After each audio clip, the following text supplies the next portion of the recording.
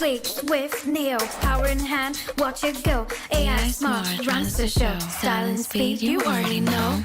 Lightweight game, heavy on mic. Work off late, it's just right. Color that pop, style and glow. Swift neo, oh, that's how we roll. Click, sleek, swift, neo, power in hand, watch it go. AI smart, runs the show. Style and speed, you already know. Swift neo, you feel me. Lightweight game, heavy on mic. Work out play, it's just right. Color that pop, style and glow. Swift neo, oh. Let it lead, let it grow. Turn and flip every tap and glow. Swift neo, that's how we roll. On set, vibes up, you feel me. Swift neo.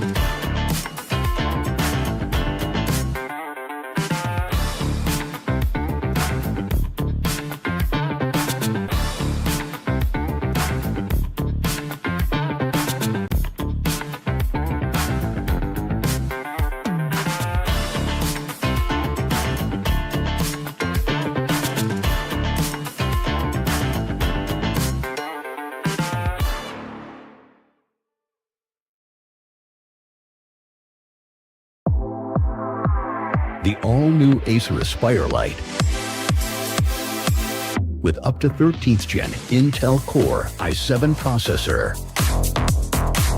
Enjoy sharp visuals on a full HD display with a flexible 180-degree hinge. Lightweight at just 1.59 kilograms.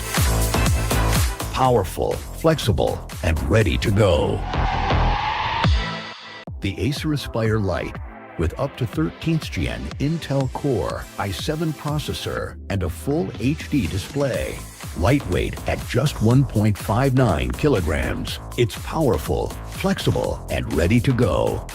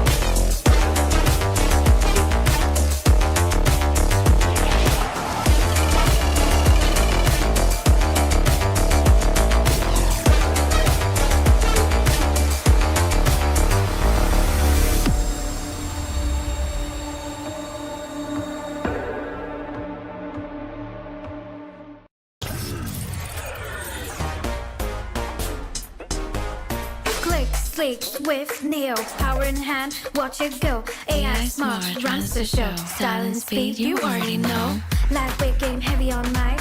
Work off late, it's just right. Color that pop, style and glow. Swift neo, oh, that's how we roll. Click, sleek, swift, neo, power in hand, watch it go. AI smart, runs the show. Style and speed, you already know. Swift neo, You feel me? lightweight game, heavy on mic. Work out, play, it's just right. Color that pop, style and glow. Swift neo, oh. Let it lead, let it grow. Turn it with every tap and glow. Swift neo, that's how we roll. On stage, vibes up, you feel me? Swift Neo.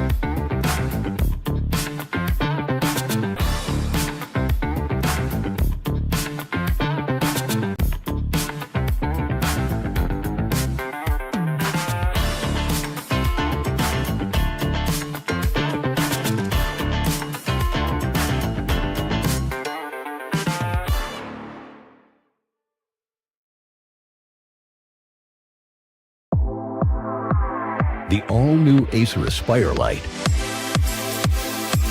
with up to 13th Gen Intel Core i7 processor. Enjoy sharp visuals on a full HD display with a flexible 180-degree hinge. Lightweight at just 1.59 kilograms. Powerful, flexible, and ready to go. The Acer Aspire Lite with up to 13th Gen Intel Core i7 processor and a full HD display. Lightweight at just 1.59 kilograms. It's powerful, flexible, and ready to go.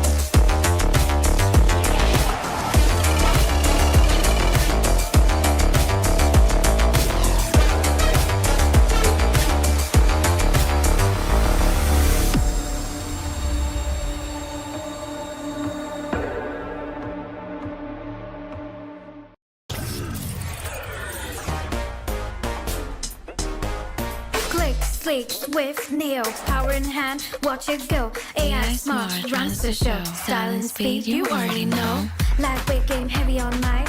Work off late, it's just right. Color that pop, style and glow. Swift neo, oh. That's how we roll. Click, sleek, swift, neo, power in hand, watch it go. AI smart, runs the show. Style and speed, you already know. Swift neo. You feel me? Lightweight game, heavy on might. Work out, play, it's just right. Color that pop, style and glow. Swift neo, oh. Let it lead, let it grow. Turn it with every tap and glow. Swift neo, that's how we roll. On set, vibes up, you feel me? Swift neo.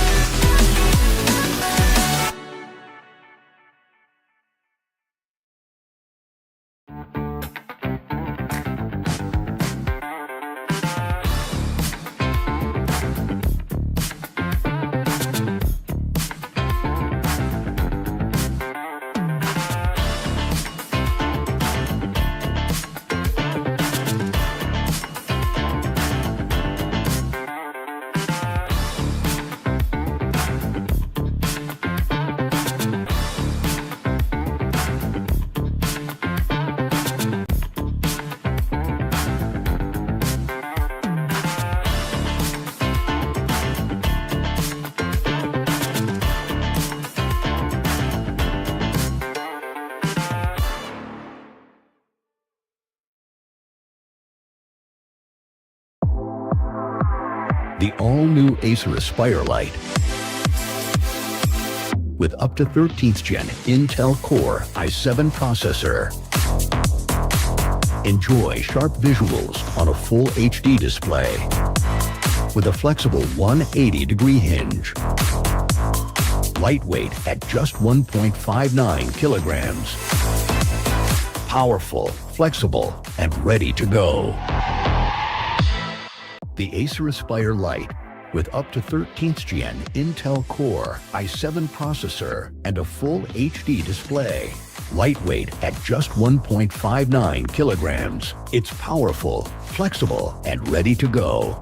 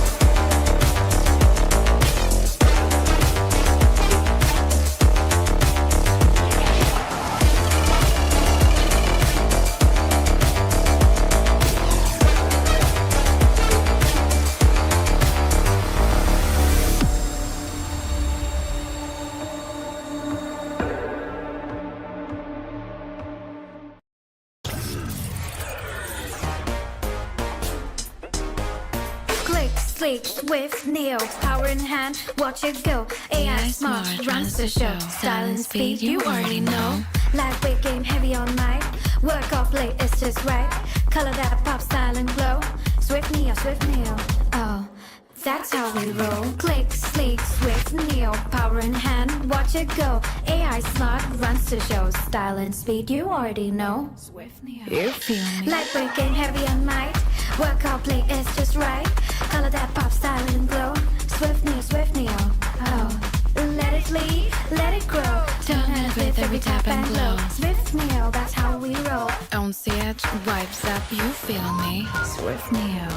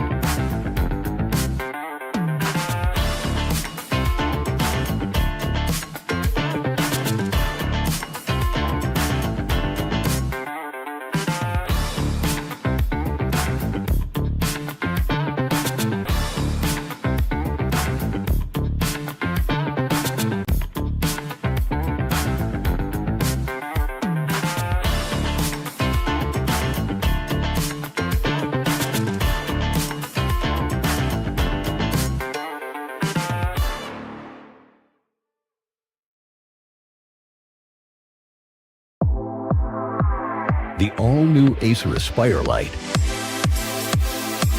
with up to 13th Gen Intel Core i7 processor. Enjoy sharp visuals on a full HD display with a flexible 180-degree hinge. Lightweight at just 1.59 kilograms. Powerful, flexible, and ready to go. The Acer Aspire Light with up to 13th Gen Intel Core i7 processor and a full HD display. Lightweight at just 1.59 kilograms. It's powerful, flexible, and ready to go.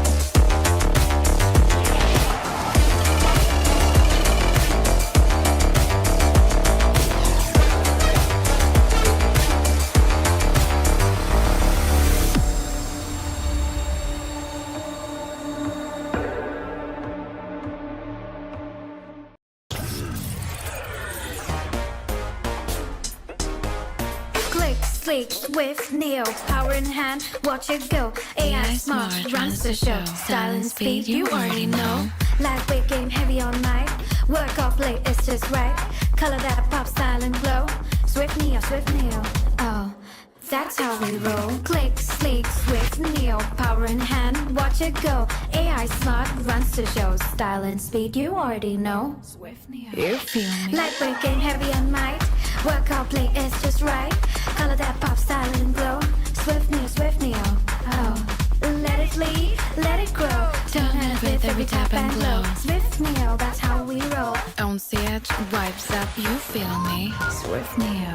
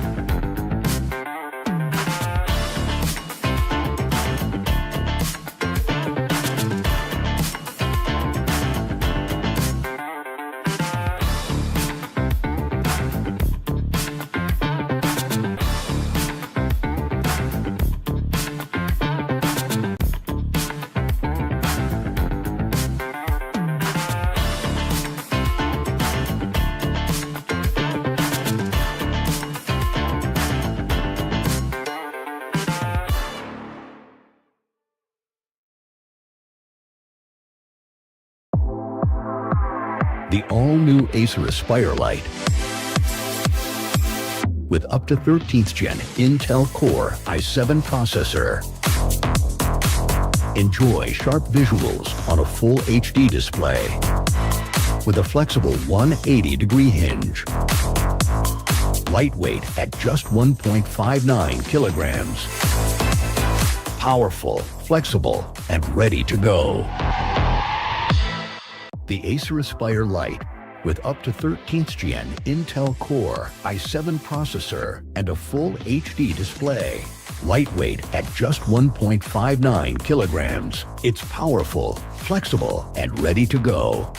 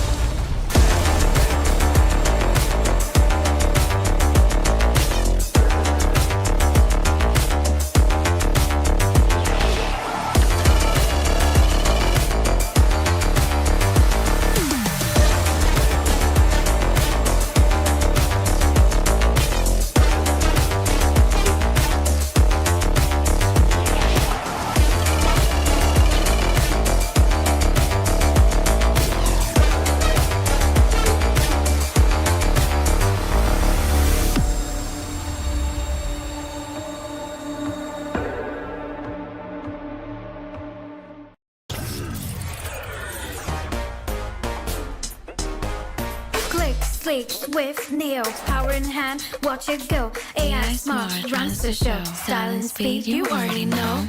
Lightweight game, heavy on mic. Work off late, it's just right. Color that pop, style and glow. Swift neo, oh. That's how we roll. Click, sleek, swift, neo, power in hand, watch it go. AI smart, runs the show. Style and speed, you already know. Swift Neo, you feel me? Lightweight game, heavy on mic. Work out, play, it's just right. Color that pop, style and glow. Swift neo, oh. Let it lead, let it grow. Turn heads with every tap and glow. Swift neo, that's how we roll. On stage, vibes up, you feel me? Swift Neo.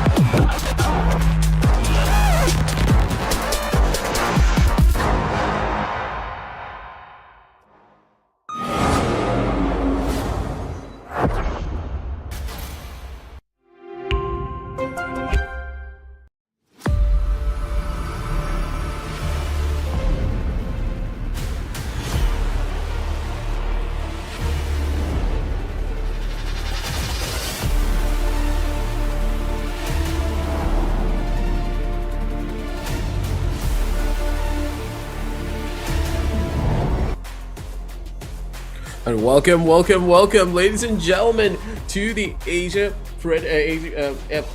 Asia Predator League 2026. Ladies and gentlemen, it seems as though there's some sort of technical difficulty on this side, but nothing to really worry about. We are going to be jumping down in towards the action. Of course, it's going to be your boy Aggressive bringing you all of the action from this side around. But good God, has it been a while here, Oro? And the fact that we're here together for the group stage for such a prestigious tournament, it just goes to show how incredible the Valorant scene has been going, and we are starting off strong here in 2026. Yeah, definitely. Thank you for the warm welcome, Aggressive, and first of all, a very happy new year. When we met last year, it was the group stages where, you know, a lot was at stake. That was India qualifiers. This time it is the main league, and the groups today is going to be interesting to watch at, because correspondingly we have seen so many nations and so many countries participating, and all of them are here in our country, and Absolutely. you know, we have given them a warm welcome, and I think things are gonna lit up as soon as the matches start today. Yep. Looking at this entire format here, you have to talk about the journey that these teams have to go through as well. Today's going to be a long day. It's going to be 6 VO1s for our group alone, and there's 4 other groups, mind you. So there's a lot of matches to be had here today. And when you start off the entire thing, 16 teams will be competing in a round-robin format. Each of these teams, right, from these groups will be facing off against each other in 6 different sides, and after they face off against one another, one team from each group will be heading on down over to the semi-finals, and then a LAN will be held right at the very end, where all of these teams will be competing. Don't forget, it's gonna be a big one at that. The grand finals it's going to be something that is one for the books. And all of us already know that with so many teams, so many different playstyles from multiple different countries coming together in one spot, you can't really predict what's going to happen because you probably never even scrimmed these squads. They're coming in from all over Asia and they're fighting for such a massive prize pool as well. $65,000 going to the first place prize. It's insanity.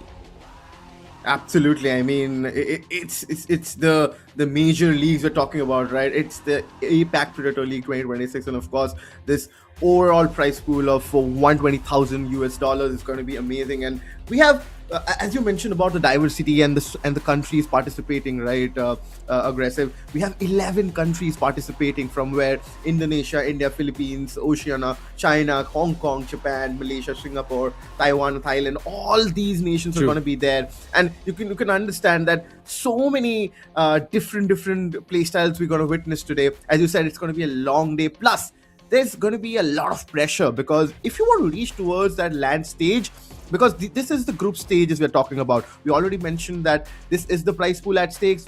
Players have been divided. It's already 4 groups today we are going to witness, where I think each group is going to play matches, and it's going to be a single elimination. So you cannot snooze out on matches, because if you snooze out, there's a good opportunity that you might get eliminated directly. Here are the groups, and these are the teams playing aggressive. We have Group A, where we will see IG Zist, SHUL, E-Kings, and Fancy United Esports.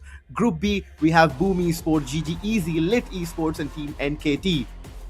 Yeah, this is gonna be a lot of really interesting matches to be had. Like, you have to choose what you want to watch, or have like 4 monitors at the ready so that you can swap in between what's happening, because all these matches, they have their own niches. And of course, if you're a fan for multiple different teams, you gotta follow out on all of them. Mind you, if you're from any part of Asia, you already know which teams are going to be playing. Plus, a team has also been made it through from the side of China as well. Dream Chasers is, of course, a Chinese GC squad, and they're now here to really showcase to us exactly what that region has to hold for us as well. First initial match, of course, we are going to have Dream Chasers going up against Zipto, so this is going to be where things will be a little bit more interesting. We don't really have as much information on Dream Chasers, but the fact that they made it through the qualifier stages and are now here in India to go in for this land, it's going to be a big one, because Zipto, on the other side of the spectrum, they're still a grand finalist team in their own circuit in the Philippines. So they are a powerhouse of a squad that are now here to prove that they can take on the greats here on the other sides of Asia.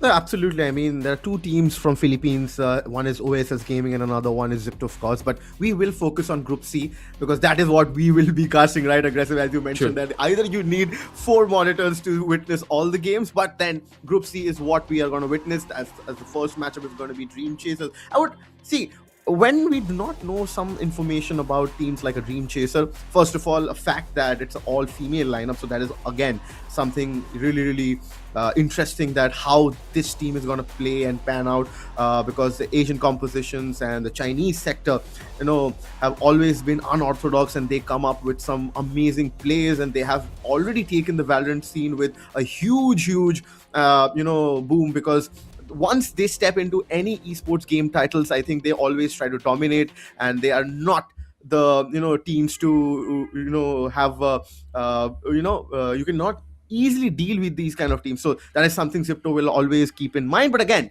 Zipto has the experience, and we can already see their perspective, their POVs. Players are ready. It's happening in Delhi, Bharat Mandap Stadium. So from 10th the tickets will be live, of course, but for that to happen, we will need the teams to qualify for the playoffs. Absolutely. It's gonna be a long journey for them to get to that point, when you think about it, with so much on the stakes here. All these teams, they have to be prepared to really take it to that next level. But we don't really know what to expect just yet, because again, there's not really as much information on the side of Dream Chasers. Yeah, we can talk up a little bit about Zipto, because they are a little bit of the fan favorites here. We have a lot of people coming in from the Philippines, and we know for a fact that Philippines is a very competitive region here when it comes down to Valorant. Possibly one of the biggest when it comes down to the entirety of Asia. When you think about it, their teams are powerhouses at the end of the day. But then again, China, it's always that dark horse, right? You never really know what that region can produce. And those superstars, when coming in to a land setting like this, could prove to be their proving grounds, where as a squad, they can dominate any team. Yep, absolutely. I mean, I'm already. I have the players, who are playing today. From Dream Chasers, I think it's Gosling who's gonna handle the duelist part. So these are some roles which have been assigned by them, but we know that there's more to it. Of course, it's a best of one. You don't get any more comeback chances. The map veto is gonna come in really really soon, so that is going to be really interesting to watch. Aggressive, that what map these guys want to pick. First of all, in the map pool, there are so many options there. So definitely they would have studied that, Zipto, because the wards are available. So right. But for how do you prepare for a team like Dream Chasers? That is the question. Or maybe how do you get information? Do you just go in random, just with your prep, what you have, that you want to play basic Valorant, and then play on your merit? That is something that's gonna come in handy for Zipto, because Dream Chasers, I think there's not a lot of information there about them on the internet. Yeah, you're not gonna find a lot of info, especially for us as well. We had the hardest time trying to figure out exactly what we could be expecting from a team like this. But here for the Pacific Predator League 2026, that's kind of where you're gonna need to rely on that X factor, right? Because you're not really scrimmed against a particular team. You're not gonna have as much information. You really need to rely on your own level of confidence, and that's kind of where this round robin format really comes into play. It allows players to acclimate to that land setting. You're gonna be in a completely different environment. Jet lag is also gonna be a thing. You just flew in, you're gonna have some problems, but you need to learn how to adapt. And with the round robin format, you're gonna be given that opportunity to at least get to the top of your stage. Even in the previous years where we had the previous Asia Predator leagues, there was still enough of an opportunity for all of these teams to get to that point where they could stand tall on their own 2 feet and just have what it takes to really go over the edge and make it to that top spot. But then again, we haven't really seen this caliber of teams in the past as well, because with the amount of matches that will be played out today, one team could just easily dominate another purely on the basis of points. And if anything does happen on, let's say, a team has 3 points each, or even in this entire group, everyone has this exact same amount of points, then that's going to go into the tiebreaker. And that's what I'm really hoping to happen, because when you look at it on paper, yeah, Zipto may be the favorites, but you also have Todak here and RQ, so you have no idea what could happen in this entire group. So there's some big guns that are already here, so it's just a complete hat throw that who is going to be finishing at the very top and which one of these teams are going to be able to make it to that semifinal stage. Absolutely. I mean, since you mentioned about the previous, Asia Pacific Predator League, which happened in 2025, it wasn't Kuala Lumpur. It was Alter Ego who won it. So, it's surprising to see that there's no team from Indonesia this time. Though we have so many Southeast Asia regions. We have Philippines, we have Hong Kong, we have Japan, we have Malaysia, we have Singapore.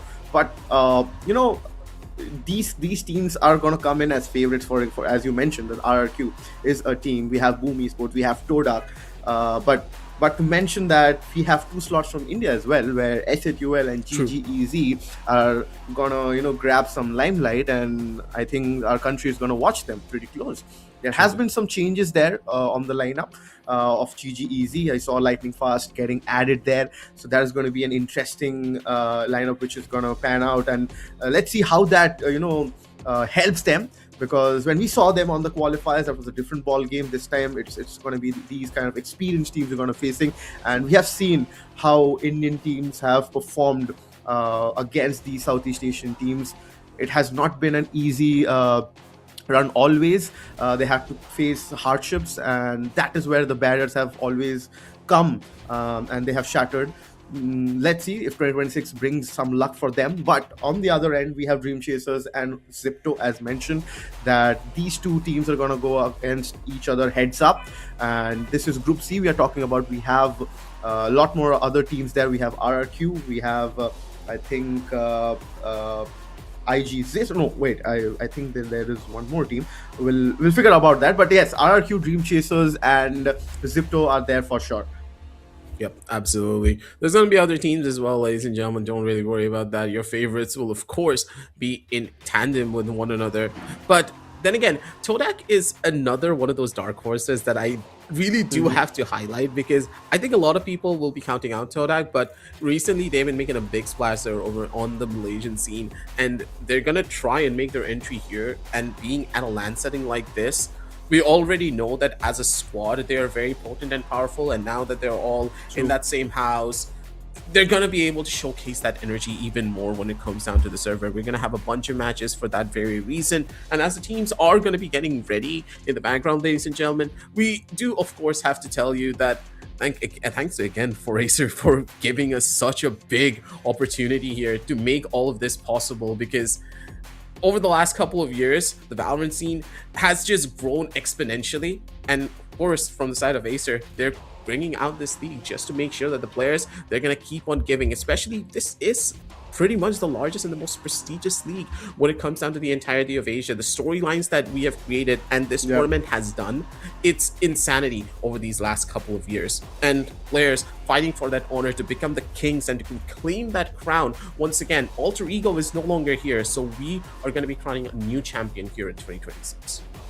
Absolutely. I mean, you mentioned about Todak, right? And we have one more powerhouse called RRQ, one more Indonesian teams. And I'll beg a pardon about the point that I mentioned that there's no Indonesian team. There is two Indonesian teams there. It is Boom Boom and RRQ. Well, how could I forget about Boom Esports as well? They are also one of those lineups who are coming in as favorites. Whenever you see those Indonesian teams out there, more or less 9 out of 10 times you'll see that they are swinging and they are the favorites in any tournament format because of the consistency they have shown over the years, right?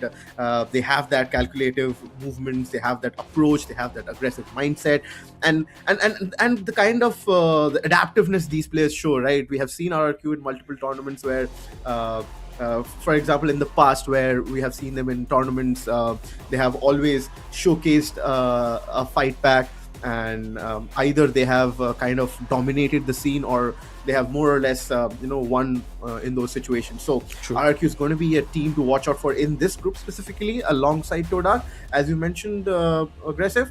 But again, focus shifts to Dream Chasers and also Zipto, that what these two teams can do, because definitely we have a lot of facts and to back these kind of teams like an RRQ or a Todak.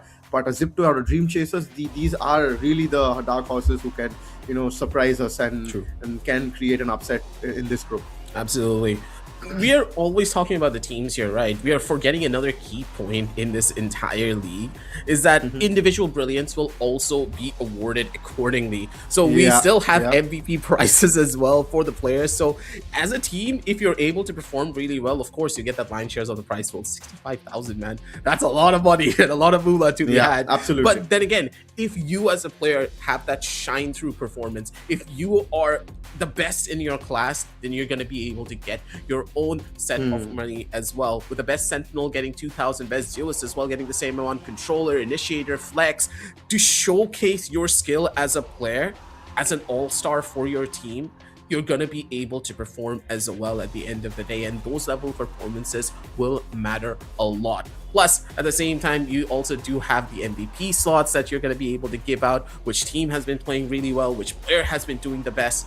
There's so much to be had here in this entire tournament. And Acer, of course, they have not cheated down on a single bit of it. They're here to make sure that the players feel that they are at home. And we here at the Esports Club are making sure that the players have the best of performances as well from their end. Absolutely. There comes a bragging right as well with that prize pool, right? There's a tagline this time, it's fighting for their honor. So these teams are going to fight for the honor. And of course, the specific shield, right? We have seen that so many times, and so many teams have lifted that. So that is going to be a spectacle to watch, that who lifts it on Saturday, if I'm not wrong. Yeah, it's 10th, where we will be present. But we are going to be the unfortunate ones to not be in the LAN scenario and watch the atmosphere go viral, right? Aggressive. But whoever is near Delhi or near Delhi NCR can definitely grab a ticket and can visit and watch the Valorant action live. I would love to see some Indian teams qualify, but it's going to depend on today. But I think we are almost ready with the matchup. It's the True. first game of Group C. It's Dream Chasers going up against Zipto Aggressive. Yes, this is gonna be where the real fun to be had. And just as you mentioned the trophy, right? I started to imagine the old Acer Predator League that happened here back a while ago in Bangladesh for the qualifiers. I did lift up that one trophy. It was so heavy. I still remember carrying that trophy back so the team that did win were my friend's team. And I was forced to carry that trophy. It is actually heavy. It's not that light of a shield. And that's what I mean. Right? That Acer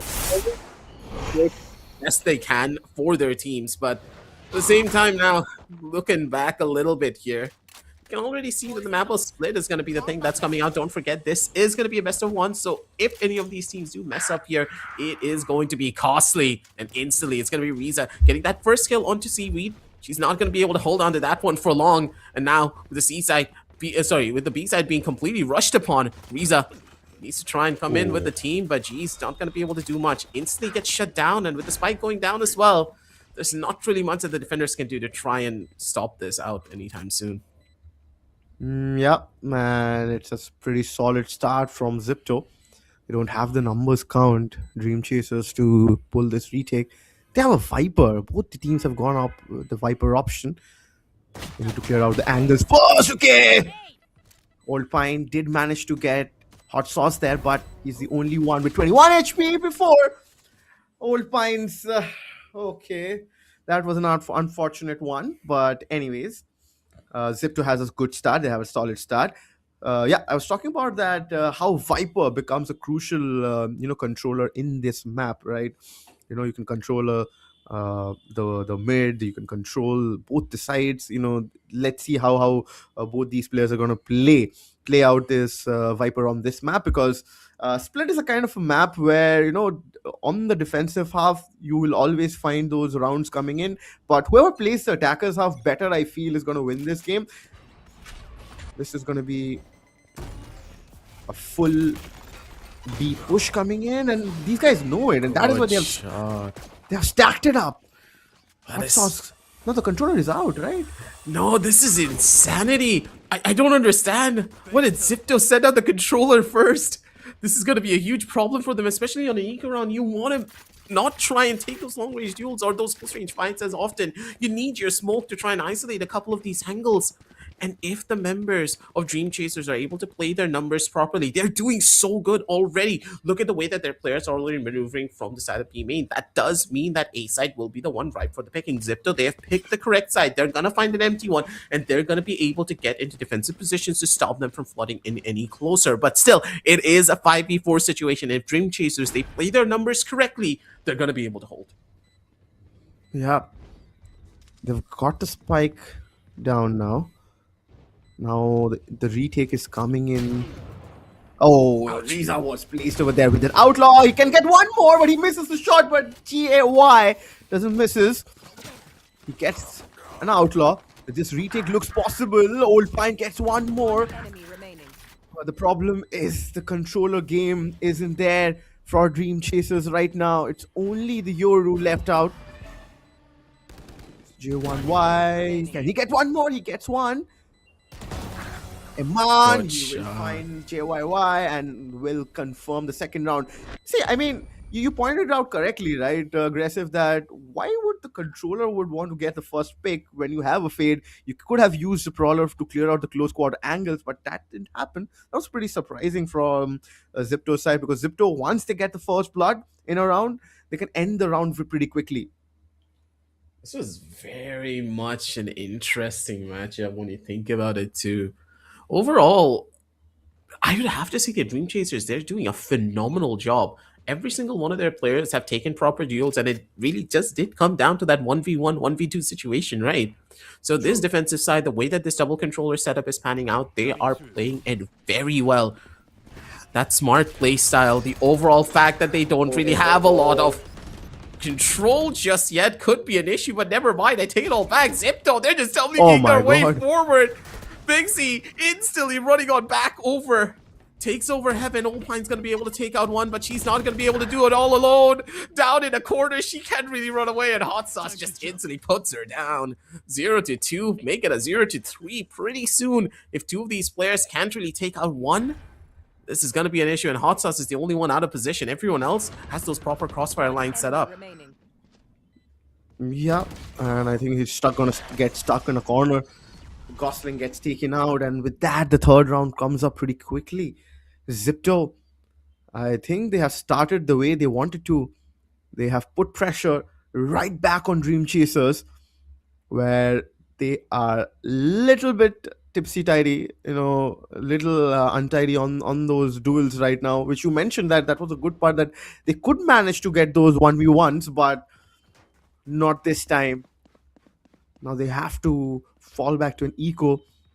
The economy is not going to support them if they constantly keep losing. On the other end, looks pretty solid for Zipto with your ultimate already activated over there. Let's just see where they go with this one now. Outlaw in hand. Riza, he knows what he's going to be bringing onto the table with this one.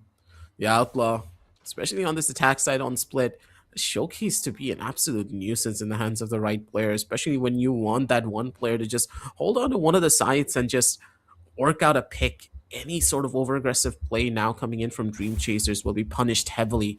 And I like that Zipto, they're taking their time with this one. They're not being overly aggressive. They're not trying to overcommit to anything. That slow, methodical play is what brings them forward to a position like this. Then again, Dream Chasers, they have the perfect read. They're all close towards the A side. They can just flood in, catch them off guard. But look at the way that Zipto is making no sound. First initial kill for Gosling, but immediately she gets straightened out. This is a problem now, but Fixie in a good spot him on. Just keeps on giving. He does not give up. One more player to be spotted. New now looking for one more kill. She doesn't really find more than that. And it's all up to G1Y to try and save her team. But Riza's not going to give anything away. The Outlaw in hand, one shot to the body to finish everything off. As Zipto, they take a 0-4 lead to keep the ball rolling in their court. Absolutely. I mean, they try the level best over there. They could, get those one or two eliminations out there. But anyways, it had to be a Dream Chaser magic, but it did not happen. So, but anyway, now comes the most interesting part, that they are gonna get a buy now. They have few ultimates. I saw the Raze ultimate already there. The Showstopper, can they use it to their advantage? But on the other end, you have the Nightfall and the Showstopper, also the Dimensional Drift to be used, and here you go. It's already been used towards mid to find out the spaces, and there's so much control over here from Riza. The Showstopper comes in, it's going to be a complete shutdown once again. No, there's a trade there, but all fine. And now Seaweed comes in for the savior from Heaven. The numbers have been equalized. Aggressive. Face your fear. Okay, the Nightfall being committed. Oh no. Seaweed. The Haunt is there. Now he has to deal with two players out there, left and right, and he gets taken out by Hot Sauce. The information which came in from mid, from Riza, right? Aggressive, that was too much. I mean, the space was created already. Yeah, this is just a little bit too problematic, especially with the Nightfall coming in from the Fade as well. There's not really much that the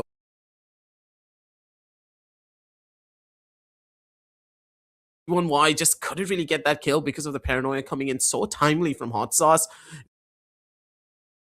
To hold on to this one, it's a tough one at that. The way that the utility is panning out for the members of Zipto is one of the main reasons why they're able to win. I wouldn't say aim-wise the members of Dream Chasers are anywhere far behind, but look at the way that Riza's just playing this one out. So aggressive here with that Outlaw. He's literally just using it like a budget operator. And he's just going to keep on going. Jay's just going to be able to find one more. That's the A side now, ripe for the picking. Instant rotation over towards A, and all of the defenders, they need to figure something out now. No respect to the smoke. All the members of Zipto, they're playing aggressive, and they're playing on the sounds that they're going to be able to make on it. I mean, Riza have decided already that he is not going to stop. Either there's going to be a smoke, doesn't matter. Okay, finally he gets closed out, but Iman, he was there and he takes the trade. I think it looks like a pretty one-way ticket right now, where Zipto is just stacking up those rounds. But you need to understand that if you are in the corner of Dream Chasers at this point of time, there are some timeouts available. You can stop this menace any point of time. Just take a breather.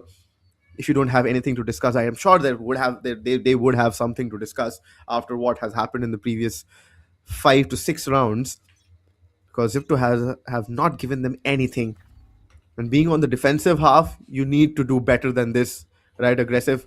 This is a win-win situation. They've already converted 6 rounds. Okay, Riza once again. He's expecting. He didn't manage to connect, but J1Y. This time he takes the trade, but GA trades Neo there. And once again, the initiator is taken out. They have 4 ultimates, Dream Chasers. They need to convert this round, aggressive. This is such a tough call, too. The way that this happened. 1-for-1 is one thing, but you lost out on your breach. That's a rolling thunder that you could have utilized to easily hold on to one of your sides or even go in for a retake. The members of Zipto have now cut off sound entirely, and they have control on every portion of the map. That fight towards B main is so crucial. Old Pine, she's going to be able to get herself back in towards the side, and that is perfect. They need to keep this space going, but Old Pine once again just getting shut down. They're trying to go in for a read. They're playing towards the A side, but if the A players make any form of noise, it's Old Pine who's going to be the one to fall first. She needs to get this kill at the very beginning. She doesn't really find it. Hot Sauce survives, and Ja's going to be able to come in and instantly bring her down. This is tough. Seaweed does find the kill onto A-Man, but it really just doesn't matter. They do get the spike plant down. They have the Viper Spit ready if they want to utilize it. And with the Dimensional Drift in hand, they can go in for an easy retake scenario, but this is going to be a tough one, Moro. Yeah, absolutely. I mean, there's no one watching B Heaven. I was surprised about that and see the Dimensional Drift being used. Now the information will come in. Question is, how will they start? Okay, Gosling comes with the positive, and here comes Seaweed. The paranoia being connected. It's Hot Sauce who's gonna get converted, but no, Hot Sauce, he couldn't. This time, the Dimensional Drift with the 2 swings coming in from Gosling and Seaweed converts the round. So good and a positive start from Dream Chasers finally after the 6 rounds we have seen an onslaught from Zipto. Done wonders when it came down to a situation like that. That's a perfect round coming out from them. They utilized their abilities properly. They did not panic whatsoever, and they played together as a team. You can tell that execution only happened when the Euro had substantial amount of information on where everyone was in that fight. 1-6 now, given the opportunity to really turn back the clock here, but you need to get all of these 6 rounds. Mind you, you're playing a double controller composition, and this comp is not going to get any easier when you're on that attack side, because at that point, you're playing a game of whether or not you can get yourself onto side, because as soon as you get onto side, that's when that composition is really going to be starting to come alive. Absolutely. Oh, okay. There's a brawl out there towards mid, but no, wait, Seaweed. She's there, but she couldn't pick something up. Somebody's crossed towards vents. Yeah, there's a player already towards vents there, but they're stacking up towards B main once again. J1Y, can she control? Okay, she shuts down Fixie over there. There's a spike out, but Hot Sauce was there already. On to 2-2. The numbers advantage is not going to be in. Okay, wait, Hot Sauce. He manages. He spots. Again, 1v1. Gosling has rotated. He doesn't have any clue. He has no idea, actually. He doesn't know the position is spotted. But Gosling, he manages. She manages, actually. She manages. I mean, why do you want to spray there? It's an obvious position, but if by any chance Hot Sauce would have played towards the pillar and not from the above the boxes, it could have been a big problem. But anyways, Dream Chasers have converted one more, and they're taking 1 round at a time at this point of time, aggressive. Absolutely. Keep the ball rolling in your court here, Dream Chasers. They have the momentum, and they are pushing the side of Zipto to their limits. no real ultimates also being utilized when you think about it. Dream Chasers, they still have the Rolling Thunder available, the Showstopper as well, the Viper's Pit up and ready. They're able to hold on to all of it. But the thing is, how long do they want to try and get these ultimates to work? Small bits of damage being put onto Gosling here. He's going to need to run on away, give this one to the opposite side. Mid control has already been established from Zipto, but the question is, what do they want to do with this one? They have ample amounts of information. Seaweed does utilize the paranoia to try and get a little bit more space for her team, but the thing is, G1Y now gets that perfect kill. That's Hot Sauce down again. Why are you going in for even more information? Does get caught out a little bit here. Does get damaged, but that's completely fine because without that smoke, they can do whatever the hell they want now to hold on to the site. Yeah. He needs to win this. He couldn't. Riza gets the trade though, but Gosling is ready. But JA, he needs to win this battle. There are two players coming in from heaven. The dimensional drift is there. The Rolling Thunder comes in. There's a lot invested in this round from both the teams. The Showstopper takes down JA. Now it's a 1v2 for Zipto. Now Riza, can he convert it? It's gonna be a huge moment. He comes in close. Headshot. Oh my god. She wanted to play on the Boombot though. But Boombot didn't spot him. He was playing so close towards that pillar. He was confident on his aim game. He did not want to use his ultimate, right? Riza over there. I mean, it was so risky though. He only had 2 bullets in the magazine. And the amount of confidence it would have taken to just go in for a play like that. That does not happen often, mind you. And Riza just showcasing to us exactly what he can do when it comes down to situations like this. But now, where do they want to go with this one? Hey man, outside's on the skirts of B main. He's trying to sell a fake here on this opposite side. Riza just playing on the information.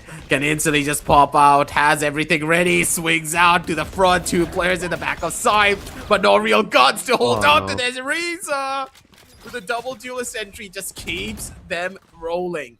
A fast take in towards the A side. And a very slow retake coming in now from the side of Dream Chasers. This is going to be a tough call for them if they're not able to find a couple of picks here. Yep, they have very less to deal with right now. What a shot coming in from Fixie. J1Y replies well.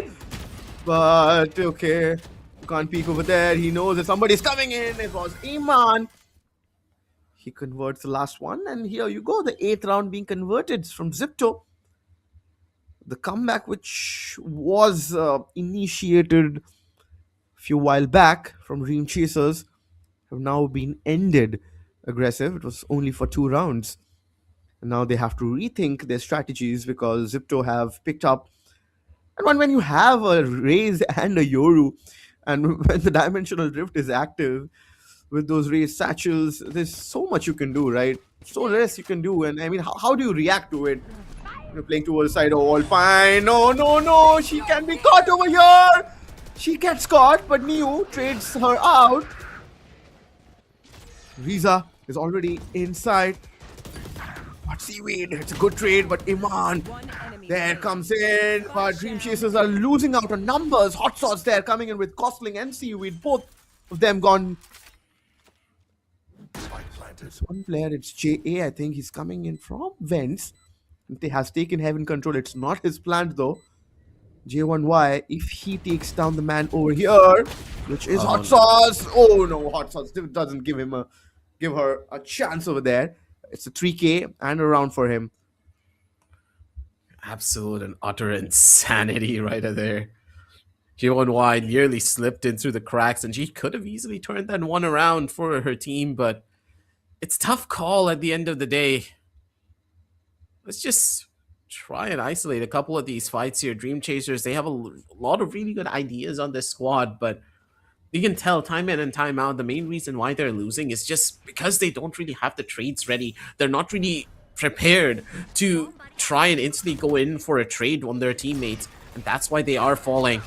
Those small mistakes have really started to add up. 9 rounds now being given away, playing much more aggressively. Ooh. Old Pine went in completely alone. Where's the breach utility to try and set her up? This has been an absolute disaster. Oh no. J1Y doesn't have anywhere to go either. She's gonna get caught out of the breach in the front lines. You trying to survive, trying to hold. Gosling over to the front line, spotted out and instantly Oh my killed out God. as well. Absolute massacre on this A side. The blood now staining the floors of Split as Seaweed. Last one remaining to try and clutch this one out for her team. Don't think it's gonna be a probability, but I mean, Yeah. we can hope. Yeah, it's a team ace. I mean, that was absolute chaos from Dream Chasers over there. Uh, they finally, did decide to play aggressive on an aggressive stance rather than playing or holding a situation. I mean, if you have a Raze and a Yoru on your half, you need to make more plays than that, because with the double duelist composition, you cannot just hold out on sites and just expect that things will fall into your hands. That did not happen clearly for Dream Chasers. The scoreline says before the swap happened is 10-2. There's so little that Dream Chasers can do right now. They cannot make any mistakes. If they lose out the pistol round, you'll see this match getting over pretty easily. Aggressive. This is going to be a do or die situation from here for Dream Chasers. They need to win this at any cost. Looks like it's going to be a hit.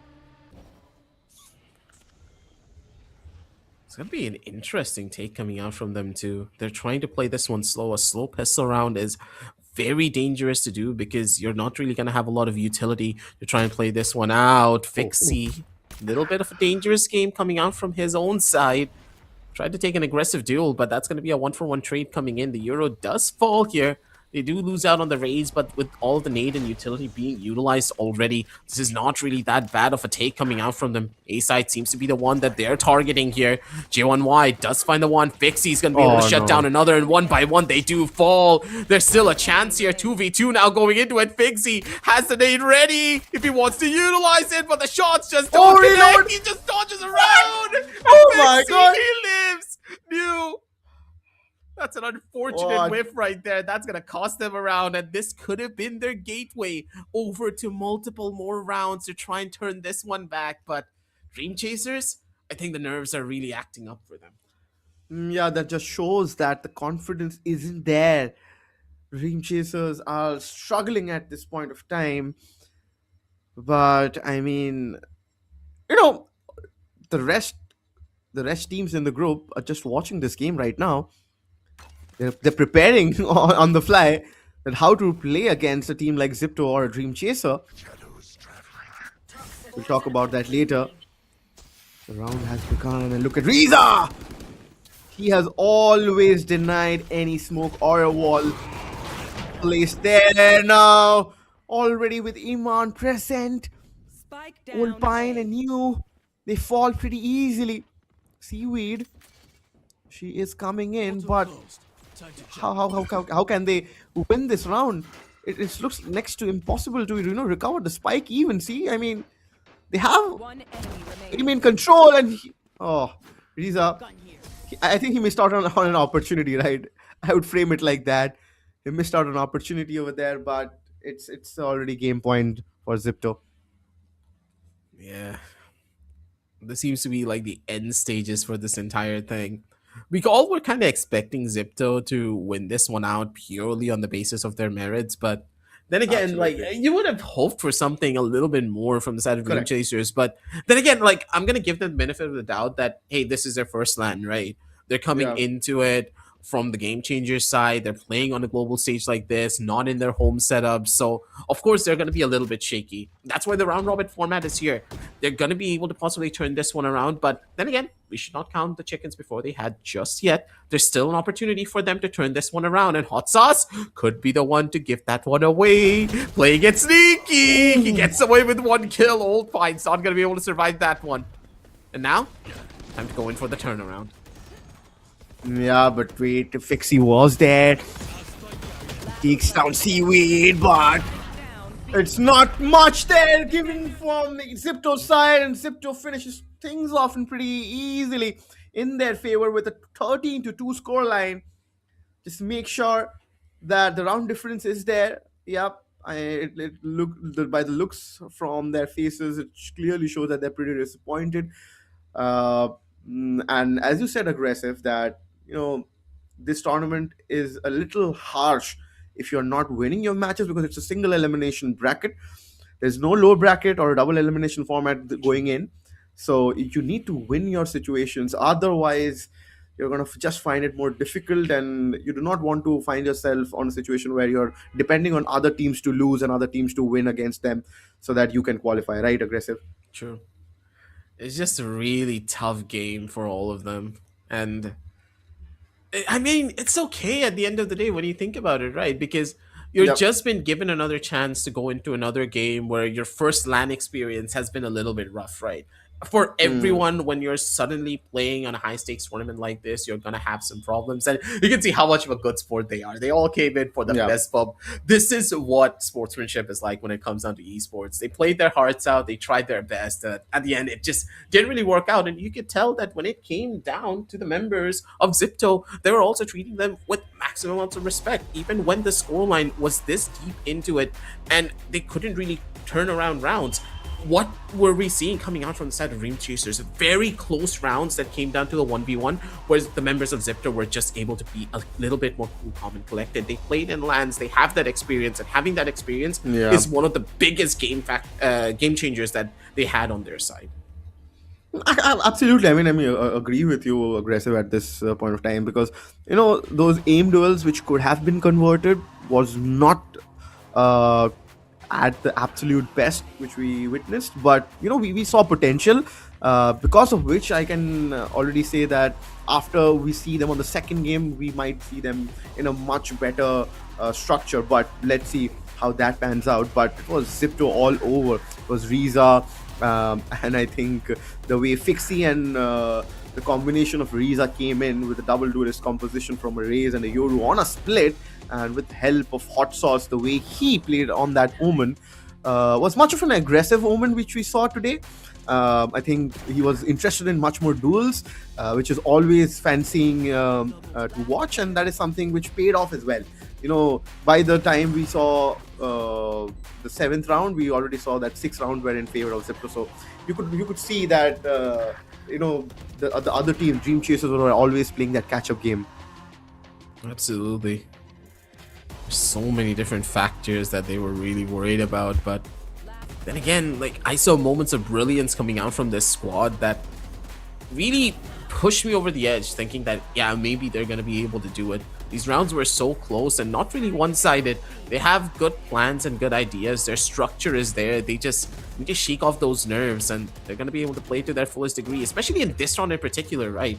I do believe Yeah. that here is where the nerves really acted up in this 1v2. But then after that, it's just momentum break, right? Instant isolation of fights, just running your opponents down one after the other.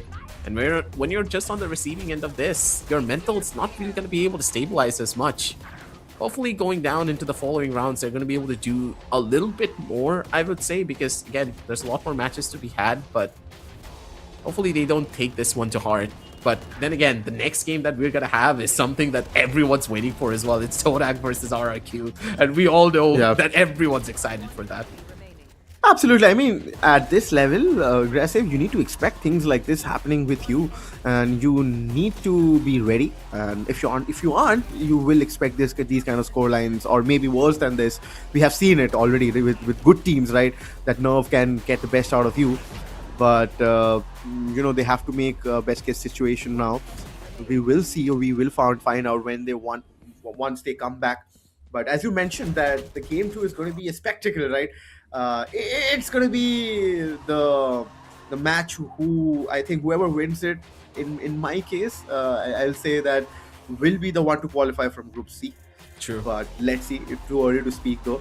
Still, because we haven't seen all the other teams play with each other, but we know what RRQ brings on the table, and that's a name, and that's a brand, of course, which comes with them when they play or enter a lobby.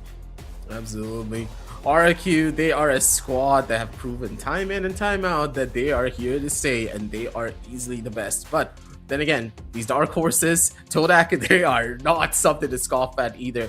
And I think I agree with you on that fact that this one game alone could just be the thing that guarantees them a spot here onto that semifinal stage to really rustle up everything that they can under their belt and just take this win to easily take a possible clean sweep in this entire format, because these two teams, they are the home favorites to take it all. Zipto, yeah, they are a really incredible squad, but up against RRQ and Todak and their track record, it's going to be a tough call to make.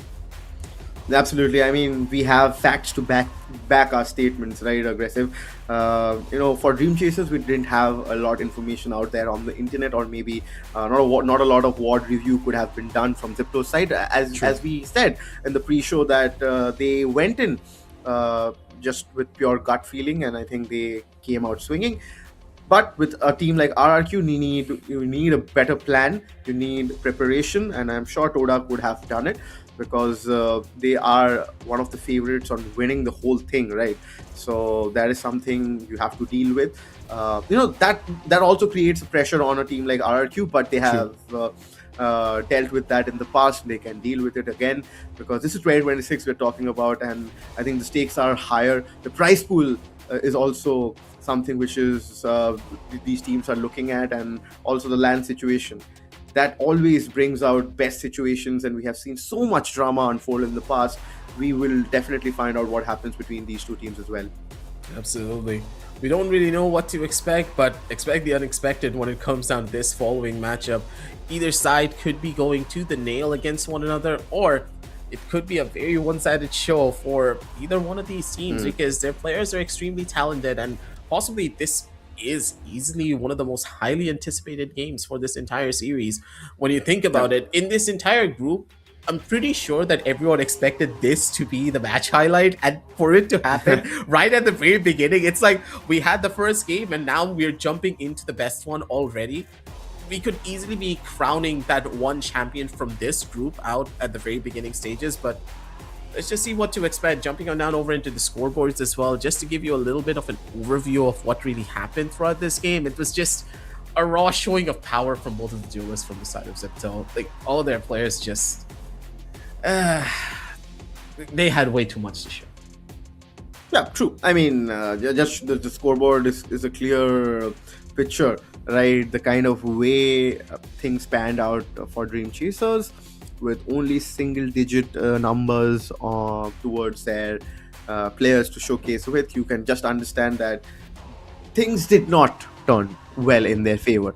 So yeah, that is something. And also one thing to mention, that during the defensive half, they could only manage to convert 2 diffuses, which just showcases that so many rounds were given on the attacker's half, where I think 10 rounds was something which they ended with, which was Zipto.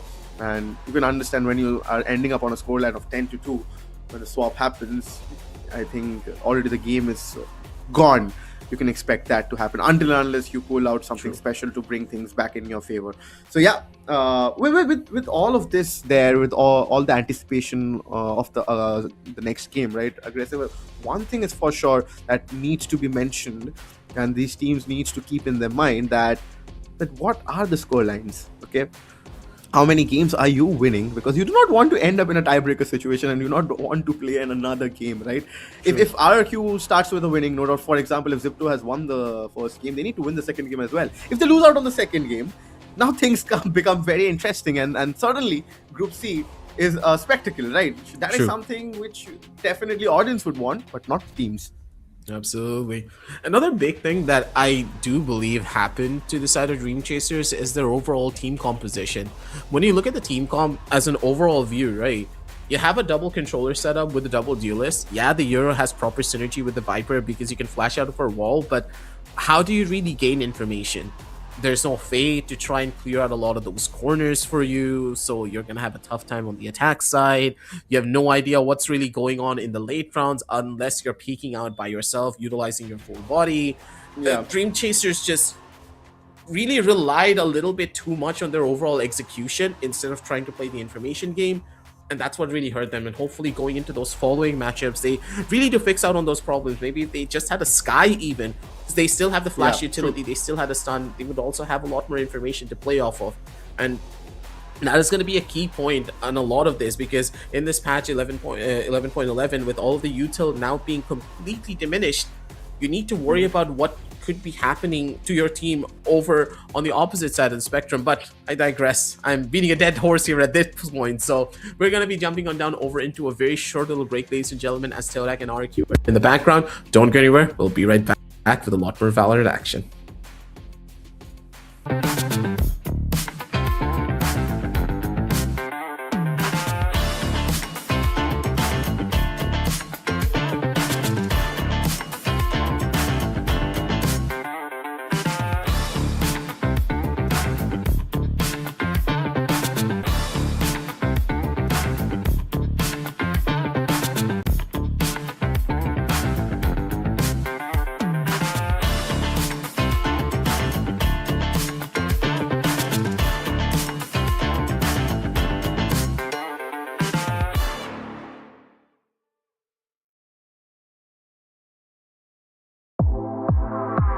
The all-new Acer Aspire Lite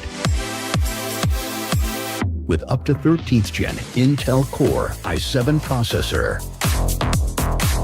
Enjoy sharp visuals on a full HD display with a flexible 180-degree hinge. Lightweight at just 1.59 kilograms. Powerful, flexible, and ready to go. The Acer Aspire Lite with up to 13th gen Intel Core i7 processor and a full HD display. Lightweight at just 1.59 kilograms. It's powerful, flexible, and ready to go.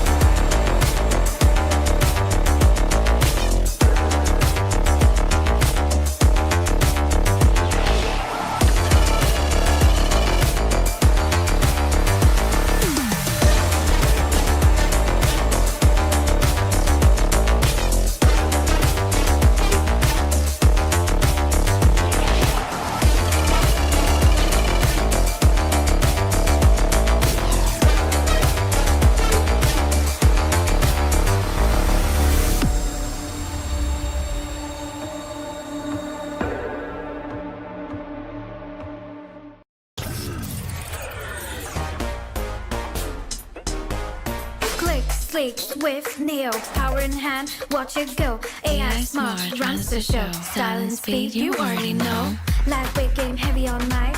Work off late, it's just right. Color that pop, style and glow. Swift neo, oh, that's how we roll. Click, sleek, swift, neo, power in hand, watch it go. AI smart, runs the show. Style and speed, you already know. Swift neo, You feel me? lightweight game, heavy all night. Work out play, it's just right. Color that pop, style and glow. Swift neo, oh. Let it lead, let it grow. Turn it with every tap and glow. Swift neo, that's how we roll. On the edge, vibes up, you feel me? Swift Neo.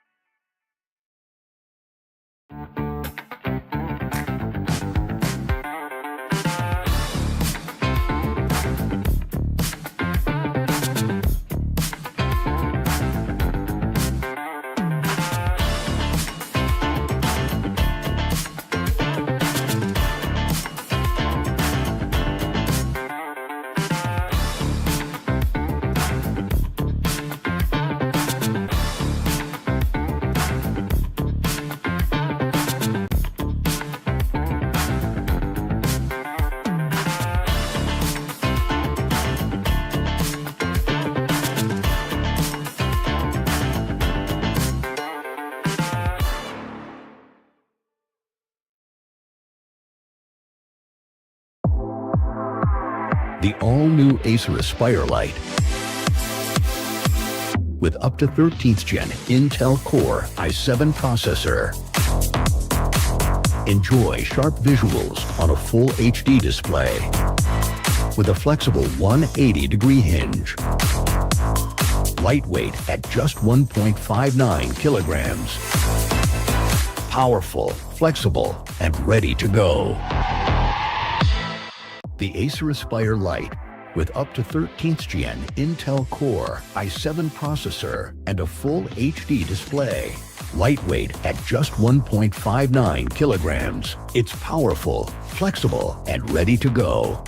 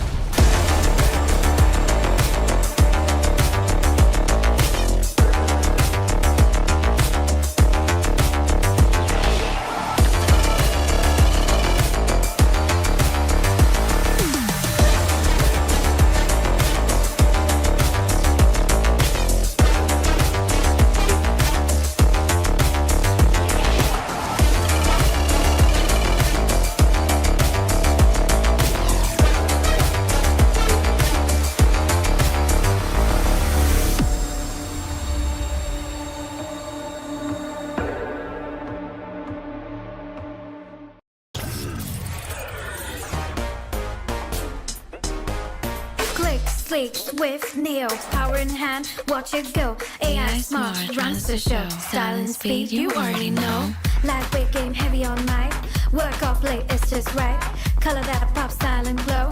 Swift neo, oh, that's how we roll. Click, sleek, swift, neo, power in hand, watch it go. AI smart, runs the show. Style and speed, you already know. Swift Neo. You feel me? Lightweight game, heavy on mic.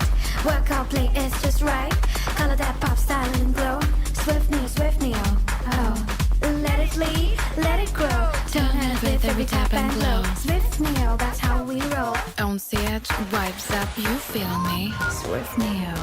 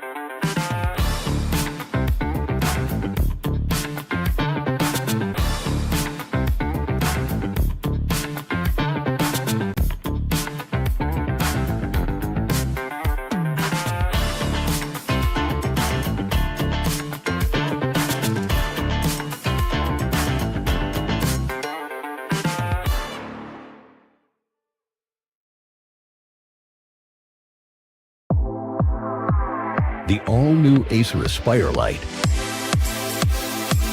with up to 13th gen Intel Core i7 processor. Enjoy sharp visuals on a full HD display with a flexible 180-degree hinge. Lightweight at just 1.59 kilograms. Powerful, flexible, and ready to go. The Acer Aspire Lite with up to 13th gen Intel Core i7 processor and a full HD display. Lightweight at just 1.59 kilograms. It's powerful, flexible, and ready to go.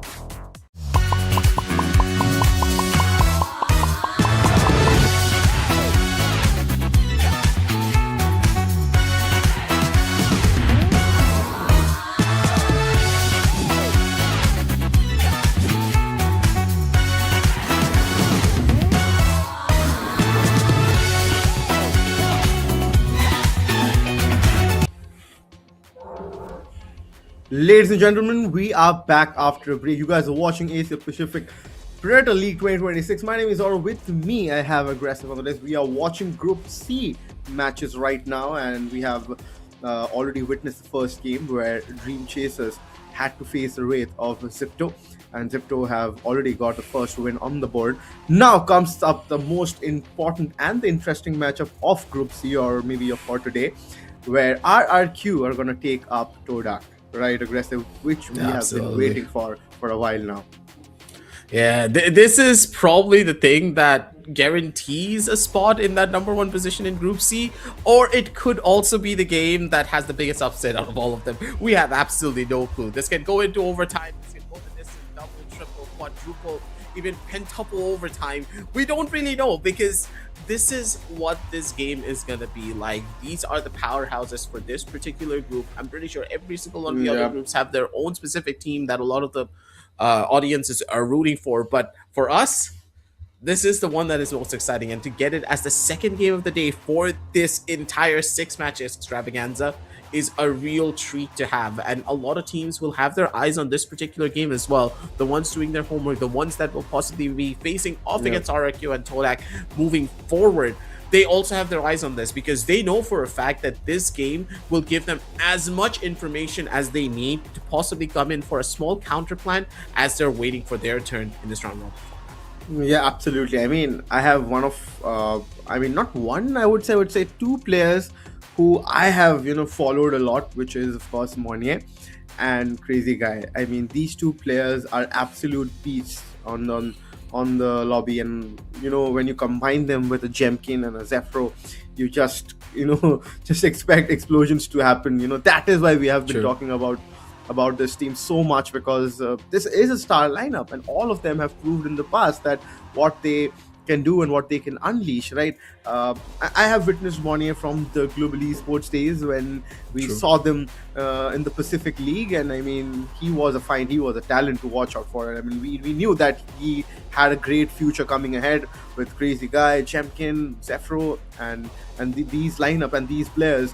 This just makes a all-star lineup called Rex Rigum Kron. But to face them, there is a team called Todak, which we have seen in the past that they have also stacked up numbers. But at the end of the day, to face a team like this, you need a situation like this, like a best of one situation, where you never know if RQ is having a bad day, Aggressive, right? You can just beat them down in a best of one situation. But when there's a best of 3 or a best of 5 situation, you have teams to have you give them the time to react, right? In these kind of situations, you can catch them off guard. Absolutely. These BO1s are absolutely brutal for this very reason. Todak, again, we're glazing them for one very particular reason. This team has really risen up from absolutely nowhere, and they have really star-studded players on their roster as well. Apply CS is probably one of those bigger names that a lot of people know about it, and especially the Doctor as well.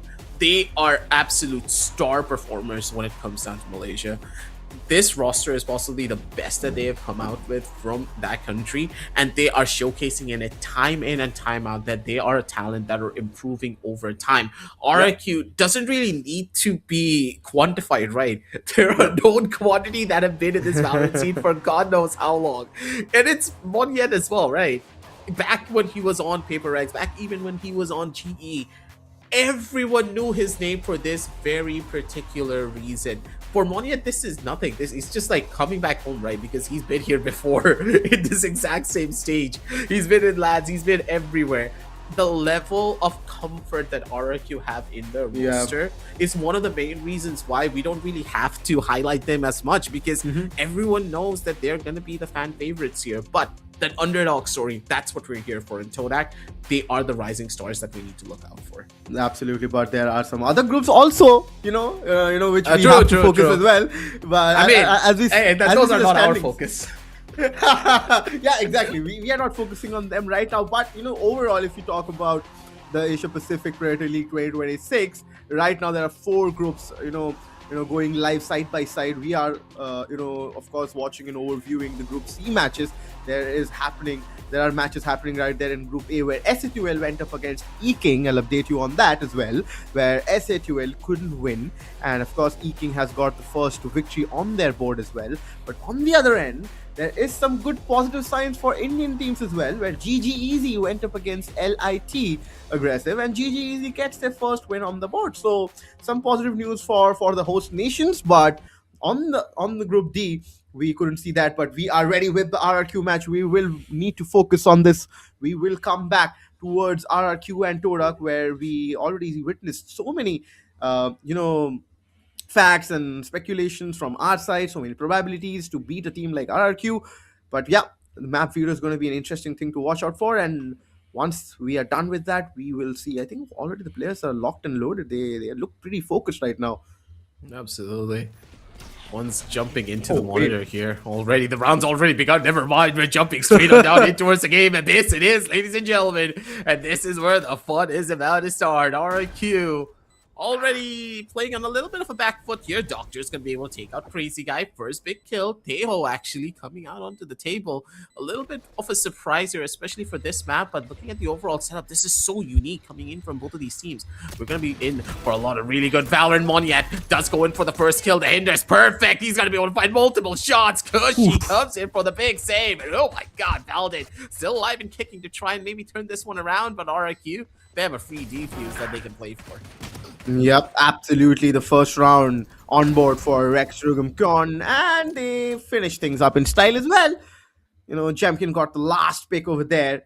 I mean, see, with RRQ, we always expect that high tempo, fearless entries, which we saw, because you have those players, who can give you those moments in the game. But if you're Todak right now, I mean, you are one of those experienced teams out there who have faced a team like RRQ in the past. So you should be the one who can control a team like this. But let's see how things pan out in this round. A 0 point used over there by Valdine. No information there. I want to take a time and look at the composition right now. I see a Teo there from RRQ, so and double initiator composition from them, and also from Todak, a Sova and a KO. It's interesting to watch, but Seo over there takes down the Crazy Guy who was on that agent over there, but Monnier, Good flash. he counters and takes down the Astra. So one controller been taken out for Todak's end. Let's see how Omen can turn out things. They are moving towards A main right now. But this is going to be a gamble where Monia is the only one who's going to guard this site out. The Waylay is in. It's going to be interesting. He sees his head but misses the shot. Aduka over there. Is there a backstab coming in? Yeah, I think so. No, there's no backstab right now. But Monia takes down Say over there. Look at the level of discipline that they have too here, Oro. Oh, their players going in for that perfect plan together as a team. They're going to be able to pincer it so well, but Monyet, he does fall. This is going to be a problem. Aduka making things as competitive as possible going into a 3v3 situation. Mind you, this is on an eco. Valdin gets another big kill. Zepro and Jeff gets in the hole. It's all about CS with the sheriff in hand to go in for an instant double tap. This is Todak for you, ladies and gentlemen. Do not count them out, even when it comes down to those eco rounds, showcasing the power of aim. from the side of the Omen. Cool, calm, and collected, even under pressure. The members of RRQ, now they need to rethink their plans. Yes, the flank was absolutely perfect, but the fact that Monyet just went in a little bit too early where his team was not the first one to take contact really caused them problems here. Absolutely. This is RRQ and Todak. You will hear us saying a lot of outs and outs because these are two teams who you expect to pull out some unexpected situations and moments right in front of you. This is going to be the most important one for Todak now because they have converted the eco in their favor. Our Jemkin, he finds Valtine over there. Shouldn't have got that. Shouldn't have been allowed. But anyways, now things have turned out. The spike will go down towards B. Aduka, he is pushing in. He will find one. Can he get one more? There was some right clicks over there. Very rightly coming back. Oh, the wheelie movements coming in. This is, something which is going to irritate these players a lot. And the doctor finds Jemkin now. It's only Money with that Sheriff. He will be taken care of by the doctor. And, Todak will find the second round. This is a really interesting game for this one particular reason too, right? The way that they're just aggressively taking a lot of these fights and the way that they're planning out a lot of their strategies, they're trying to isolate out these singular players from the side of RRQ first, and then they're going in for these hits. These kind of slow, methodical plays are well known from the side of Todak. And unless we see a huge switch out in the overall strategy coming in from RRQ, they could just be caught out by it. The first big plan that they are trying to go for is utilizing this operator to really slow them down. Aduka, beautiful shot, catches out Monyet completely off guard. The spray was perfect and Monyet was just not really even ready for it. Yeah. Okay. The Nebula blocks the vision at this point of time. Oh my god, he's taking damage over there. But Kushi takes down Aduka. Because the slipstream now taken out of the game. There are still so many opportunities, right? Okay, Valdine gets Champion over there on Zephyro. He finds us. He finds two. But Doctor replies well and Todak gets the third one. I mean, what just happened? It was complete chaos. They were wanting to push in towards CT. They did manage to get the value over there. But if Zephyro was waiting and he got that double kill over there, but how did the Doctor was allowed to, convert too? That is something these players have to watch out for. RRQ, ouch, I mean, that would have hurt them a lot, certainly have hurt the economy. The way that this is going up against the heavyweights, Todak are really pulling every single stop that they can. And mind you, this is on the attack side as well. It's just gonna get a lot more simpler on the defensive end. Aduka already trying to be a little bit aggressive here. Couldn't really get the kill, but that's completely fine because at least he gets out with his own life. Jemkin's going to be able to take down Aduka, though at the end of the day, the shots do connect. Monyet comes in strong with another one. Slow down, going hard. Here comes the rift, and it's going to be Monyet over on the front lines. He's going to be able to find the second crazy guy. He's going to try and go in for a little bit of an equalizer, and he gets that last kill to put the final nail into the coffin. A fast and easy take, and it all stemmed from one kill on Jemkins. The fact that Aduka didn't find Jemkins there just caused everything to fall apart because they couldn't fight for control anymore. Absolutely. I mean, I already saw Monius, he has started his movements, right? This is why we enjoy a LAN situation where you have your opponents in front of you, and Monia has already started jumping on his chairs because he reserved that moment, the way he converted that moment. He is on that wheel, of course. We will see him convert a lot of moments. Okay, there's going to be a fast execution coming in. The recon is there. Aduka finds Monier. An apocalypse finds Kushi. So the numbers game isn't really there in favor of RRQ to... They have to revive Kushi. Stealth drone being used. But, okay, Jemkin finds, but Kushi couldn't be revived over there. So now things is gonna go down. What Zephyr is gonna do? He's coming out with a big flank. Is that gonna work? is the question now. Crazy Guy gets taken out. Okay, they're still waiting. They're still waiting. Still waiting. The doctor knows somebody is there coming in from that side. Chemkin is just buying time. He's just buying time. But wait. Oh, What a yes! shot, Melody! My goodness. What a slap on the face. RRQ with only Zephyr left out. He was expected over there. I mean, he took ages to come, to push. I mean, we can understand that if you are, trying to make a flank, you cannot just go knife out. But still, you need some time. Your team is just staying on site. And this is something where RRQ wouldn't have expected right from Todak, right in the beginning of the game. Because this is the best of one situation. I said, if you want to go up against the heavyweight like RRQ, this is a kind of situation you want to be in. It's just an absolutely insane game. All of these players, they're at each other's throats, and an instant pause will be taken just to talk things over here.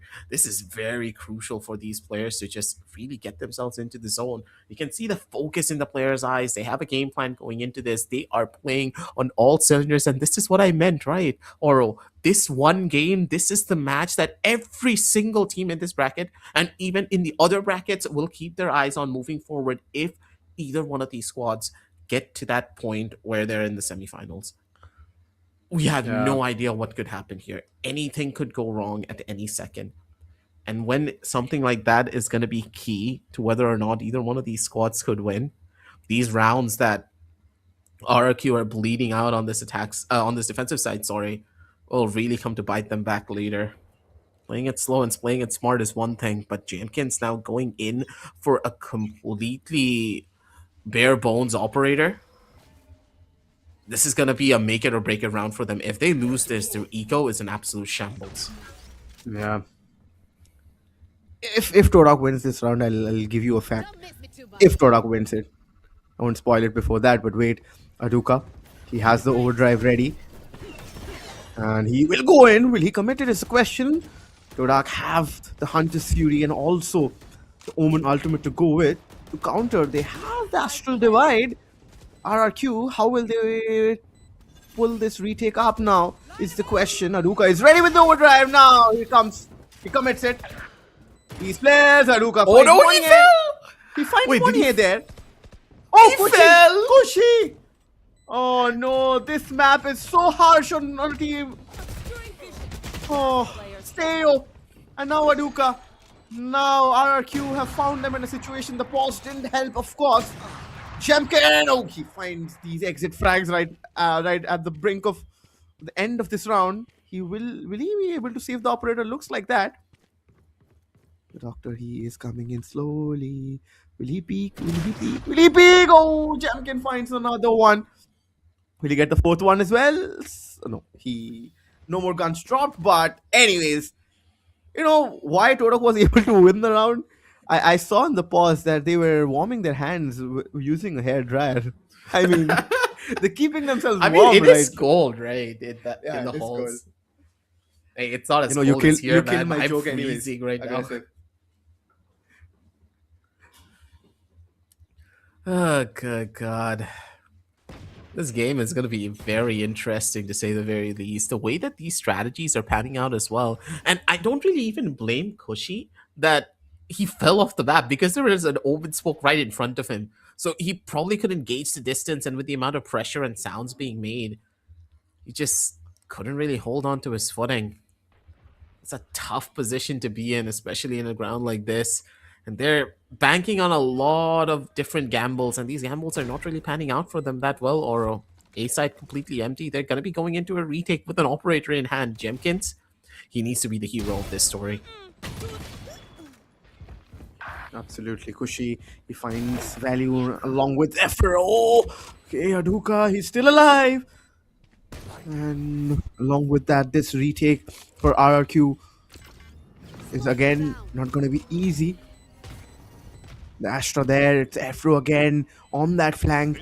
Why is it always Afro again? Now this time Crazy Guy has been taken out. Afro! He always finds himself in these kind of situations in a buy round. the role which has been given to him as an Astra is actually not paying off at this moment, right? Aggressive. We have to mention this, that this is the second time it has happened that no value has been created from him, and he is either taking too much time, or maybe the coordination is not there, or maybe the timing situation is not working for RRQ. The plan is correct. I won't say that an Astra cannot go for a flank, but then the timing is not matching for them. This is the ninth round. Oh, okay. I think there's a pause being taken. Possibly. Yeah, the players are just trying to get themselves back into the groove of things. But looking at that last round, you can tell that the players are just so well warmed up. Every single shot just seems to be hitting in the way that they're playing this one out too. B side again completely empty. The members of RRQ, they're playing purely on the side of retake. I get it, you have a lot of ultimates to play for, but this is so risky. As Valdin was alive, he's gonna be able to catch on Moniet. And this is big for them. He has the ultimate in hand if he wants to try and utilize it. He can play information for his team and do whatever the hell he wants now. Timing is key for him. At this point, Zepro did utilize the Astral Divide to give them a little bit more time and information. no. Can instantly go in for the fight. He's waiting to see if anyone touched the spike. No one did, and that means that they can just hold on to this one. And with the amount of information that he's able to feed to his demons, Valdine, he knows exactly what's going to be happening here for the front lines. The shots do connect, and a double collateral comes in from Jemkins to make sure that RRQ stay in the game. 3-6, ladies and gentlemen. And that one small moment, brief moment of a pause is what they needed to really get this one back into their own court. 3-6 now going into it, as this game is not over just yet. Absolutely. I mean, what a moment in the game we have right now.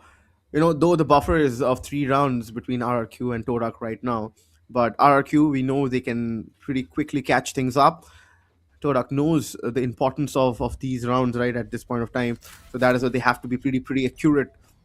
They have, of course, the Astral Divide now, along with the Omen Ultimate, which has been there ever since the 5th round, which they converted, but the 0 point being destroyed. The Owl Drone also doesn't find any value. The Paranoia being committed, so much utility being dumped just to make space from RRQ, but Todak finds Cushy over there.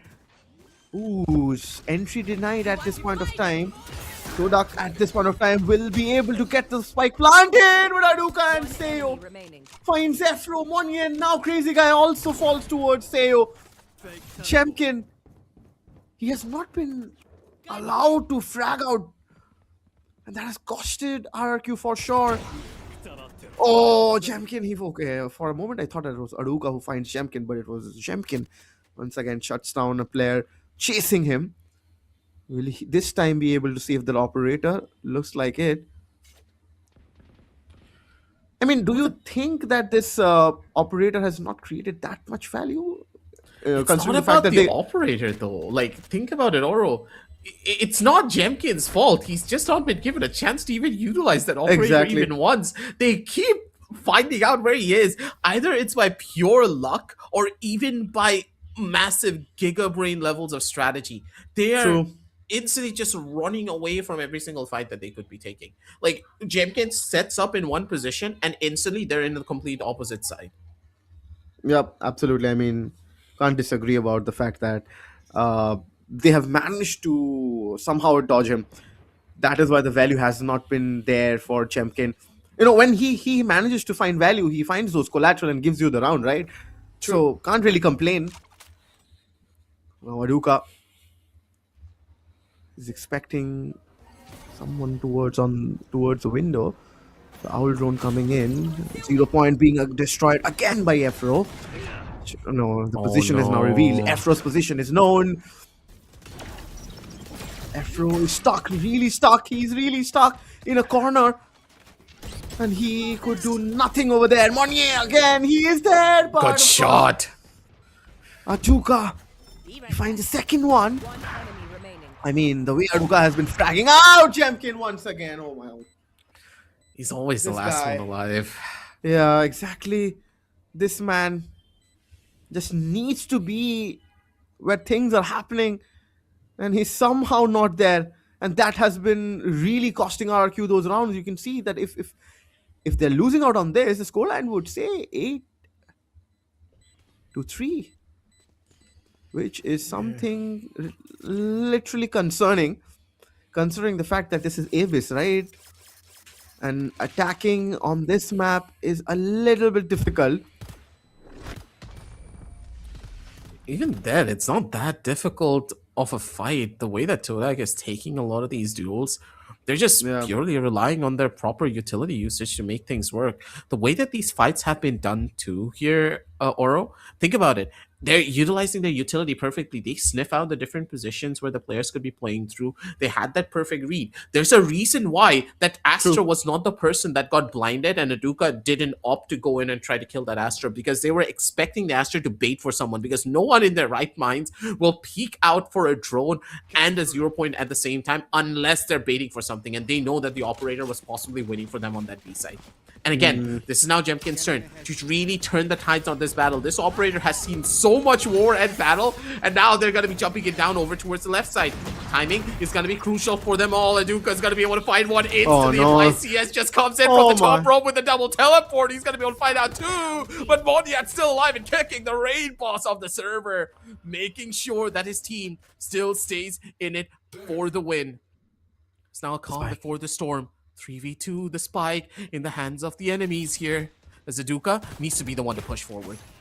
The Seo's position is going to be interesting. Seo comes in from heaven, and now things are going to go in favor of Todak once again. The numbers advantage, which they have been converting, has already, given them a big lead. Todak have definitely surprised RRQ. RRQ, I mean, okay, this is a situation which they weren't prepared for, or maybe they aren't ready for. They look a little bit tense right now. They have the experience to make a comeback, but the question is, when do they start? The scoreline says 9-3.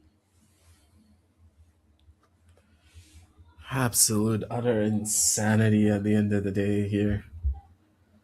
Don't know where this is gonna go. The way that one team has been playing, the curse could just be the thing that gives RRQ that saving grace, the biggest upset possibly happening right here and right now. Tier 1 squad taken down by another Tier 2. This is where the real fun is gonna be at. Oh, it's gonna be jump out, and Valdin finds Pushy, and now Monian also falls down on that trap. A huge fight, which gives value to Todak once again, and RRQ doesn't have the numbers. And look at Jemkin, he's already on to half HP, though Jemkin doesn't mind that. Aduka being taken out. Now the two controllers. But the question is, the spike needs to be planted first. They're going towards B. They're taking a gamble by wanting to play together towards mid, expecting that they're still waiting towards mid, but they have moved in towards B side. They somehow need to plant the spike first. Jemkin with only 25 HP. The doctor wrapping up. Timing! Corner! Exactly. High mid again. He finds the value. The paranoia is there, and now things are confused. Of course, Afro is the last man there. The 10th round on board. Todak have decided that we are not going to give RRQ a chance even in this game, and we are the one who's going to qualify from Group C and not RRQ. It's just absolutely gorgeous the way that they play that round out as well. That timing too, the way that they use absolutely no utility, right? You saw the players playing from the side of mid connector. No utility was utilized, and immediately they popped out of the flash when the timer hit, I believe, on the 25-second mark, because that's the time where the attackers generally cross that midpoint if they're trying to play aggressive towards mid. They're utilizing timers as well. They're reading the members of RQ like an open book, and that's what's causing them so many problems. They did opt to go in for a gamble stack on this A side, expecting a full-on rush, but with the force buys now coming on through, and the fact that the Astra actually did hear the fact that the force buy also came in, they're going to be trying to play this a little bit slower going into this retake, but with now time ticking away, they need to try to get this first kill pretty quickly. Oh no, Jemkin, he had to find one, but Jemkin falls down over there. Afro, he managed to trade out. Okay, Kushi finds one more. Now things are certainly turning in favor slowly. It hasn't ended. Monet's position is unknown. Monet is still there, standing there. Oh, I thought he could have been much more than that. He got one only. Aduka standing. Crazy Guy is going to be the man. Crazy Guy gets one, but the spike is getting diffused. Already half diffusal has been done. Sayo, can he get one more? Oh He my finds God, one Sayo! more on Crazy Guy. And the 11th round. Along with that for Todak. Wow. What are we witnessing right now? That Todak are actually dominating a team like RRQ and they have no answer whatsoever aggressive. It's just absolute, utter insanity at the end of the day. This is how this game is meant to be played. And the way that everything has been going on down, every player and every single rope that they're trying to go for just is not working. Todak, they're cool and calm under pressure. And even when it came down to that 4-spy round, they were not faced by any of it. They took their time and they were able to play it properly. These high pressure situations where you would expected RRQ to be the ones to win. The underdogs of these stories are just gonna keep on going. Saya with a fadeaway shot. Crazy Guy was none the wiser. Instant deletion here. And that's your Theo now gone. You don't really have any way to gain information. Don't know where the members of RRQ are going to go with this one. They're trying to see if any player from Todak is going to make a mistake and try to push over the aggressive. But look at their players. They're like, okay, you take over what the hell you want. You can take mid, you can take B main, you can take A main as well for all I care. I'm just going to sit inside of the side and play for man advantage. Absolutely. And I mean, see, Theo is gone. The stealth drone is out of the picture right now. The information has to come out from the KO right now. Aduka! Oh, this time he gets shut down. Monnier finds him. Monnier onto 10 HP. The spike will be planted, of course. The retake has to be done from Todak's end right now. They have the information game along with KO, but before that, Chemkin finds Sayo on mid. Looks like RRQ have got this one covered. And Doctor finds Kushi though. Will they go in or are they going for a save? Okay, looks like not a save for this round at least. Valdane finds Jemkin. He's playing pretty close. Efro finds one, but Efro is a man who needs to stop this diffusal from happening. The diffuse is being stuck towards. Okay, Efro, he needs to peek. He peeks late. And the doctor, he sticks on towards Todak, and now you can do all of that. Okay, bro. Yeah, the callouts are coming in aggressive. I told you this is a LAN event happening. You know, the main event haven't even really started, but you can already witness the fire among all these Todak men. This is just absolute, utter insanity. I get it, this is the off season, but good God, RIQ. They're having a rough time here trying to bring this one back. One of the biggest upsets that I probably have ever seen. Like, knowing that this is the game that was most hyped for in this entire bracket. A 12-3? Yeah. This is a statement being made by Todak that they're out here to try and win this entire thing. And if they do, good God, you know that this is going to be one of those fights that none of us were even prepared for. Absolutely. The Todak winning this would definitely spice things up towards that Group C. But anyways, we'll talk about that later where Aruka finds Monnier. They are, doing everything correct at this point of time. No value being given. Apocalypse is just waiting towards mid, just waiting towards someone to come towards that ramp area. They're rotating from spawn. Going towards B, they know that the B side might be clear and it is actually given up. They want to play on retake. And this is a valuable information. But look at Apocalypse. He's just creeping in and creating so much value. I mean, okay, now they're expecting the B push coming in. The smoke being given. Now Todak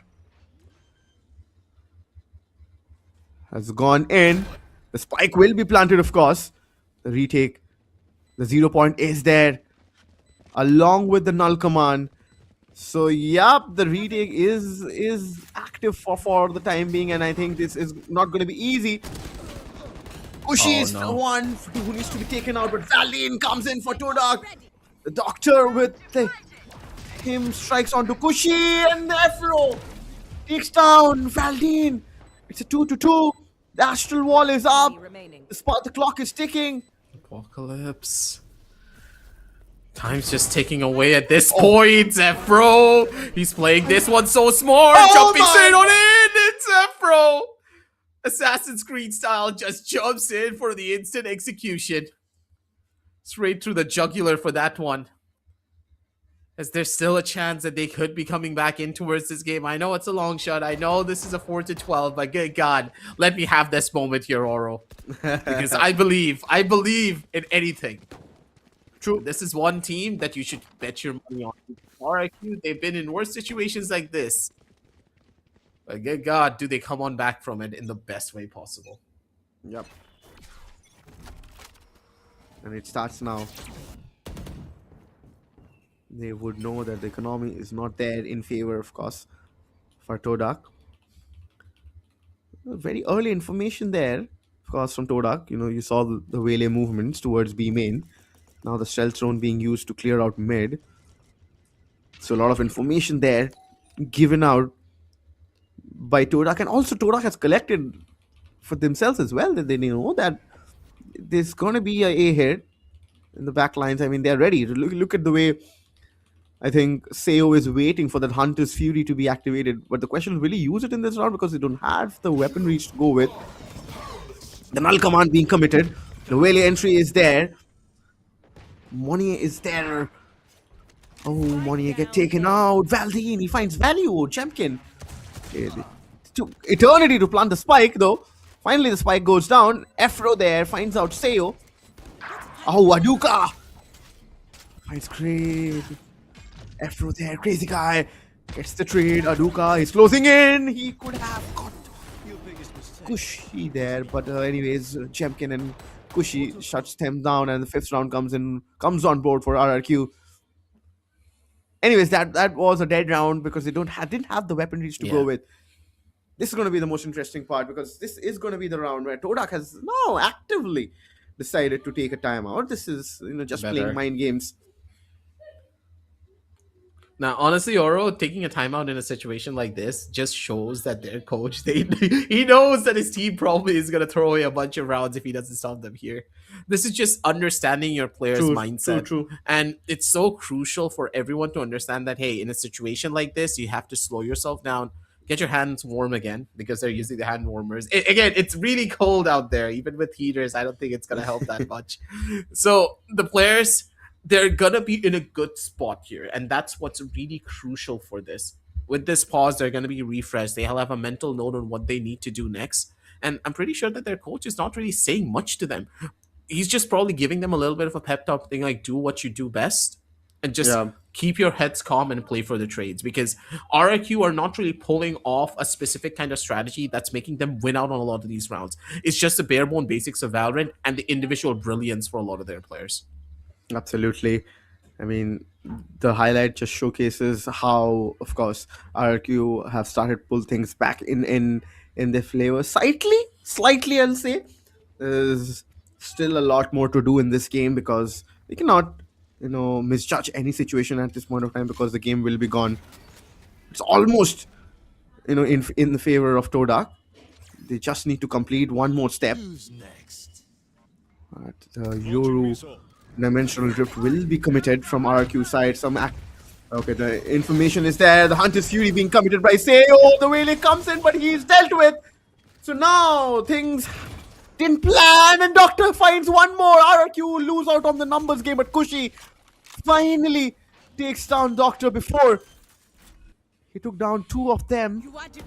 Spike will go down, but Champion finds 2. Oh my god. Before the Astral Divide was committed, I think Champion with a magical 2k in favor of RRQ. Oh, Yikes. that was a yikes moment. I mean, do you think me believing is helping? I think it is. It is. Todak. And the timeout, of course. Like you mentioned, right, Aggressive, that they know that they might throw out some rounds. You need to understand that how serious this game could be if they allow a team like RRQ to come make a comeback. This could be an anticlimax in a situation like this. You do not want a champion or a Monier to be in groove, because once they find that pacing, you can be. Oh no, the B side. Oh, this was a gamble, right? With the complete A5-man A stack, the side Jump is off the given. map. The spike will be planted, of course. Ah, goddammit. I thought they were going to jump off the map to just not really give much away to their opponents. But they're going to be jumping forward. Never mind. wait, Don't what? jump off the map. What? Turn this one around. Going into an eco. None of the players of RRQ were even prepared for this one. A complete another bomb rush straight in towards the side. And now it's going to be Crazy Guy and Zephyr trying to make this one back. He has no idea what's going to happen. He turns around in the worst possible second. And good God, Todak, how do you even win this? Oh my goodness. In what universe does this work? Oh my god. It is, of course, an upset that we were not expecting that would have happened, but definitely in the Asia Pacific Predator League 2026, as I mentioned, that we are going to see a lot of drama being unfolded today. This is Group C, and this was the match we were waiting for, and RRQ did not perform, of course, for sure, but Todak did bring their A game, and they are there, of course. I can see a disappointment there in the face of Monier. He is, of course, not happy in RRQ. How will they come back from this situation? Because this is a single elimination format. And I think Aggressive, the Group C, have now opened up with Zipto and, of course, Todak with 1-1 wins each in their favor. This is bad. You know this is bad, right? Because RRQ might not be the ones to make it through, and they are now praying that Todak actually loses one more moving forward. And if anyone can beat Todak after a performance like this, it has to be Zipto. But even then, right, I remember a long time ago that there was a match between Todak and Zipto in the past, and Todak were able to win that one, but it was a very different roster at the time. So I have no idea what's gonna happen next. Because if, let's say, there was a clean sweep to happen now from Todak, RRQ have no chance. Yeah, absolutely. I mean, it has to boil down to the match where Todak goes up against Zipto, and whoever wins that, I mean, will have the best possible situation. And imagine, out of nowhere, Zipto manages to win against Todak. I mean, I would expect upsets of the century, bro. I mean, I would want to expect anything right now. I said this best of one situations are a kind of situation you do not want to be in if you're a big team, because you never know what happens, what can go wrong, and definitely something went wrong in favor of RRQ. But we are missing the fact that Todak played really well. They played out of their skins. They played brilliantly to get a win on this map of Abyss against RRQ. This was just perfect team play and synergy at the end of the day too. Like, look at the way that their players just played off of one another. All of their shots were hitting. They had full confidence going into it. And sometimes this is what's going to happen in the game of Valorant, where your opponents are just so confident in the way that they're taking their fights and taking their duels that you just can't really do much. Every single star was aligning for them. Look through this entire game, Oro, and tell me one situation where you thought that, hey, the members of Todak weren't really prepared. They were prepared for everything under the sun that could be happening to them, and unless there were brilliant superstar level performances like this from players like Zephyr, who just completely took over the show, there were not really a lot of highlight situations where overall strategy really gave RRQ a chance to turn this one back, especially when it came down to Theo as well. The Theo changes have not yet come through, and you can see that the Theo really struggled hard throughout this entire game. Even on the scorecards as well, it's being showcased. 115 ACS, 7 and 17 when it came down to this game. Crazy Guy does not have performances like this. We know for a fact that when he's on that Sova, he's one of those highlight and star players that's always on the top of the score. Absolutely, but look at Aduka, man, with 7 first bloods. I mean, are you kidding me? Aduka did manage to find a lot of value for his team, and of course that is why Todak managed to, get benefits in the first place. But Todak went really I would say that they weren't afraid to show up in front of RRQ. They surprised them by the fact that if you want speed, we will give you speed. And I mean, they took you by surprise that they could play like this. They were pretty aggressive, and to a team to be aggressive in front of a team like RRQ, it just showcases the confidence they had and the plan they had. So well played, Todak. We will witness some more matches, but we will take a short breather before that happens.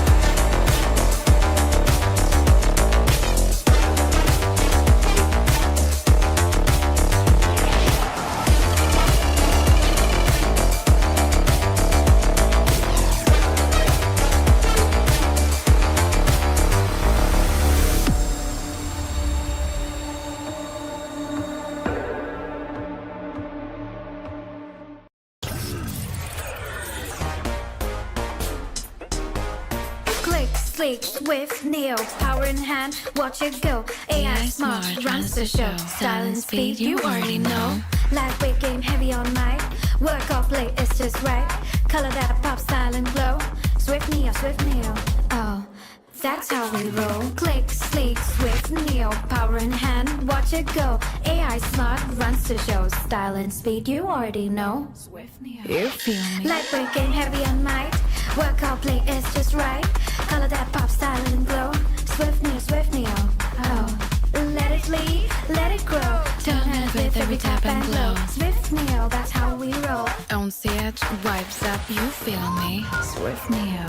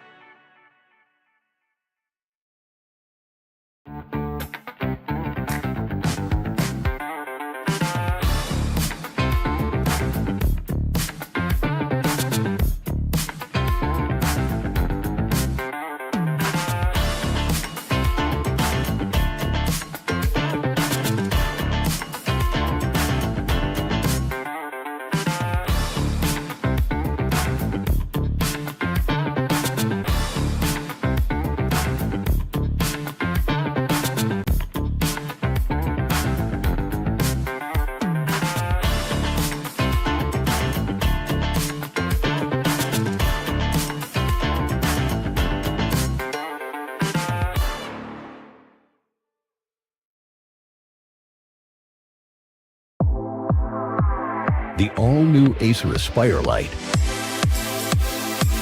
with up to 13th Gen Intel Core i7 processor. Enjoy sharp visuals on a full HD display with a flexible 180-degree hinge. Lightweight at just 1.59 kilograms. Powerful, flexible, and ready to go. The Acer Aspire Lite with up to 13th Gen Intel Core i7 processor and a full HD display. Lightweight at just 1.59 kilograms. It's powerful, flexible, and ready to go.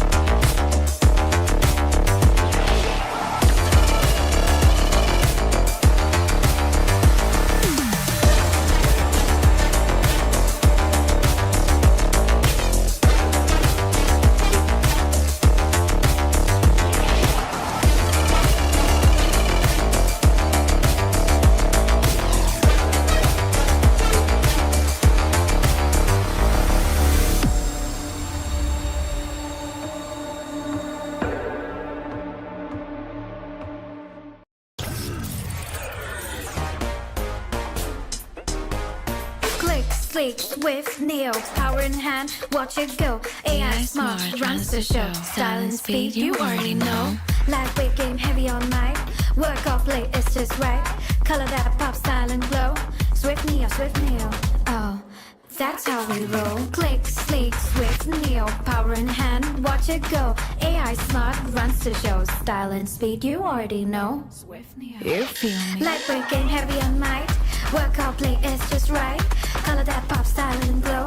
Swift neo, oh. Let it lead, let it grow. Turn it with every tap and glow. Swift neo, that's how we roll. On set, vibes up, you feel me? Swift Neo.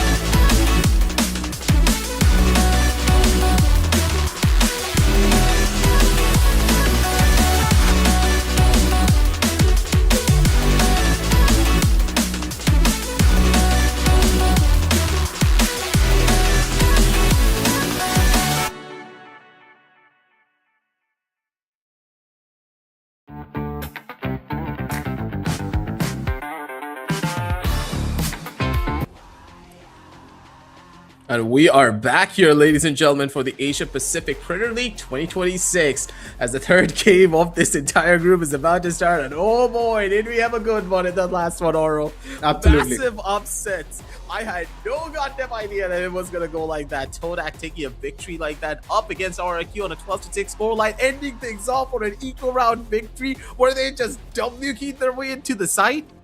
Stuff like this only happens in fairy tales, but here in the Acer Predator League, fairy tales are meant to be a reality. The story, the Cinderella storyline coming in from Todak to possibly qualify in a group where RRQ is present. Now that is something that I didn't expect I would be saying, but for the players, that reality could just be true because they took down their toughest opponents as one of those dark horses. And oh boy, if the dark horse is able to take down the greats, they have a showing in front of them as well. But we are talking about the very last game, right, Oro? I'm going to pass it on to you. Talk about this next matchup because match number 3 could be just as exciting. Yeah, definitely, because it's RRQ going up against Dream Chasers right now. Both of them have had an unfortunate start to the Asia Pacific Predator League 2026. At this situation, whoever loses this game, is going to be a shutdown case for them. For this league at least. And RRQ, if you're an RRQ fan, they have to win this game to at least stay alive in this tournament, and same goes for Dream Chasers. Both of them need to win this because this is a pretty clean and fair statement that whoever wins this battles and still stays alive, and whoever loses this, it is going to be the next games for them just becomes a dead rubber.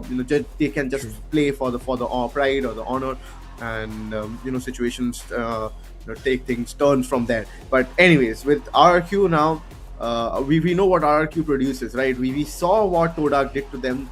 Will that play in their psychology behind the mind that now we are in a situation, or they are like, okay, we need to just press on a reset button, we need to take things pretty slow and steadily, and one team at a time, one opponent at a time, not think too much, not overthink the situation, because then things can just go against you. Yeah, anything could spiral out of control if you're not too careful. But for the side of Dream Chasers, I do hope that they've gone back to the drawing board and really put their eye on keenly on what the members of RRQ have been doing if they want to have a good shot of trying to beat out a team like this. It's gonna be a tough one at that. Go boy, these groups are not that easy, especially with 2 victories now already being established, with Todak taking the first, and also Zipto. This is just very difficult, and you can see on the other groups as well. A lot of upsets are yet to happen. Group A is yet to be playing their third and final game here, with Fancy United versus IGZ being the next one, I do believe. So that's also going to be a very interesting matchup that we need to look out for. But all the other groups, it's pretty much expected. But at the same time, GG Easy being able to take a victory for themselves from our own side, our own teams, that's also another big surprise as well. Absolutely. I mean, in Group D as well, we can already see I Am has gone up against OSS, and they have come out swinging over there. They won the first battle, and it is Motive Esports who won the second game against CA. So more or less we are moving towards jumping ahead towards the rear end of the group stages, where where things will boil down towards those results. So teams need they need to count that how many games they're winning, how many round differences they're winning the games with, because there are some tie-breaking situations as well if things go down south. For example, if against RRQ and Dream Chasers, which is DCG, which is a matchup which we are going to witness right now.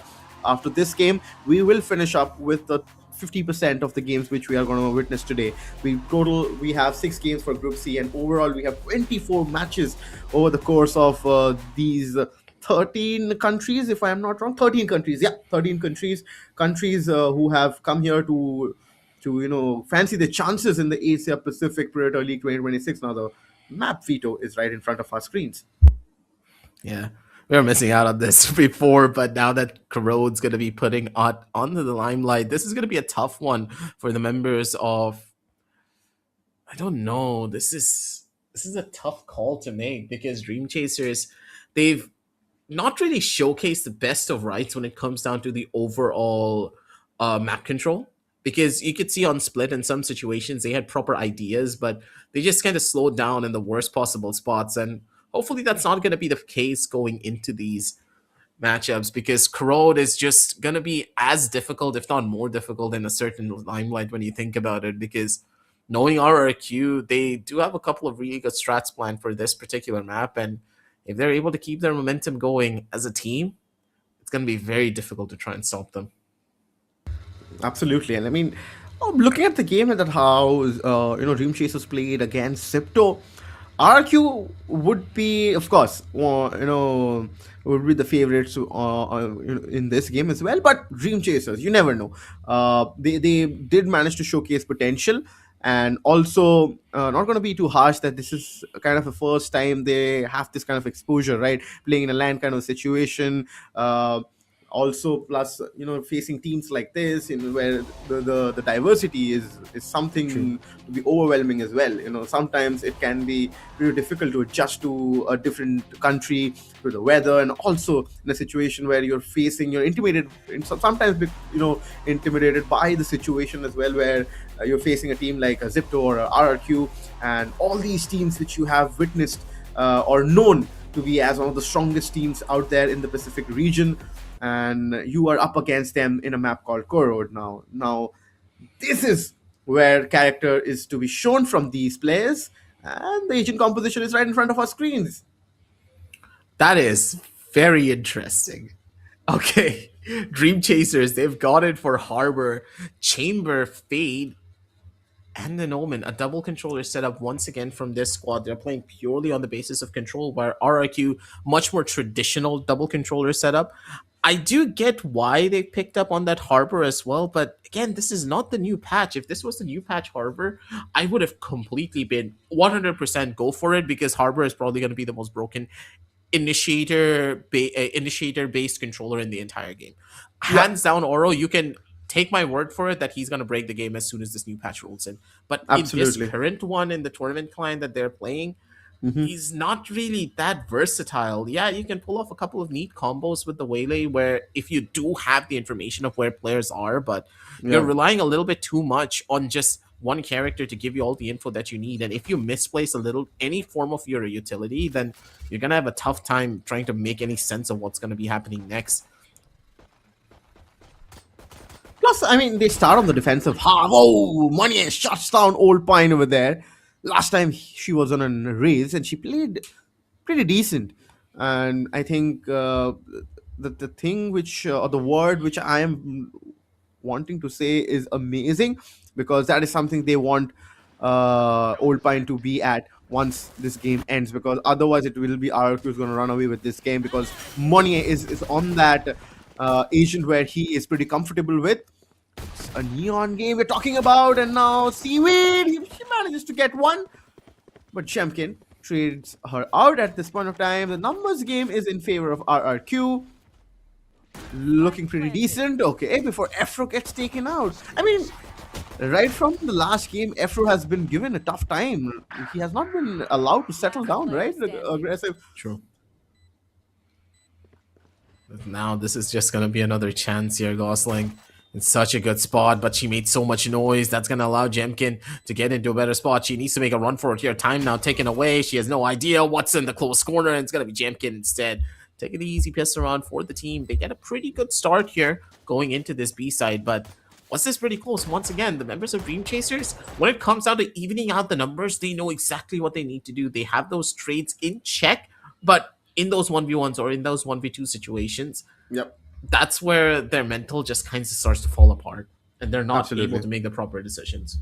Correct. I mean, let's see how things, how fast they can adapt in this game. Because if they are not being proactive in this situation, it will be an open and shut case as expected. But anyways, it's bonus round, not a bonus round actually. Oh, Bonnie has gone for a Vandal bias. Okay, so he has, along with Afro, so all of them has gone for a good buy. I mean, you usually expect one Vandal, not two, if not two, but anyways, It's a Oh, this is choice which they bad. have gone up with, but Seaweed. This position was expected, kind of. Okay, Neon over there. I mean, it was Monnier. He will do kind of those situations and bait himself out with those movements so that his teammates can create space and come with him and with speed can demolish Dream Chasers. And at this point of time, Dream Chasers are a little bit to deal with. The Fade is stuck in a corner towards A and haven't moved since. It is J1Y has finally started moving, but he has only a classic and a 5-man to take down to win this round. Yeah, UNY, not really much that she can do here to try and bring this back. But it's all about that slow, methodical approach, right? Just get into the heads of your opponents. Don't really allow them much of a chance to really do much. Cushy in a good spot. The shot just doesn't connect on the head, and G1Y is just not going to be able to do much there. She falls, and on a 0-2 scoreline, RRQ now. They're in the lead, but then again, these last two rounds don't really paint the entire picture now, does it? Going into the buy round here is where we're really going to be witnessing a completely different look from the side of Dream Chasers. And hopefully, the way that they played against Zipto, a lot of people are going to say they played badly, but not exactly, because a lot of the rounds that they did lose out on really came down to the wire, those 1v2 situations. And if they're just able to iron things out, their overall composition here is a lot better. But I need to see a little bit more utilization of that harbor in proper tandem with teammate utility. Absolutely, because if that is not happening, I mean, Harbor can be pretty easily dealt with. But at this point of time, looks like RRQ is playing it slow. No mid fights being committed at this point of time. Mid is given out so easily by Dream Chaser. So in a map like Korod, where all the walls are, I mean, almost spammable, you need to take control of mid. Otherwise, they'll just create those spaces which they have been doing so. Monnier making a lot of sound over there. But that was a whisker. Gosling over there along with New trying to control mid. The smokes are gone. They have rotated towards B now. Nightfall being committed. Now the Seaweed. Her position is going to be interesting. New Gosling. Now they fire all cylinders along with New, and Seaweed also pops in from the CD side. And I think this entry was denied, completely denied for RRQ there. And a good round from DCG, which is, of course, Dream Chasers. Yeah, there's not really much that you can do here, but seems to be a little bit of an issue here from the side of the players of Dream Chasers.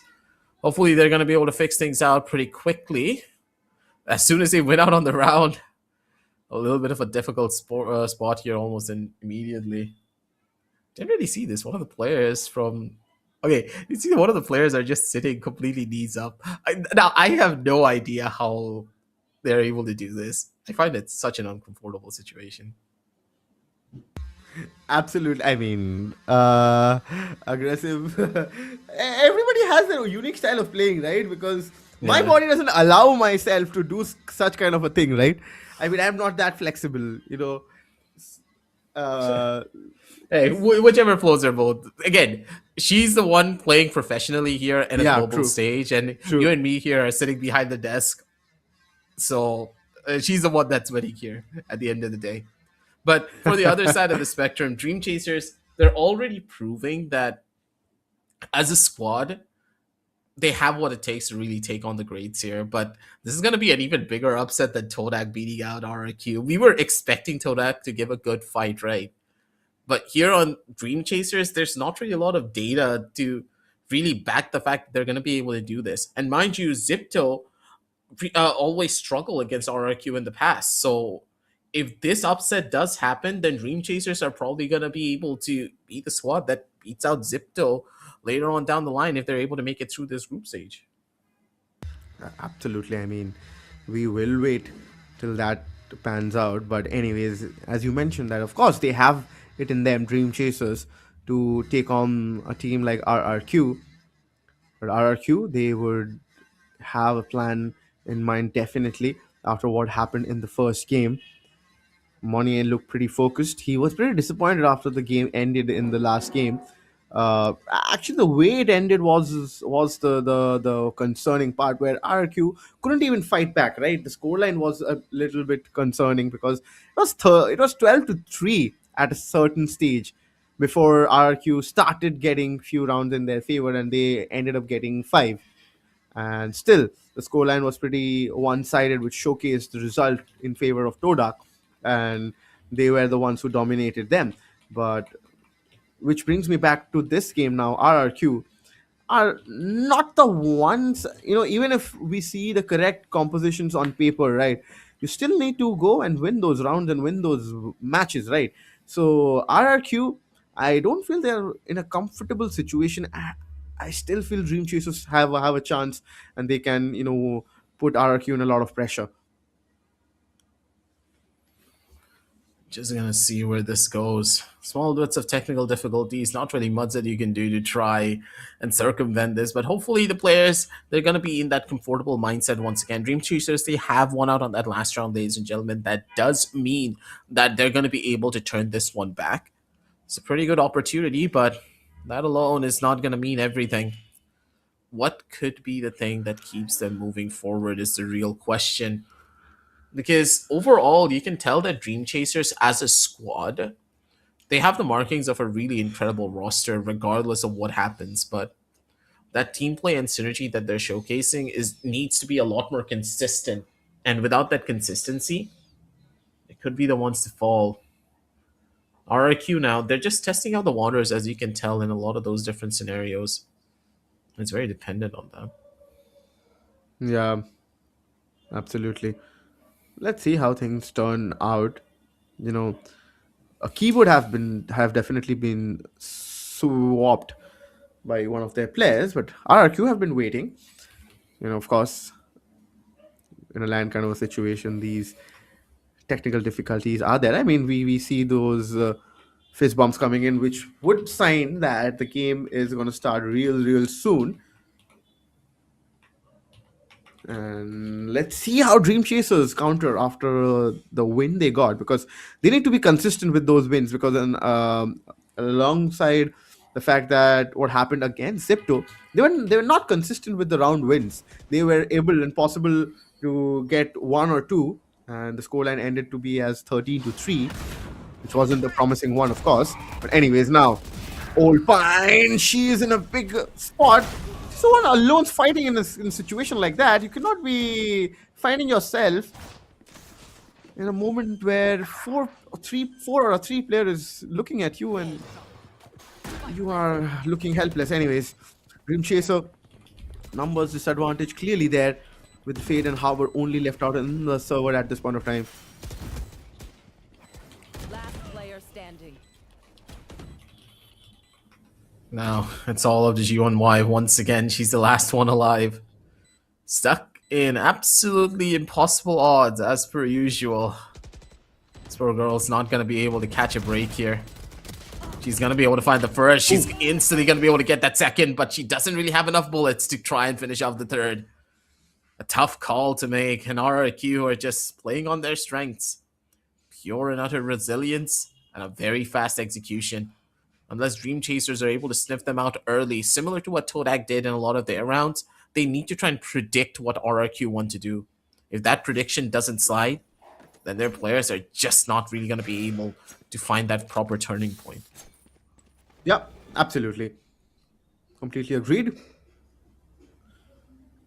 RQ once again, I think they're going to pressurize the mid area, and also alongside that, they're constantly, pushing towards A side. A main has been an area which I think Dream Chaser have not been able to hold up with.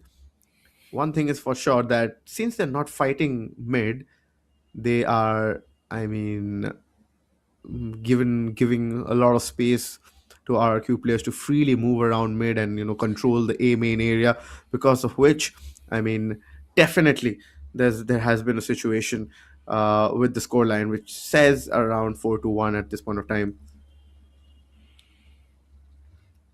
Yeah, you can tell that all the members of RIQ, they're in high spirits. Even after the loss, they're just like, hey, guys, just shake it off. We got this. We just have to hope that Todak are going to lose against Zipto, right? As soon as they do, RIQ are going to start throwing a party. We all know. But then again, if RIQ and Todak finish off on the exact same points, then Todak still win because their round difference is bigger. This is gonna be a tough one, like a really difficult one to see exactly who's gonna be qualifying from this stage. But up until now, these last couple of rounds have really showcased to us that RRQ, they're not really gonna be slowing down anytime soon. And if Dream Chasers wants to try and take this round's gonna be as crucial as even the last one. I know it's gonna be an eco, it's gonna be difficult, but these eco rounds are where these turning points happen that can really just instantly take everything away from a particular team. Which is true, of course. I mean, all G signs from all the players of Dream Chasers, I feel. The players look pretty focused, all hands on the keyboard and the Seems mouse. as though my boy Oro is having a little bit of technical difficulty from his side, ladies and gentlemen. Don't really worry about that. Today, as a day, it seems to be a lot of issues from one side to another. But for now, let's just see exactly what Dream Chasers are really cooking up from the back lines here. Yeah. Because I do believe that it's taking a little bit more time for them to settle themselves back in and to see exactly what's going wrong on their side. But it seems as though it's going to be taking a little while longer for the players to really get themselves back into their limelight positions once again. So you have to see our ugly mugs one more time, but don't really worry about that. We're going to be heading on down over into a very short little break to see exactly what the players are going through, and we're going to try to fix that out real soon for them. Don't go anywhere. We'll be right back with a lot more Valorant action.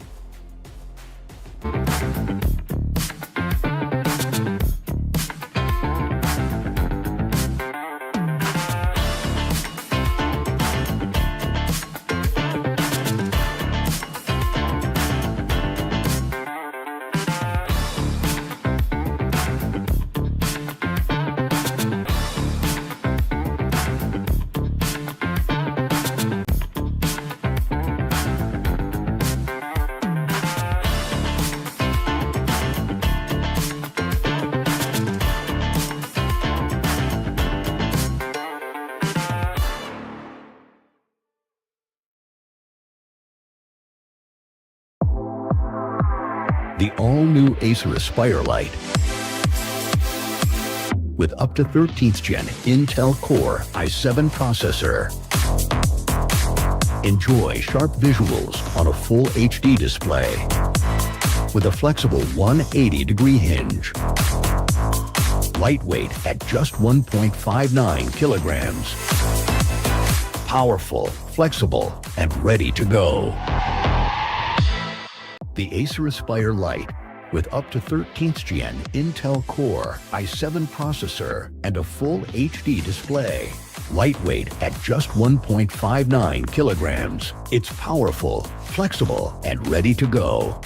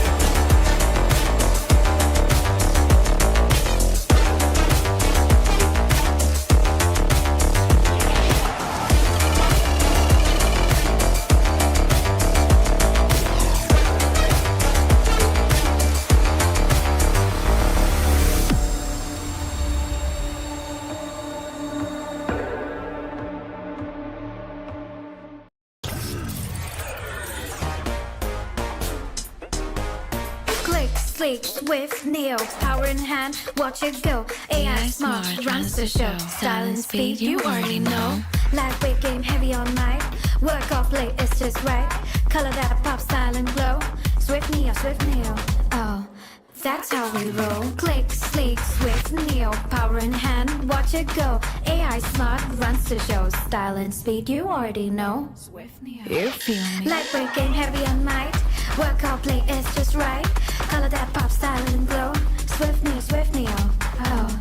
Let it lead, let it grow. Turn it with every tap and glow. Swift neo, that's how we roll. Don't see it, vibes up, you feel me? Swift Neo.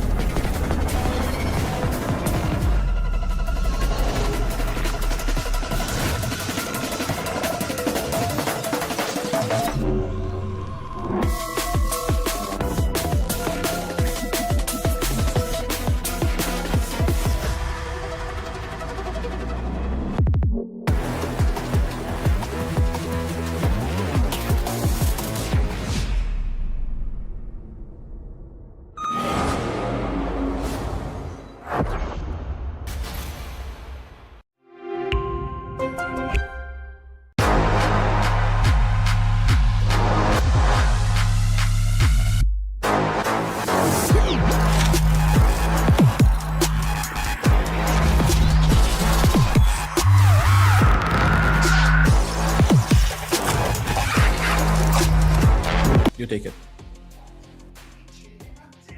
Ladies and gentlemen, we are back after a breather, and you guys are watching Asia Pacific Predator League 2026. My name is Oro. With me, I have Aggressive, and at this point of time, at this situation, we left out with a scoreline of 3-1, where Dream Chasers did manage to start things off well, but since then it has been all RRQ, where I think they have taken things pretty slowly and steadily and played every round on merits, and it has been typical RRQ where the scoreline just favors them. But anyways, I think there's going to be a rollback which we will witness, because there was a technical issue which happened before we went on a breather, and we will find out what is the scoreline, what's the new scoreline before we begin with the game.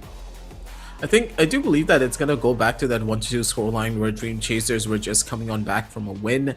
Yeah. RRQ are gonna lose out on one of their points, and that's gonna be a little bit difficult. But at the same time, knowing the teams, knowing what RRQ are capable of, it's not really that impossible for them to reestablish that lead once more. Now, the question being, if there are no more other technical difficulties that are going to be happening, momentum break is another big factor, right? When a team really starts to win out on a round, they're feeling the groove of things, their aim is hot, and they're going to be able to perform a lot better because they have momentum on their side. Now that Dream Chasers have lost out on that momentum, and similar goes to the side of RRQ, who hard fought their way to win out on a round, and now that round's just gone from them. Yeah, true. I mean, that is for sure. But Dream Chasers, on the other end, the kind of composition they have gone in with requires a lot of coordination and communication to be on point, to be specific, right? Aggressive, which you mentioned, that if a harbor is there in a composition, players need to communicate better. Otherwise, it just becomes an agent on the map, which you do not want to end up with. So this is something with Dream Chasers which would definitely want to come out on a better half on the game. Absolutely. The Harbor needs to showcase a lot more strength and utility to really make things work out properly, because in a lot of those twists and turns, you can tell that the Harbor is just having a very difficult time really proving her value in a lot of those moments. And in a lot of ways, it's not really the agent alone, it's also the way that the team has generally been playing. They need to really utilize the information properly to make things work out, because the information game has been a little bit too lackluster for my own liking as well in a lot of these fights, because you can tell that information Yeah, it's there for the members of Dream Chasers, but they're relying a little bit too much on just one thing. And it seems as though Gosling immediately pulls out the operator now, takes down Jemkins. That's going to be the chamber, winning out on the duel. And honestly speaking, when it comes down to that chamber 1v1, especially on this map, whichever chamber dies first is generally the team that will lose. So, Dream Chasers, they're starting this round off hot. Absolutely, that operator buy is a big commitment at this point of time. I think this brawler will find out the information, will give them the information. Now, this brawler again with an Odin buy. Okay, this is interesting. They are stuck in a corner, which is of course going to give them the position. Monia finds both of them. A big moment in the round, because of which I think Dream Chaser might just lose out or slip out on the opportunity to convert a round over here, because of a situation where both their players got stuck in a situation. I think the initiator and the chamber, of course.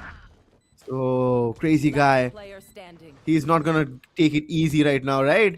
He is out there with the Odin now. Yeah. He's just having a fun time at this point. And once again, out in the outskirts, it's gonna be Seaweed. She's trying to maybe inch her way forward to find something up against Zephyro, but that's just not gonna be the case. Instant shutdown and a turning point now. Run away and just get into a better spot. Save this weapon for a better rainy day here. As now, this was a buy round coming in from Dream Chasers as well, and the fact that they did lose out on it, this is gonna sting a little bit. Opts to another eco with only one rifle in hand. They need to go in for a much more aggressive play, and I know a double controller setup, going for an aggressive play, yeah, it's difficult, but if you really want to utilize the two weapons that you have in your arsenal, you need to try and press the advantage and cycle this weapon through your players. And if you're able to just catch out RRQ a little bit and stop them from going for any form of plan, it could work. Absolutely. Oh, okay. This is a fast movement coming in from Dream Chasers, but of course there was no commitment. Okay, Good shot. Our champion finds one. Afro there finds one more onto Neo. The position of Whaley is also revealed before Oldpine could do anything. She was sticking out as well. G1Y finds one trade, but here comes the shotty from Monia. Monia is going bonkers right now, creating huge amount of space. Seaweed before he comes and finds some more. One, Monia was prepared to take her down as well.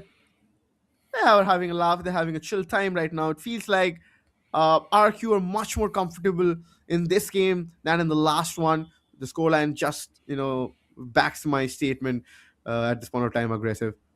Yeah, absolutely. Pretty well set up strategy coming out from them.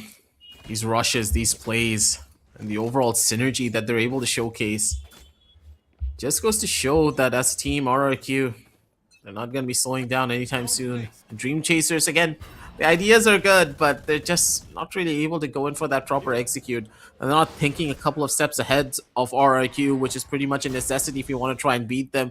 A dangerous game being played out by Seaweed. She nearly gave up her life trying to hold on to that line. Jemkins could have easily gone in for that kill. No set of possible shotguns on the opposite side, and that does mean that, hey, it's gonna be one. Gosling actually takes out Crazy Guy. That's a big kill, because that's one of your controllers now down and out. They can't really go in for the dynamic smoke plays anymore. Yeah, absolutely. Now the override has been committed. Monnier, he pushes in with getting one value over there. Planted. The spike has been planted here. Champion finds value onto Neo. One enemy The remaining. Viper wall has always been a difficult thing to deal with on a map like Core Road. We have witnessed this multiple times. Last man, Old Pine. I mean, nothing could have been done by her at that point of time. But if you're wanting to play a double controller on a map like Core Road, it's the correct way to approach a map like this. But then you need to commit to those situations, right?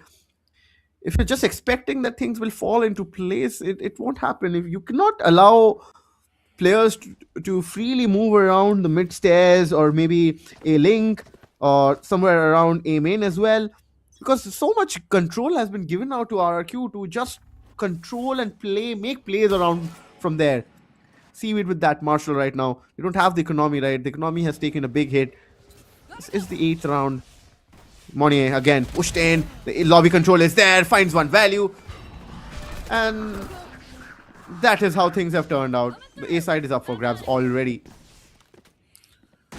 It's just a sad story indeed coming in for the members of Dream Chasers now. They do have the Reckoning in hand to just try and take a fight here, but that ultimate requires a little bit of a timing to really utilize properly. Nightfall beautifully given in. Standing. And one by one, the members of Dream Chasers, they just keep on falling. Moniat with a fast swing instantly just shuts down the last player. And this is the wrath of RRQ. They came off of a loss, and now they're sending the members of Dream Chasers down a spiraling rope.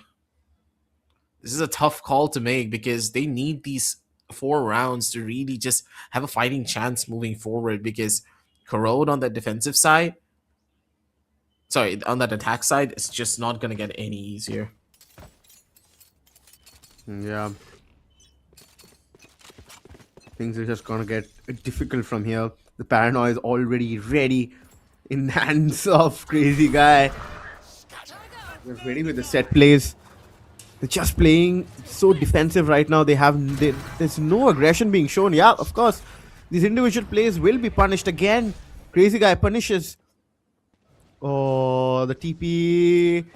The timing has been missed. There's one guy stuck here. That is Seaweed. His position is revealed, of course. Crazy Guy takes him down pretty easily. Afro is controlling mid. And one peek comes in. He managed to take one down. These solo individual peeks won't help. If you want to peek together. Otherwise, you just cost those numbers there. Costing a big investment with that operator, right? I think it's better to save. One enemy remaining.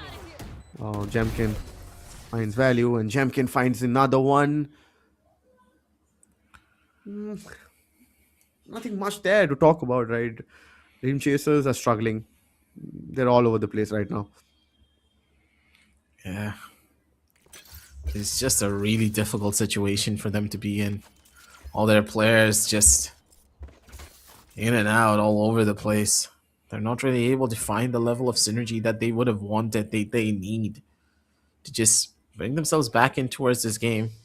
They're trying to make the calls, they're trying to psych each other up, they're trying to slow it down over to a crawl. You can tell on the scorecards, on the scoreboard though, that yeah, the stark contrast in the rounds is big, but kills-wise, they're keeping up with one another. Crazy Guy's just gonna come in with that crazy Odin. Instantly shuts out 2 players. He's expecting a second one to come out for a trade. One by one, they do fall. The Seco round not gonna be going in their favor, and Crazy Guy is just waiting to go in for that last kill. Yeah. It's 9-1. Before even we could blink an eye, I think we will see the 10th round coming on board as well, before or until Dream Chaser pulls something really, really special. Because since Crazy Guy have taken out that Odin, I think Dream Chasers have completely lost the plot. You know, they have not been able to deal with him. I can understand that that's pretty irritating as an agent, but you know, with the composition you guys have, you have an Omen, okay, and an Harbor.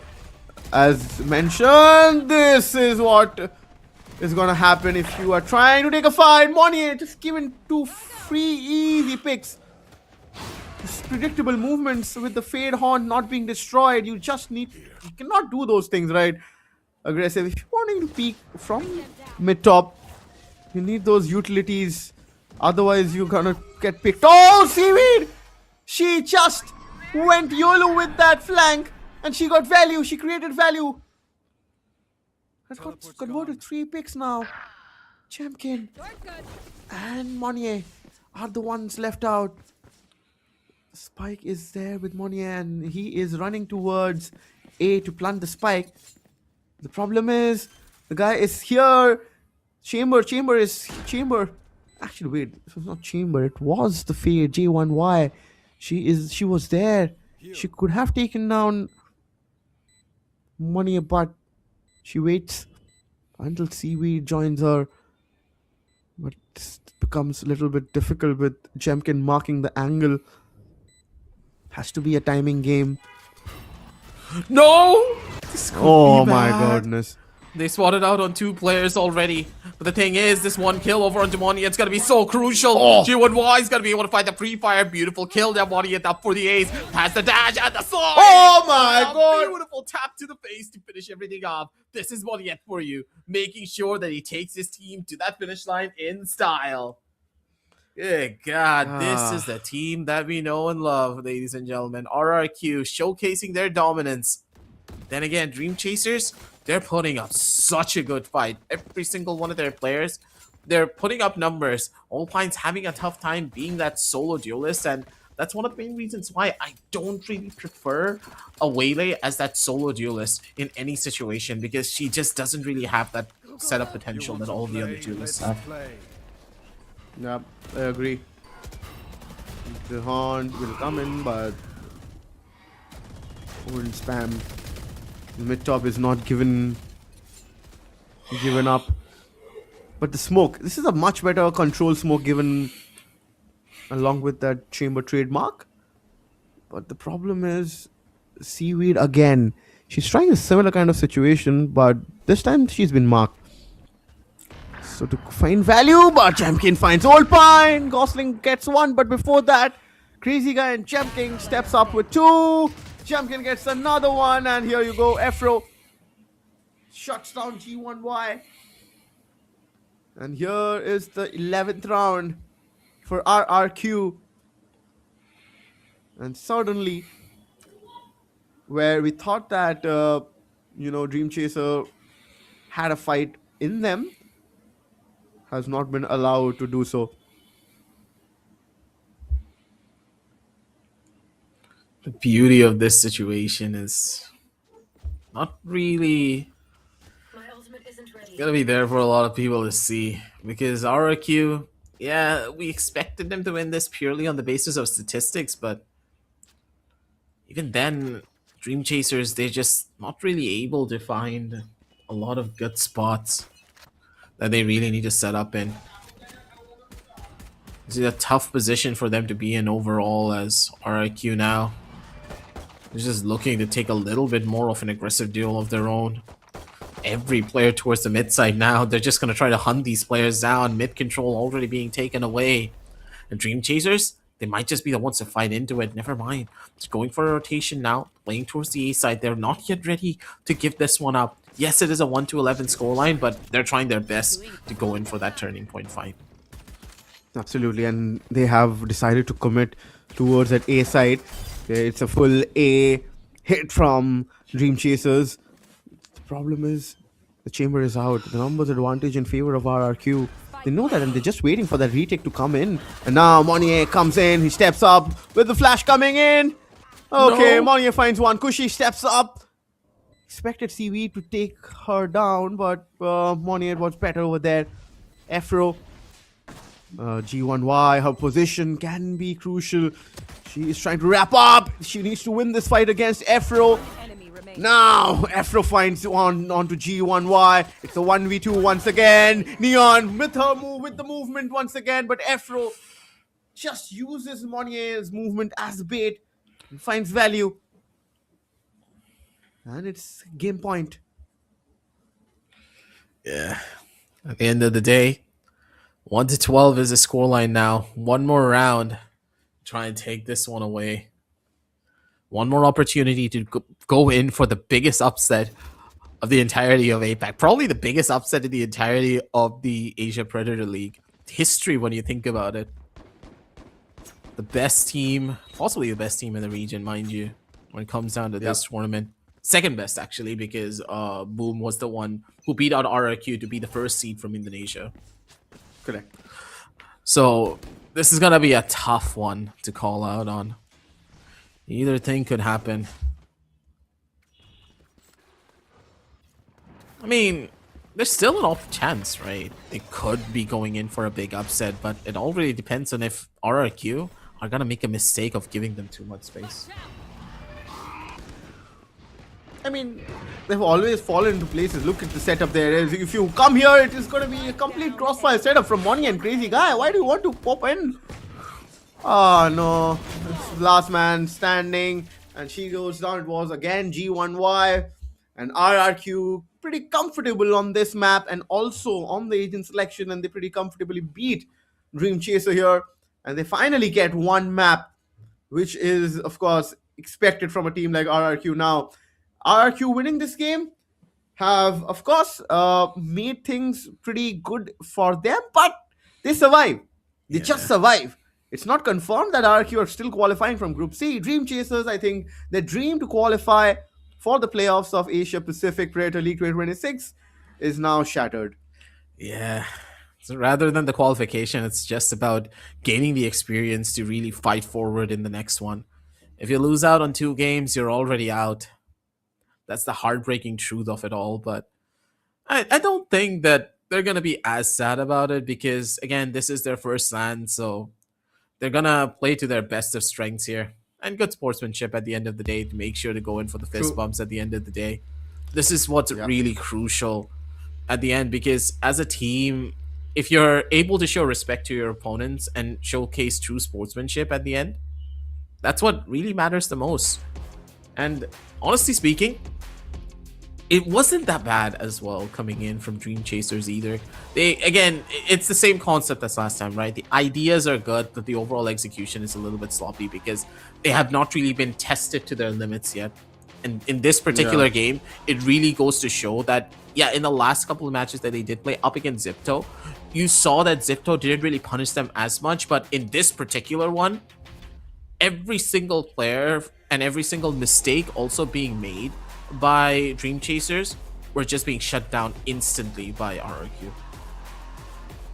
Absolutely. I mean, they have not been able to, stop RRQ and have not comfortably, gone ahead and created spaces for them as well. As you mentioned, that Waylay being the solo duelist, cannot depend on her that much because the abilities or, there's so much little you can do with that kind of an agent. So, the agent composition has always been a discussion point. Last time they didn't have an agent where, the information was, to be specific, we wanted some kind of on a map like Split, we wanted a Fade or maybe a Sky to at least give you the accurate positionings, but they had a breach, right? And that was a discussion point that due to that, you do not know where the actual positionings are with only a stun and an aftershock. Something like that happened in this map as well. I mean, initiating was not the problem here. I think the duelist creating the spaces was the problem. And also for the fact that if you're starting on the defensive half, mid has to be, specifically on a map like Korod, mid has to be the most contested part.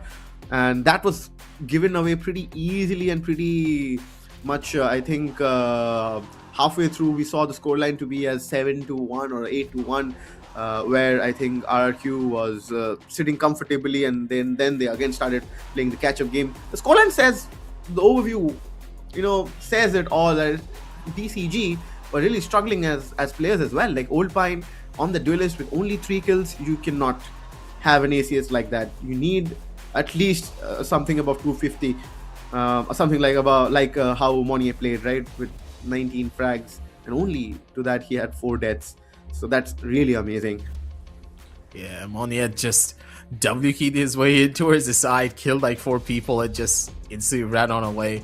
Sadly, we didn't see the ace coming out from him, but I mean, stark contrast. Sorry, we did see the ace come out from him in absolute utter Monnier style, but him having a 335 ACS on a scoreline like this, are we really that surprised? It's Neon after all. Back when Neon used to be absolutely broken with those 2 double dashes, Monnier, he was a completely different beast. I think you remember those days as well. He was on GE back then too, right? Yeah, true, absolutely. I mean, I've always enjoyed him. When GE firstly announced the roster, we thought, what kind of a roster is this with all duelists there? And Monnier was a breakthrough kind of a guy. He was raw.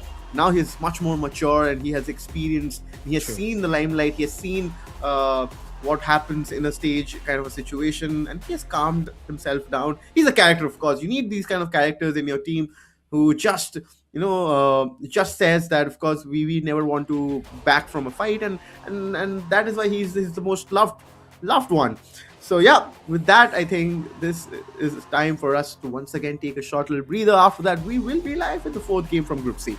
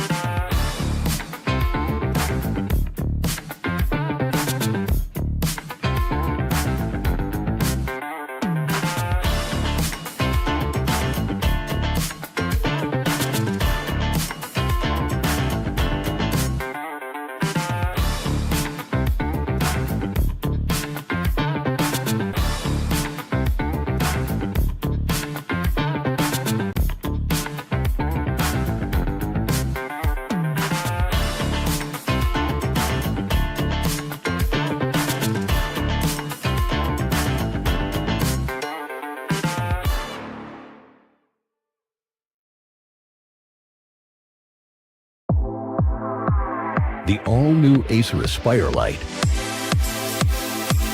With up to 13th Gen Intel Core i7 processor. Enjoy sharp visuals on a full HD display. with a flexible 180-degree hinge. Lightweight at just 1.59 kilograms. Powerful, flexible, and ready to go. The Acer Aspire Lite, with up to 13th Gen Intel Core i7 processor and a full HD display. Lightweight at just 1.59 kilograms. It's powerful, flexible, and ready to go.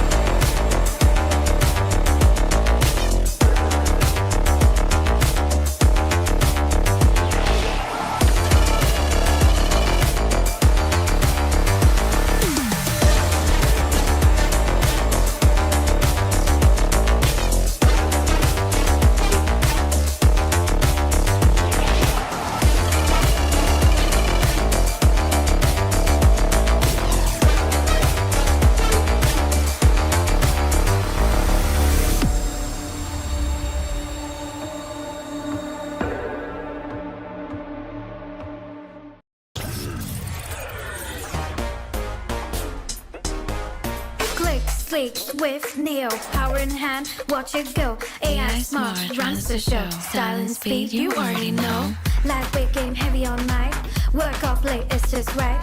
Color that pop, style and glow. Swift neo, oh, that's how we roll. Click, sleek, swift, neo, power in hand, watch it go. AI smart, runs the show. Style and speed, you already know. Swift Neo. You feel me? Lightweight game, heavy on might. Work out play, it's just right. Color that pop, style and glow. Swift Neo, oh. Let it lead, let it grow. Turn and with every tap and glow. Swift Neo, that's how we roll. On the edge, vibes up, you feel me? Swift Neo.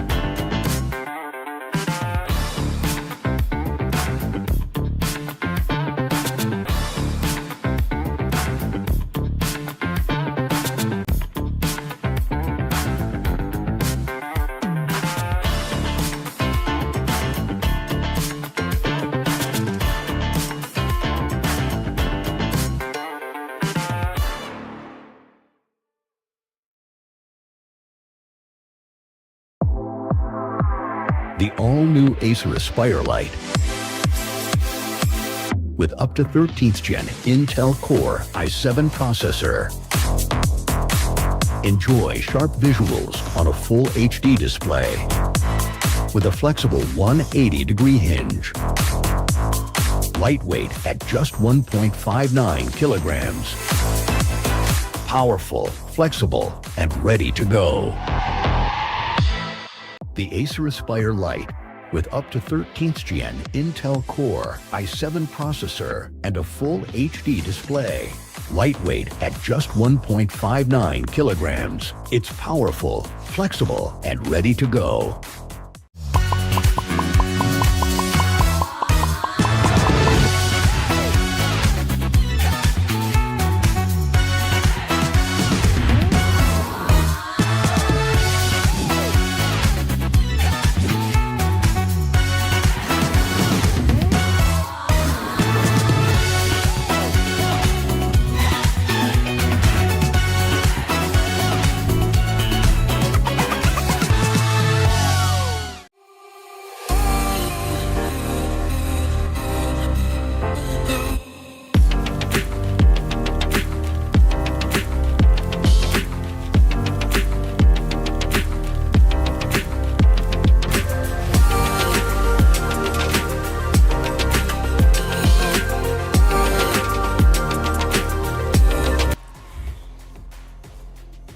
Ladies and gentlemen, we are back after a short little breather. You guys are watching Asia Pacific Predator League 2026. My name is Zoro. With me, I have Aggressive. And we have come down to the most important game of Group C, and it is for RRQ going up.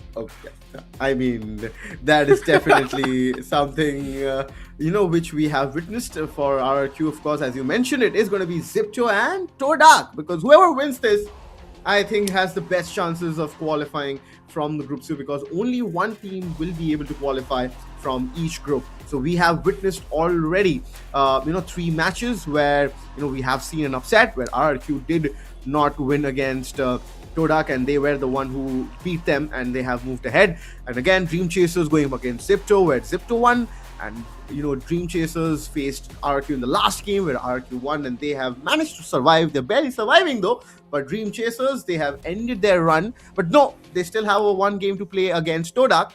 Before that happens, we will witness the most important game as mentioned.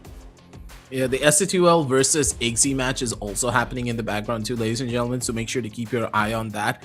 Whichever team is going to be able to take that will have a pretty significant lead moving forward too, going up against E-Kings and of course Fancy United, which is another really high profile team, mind you, because they have Yes I Can, which is a star performing player who has completely blown our minds in the past in the other international tournaments that he has played through. Group B as well, heating up in the way that we expected. It's Boom Esports, right? They've been doing wonders, but this time around, Correct. We need to talk about Group C, where if anyone's going to bet any money, it has to be on this one, because if, let's say, Todak win this, they're guaranteed, right? There's absolutely no way they're going to be able to lose this, and they will qualify from Group C. But Correct. if Zipto win this, then RRQ are going to be throwing a party for them and for themselves, because there's a good chance that RRQ will be able to make it forward if they're able to win up against Zipto in a very convincing fashion. Absolutely. I mean, that is why I think Zipto will also like to, fancy the chances, because I mean, whenever you're facing a situation, I think it's always you want to be in a case where it's best of 1, because you do not want to give the opponents to read you, because for sure best of 1 are kind of a demon, because if you're not having a good day, if you're not able to read the teams, then you just might find yourself in a big problem, which just happened a few matches back against RRQ, where the scoreline was pretty surprising when we saw a 12-3. But anyways, we'll talk about that later. We had a great discussion on that, but it is the map veto, and we have come back to heaven. Finally, we see a default map and a 3-sided map. So how do you want things to turn out in this map? Because finally, a B and a C where attackers are going to have a lot of fun. Hey, listen, I've casted so much Haven with you at this point that I don't want to see this map ever again. Even you know that. Oh, okay. Okay, yeah. I mean, Like, how many Havens have we casted when we were doing the India India qualifiers? qualifier. Like, I think every single day we casted at least 3 or 4 Havens. Like, I True, don't correct. really care, man, because this is one of those maps that in our region everyone loves, but in other regions it's not picked up as often because the other maps Yeah. have a lot more diversity when it comes down to playstyles that some of these teams prefer. And especially in a best of one series, I don't really think going on to Haven is a good idea because it's a default map that almost everyone can play. It's a good Hmm. testing ground in a best of three because even if you lose out on Haven, you can pick your own best map, which is secondary, Yeah. and then push it on to map number 3 to really get a chance and try to figure your opponents out. But in a BO1, Haven is a very dangerous pickup because anything could happen here, and you have no idea how good the defaults are going to look like from your opponents. Absolutely, and sometimes choosing the default map can be a blessing in disguise as well, because you feel like you have the best chances of winning those situations. You have played it so many times, but anyways, agent compositions is going to be the next important thing. Where I see a Jet in Valdin's hand after a KO performance on Abyss. We see him back onto that duelist, and along with him there is one more guy with a Euro pick, so a double duelist composition from Todak, and only one duelist for Zipto. They have gone in with two controllers, a Viper and a Omen, a much more controlled controller favoring on Haven, which is not bad at all. But I'm surprised with Todak's pick. I mean, they are pretty much clearly putting it up there that we are here and we are not going to take it so lightly. So see, with a composition like this, it's only one way to play it. See, so that is being very, very aggressive. We're gonna need to see where they go with this one too. Overall, you can see that Todak, the players, they're just in an absolute tear of their own, especially after winning up against the big dogs here like that. All their players are gonna be riding on that high, on that momentum that it's kind of expected from them. Hopefully, they're gonna be able to start out the game soon enough because all of the players here, they're warm and they're ready to keep things going.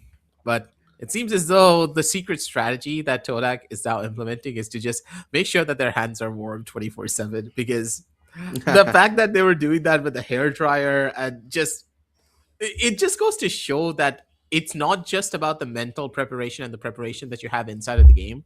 It's also how you prepare yourself outside when you're playing the match. They've put Yeah. everything into consideration, and that's really showing in their overall gameplay. Absolutely. I mean, at this point of time, uh, temperature in New Delhi might be low, but I'm sure this game is a high temperature game where RRQ would be watching it pretty closely because they would want to support Zipto in this one. But anyways, Todak have started on the attackers half and they are moving in towards A, and that is why the rotations have started in from Zipto's side. Anyways, Iman on that Sova, he has jump spotted, and the paranoia This will is just bad. delay things up. But anyways, Iman and Riza both have stepped up. Only Doctor who could trade one, but look at hot sauce from Zipto. They literally shut things down for Todak. I mean, it was no trade game at all, right? I don't What know were why they they? even pushed it like that. The Jet could have just dashed backwards, but I think there was a bit of miscommunication in that fight because the Jet just immediately dashed forward when she got paranoid. It would have been a Yeah. case where you wanted for an instant rotation or possibly waited for your killjoy to do something first, but instead they just tried to brute force the fight, and that's why they just fell flat. Todak making that first big mistake right off in the piss round, that's going to be a little bit costly, but then again, those eco rounds are also quite potent for them. Yep, absolutely. The recon dart will be taken care of. Looks like, of course, this is not the buy round. They have those pistols in their hand, waiting for Aduka to find something, but it's going to be Fixie who gets Aduka there with that outlaw. Always fancied over Riza. Interesting to see that how KJ is waiting towards B to find something, but Fixie there Down A. finds One value. enemy remaining. Before the nade could have been taken out. I think the information is passed on. Of course, the alarm bot was triggered. Yeah, the orbs are pretty important. The man there wanting to farm orbs. Apocalypse taken out. Zipto, a good start. A very, very good start. With 2 rounds on board really quickly. Yeah. They're not really leaving a lot of space open for them to take a lot of these aggressive duels, and that's also another thing to consider. But overall, Zipto now, they've taken a pretty good head start for themselves, especially with the double controller setup. This is gonna be a very crucial part for them to make sure that they win Yeah. out on as many rounds as they possibly can here before they move on to their attack side. That's why generally whenever you pick a double controller setup or you plan on picking a double controller setup, you Oh. want to start off on the attack because Look you at want C. that buffer. And with the C side now being ripe for the opening, it seems as though it's going to be the first initial kill going over towards 1 here. Pocket. A 1-for-1 as Jaw now sitting in the back of side. No real flashes, but Jaw's going to Oh my God! multiple. Up for the ace. Jaw's looking for the last, but Spixie just My steals it away God. from him. Good God, Jaw. He's the demon on the back of sight, the boogeyman under the beds of Todak here. Another upset could just happen, and I'm here to live for it. I mean, before we could jump into conclusion, aggressive. I mean, the only way Todak can play is playing aggressive. I mentioned it literally in the preview of the game. With a Jet and a Yoru, the only kind of executions you could be seeing is playing together. Otherwise, there's no breach to support your Jet, or those combinations can't be made. With the Omen Paranoia, there's just so much you can do, so much less you can do, right? So the plays are pretty predictable right now.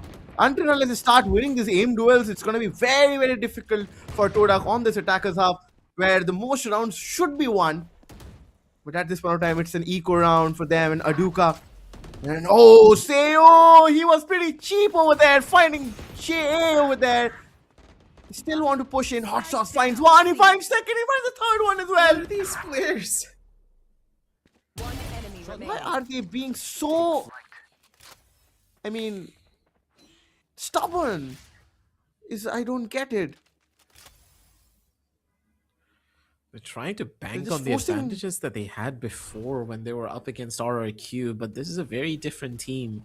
The strategies that would have worked there, the strategies are not going to be working in the same way right now. You can already hear the cheers from RRQ all the way down here when you think about it. It's happening, but still, never count out the doctor.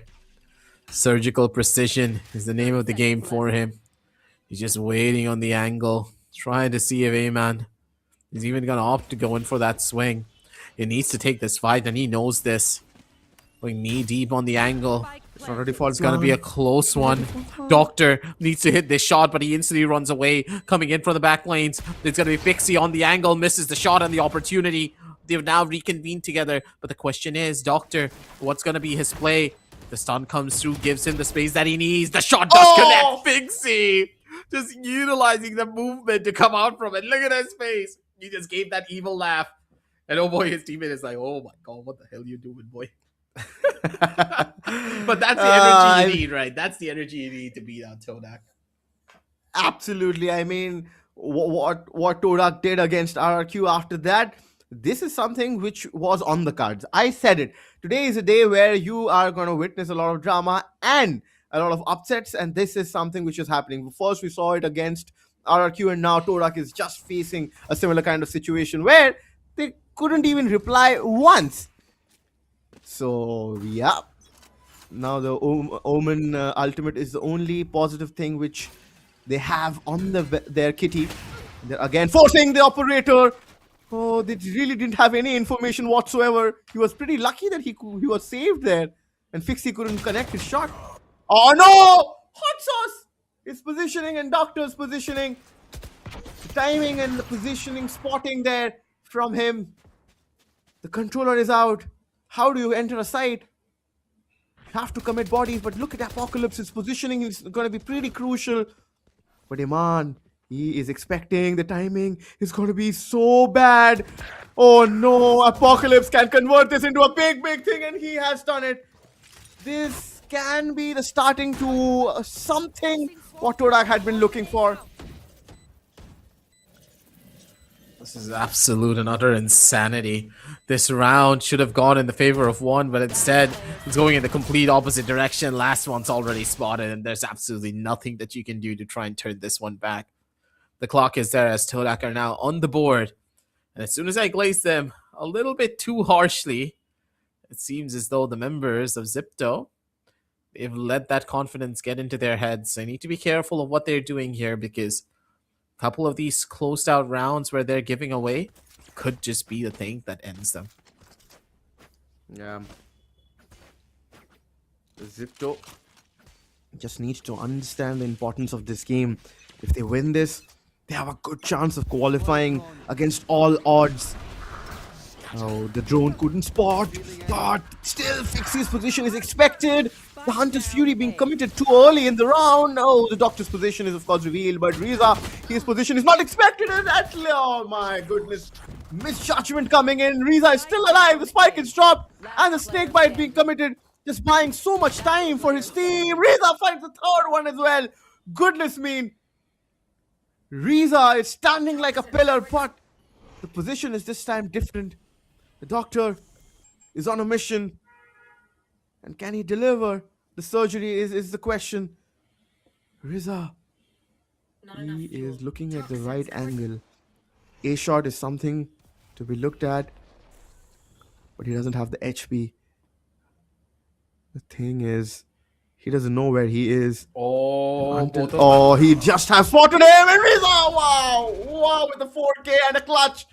He stands up, as he should, because he pulled out a brilliant route for his team. And Todak, this can be the biggest turning point of the round, or maybe of the game.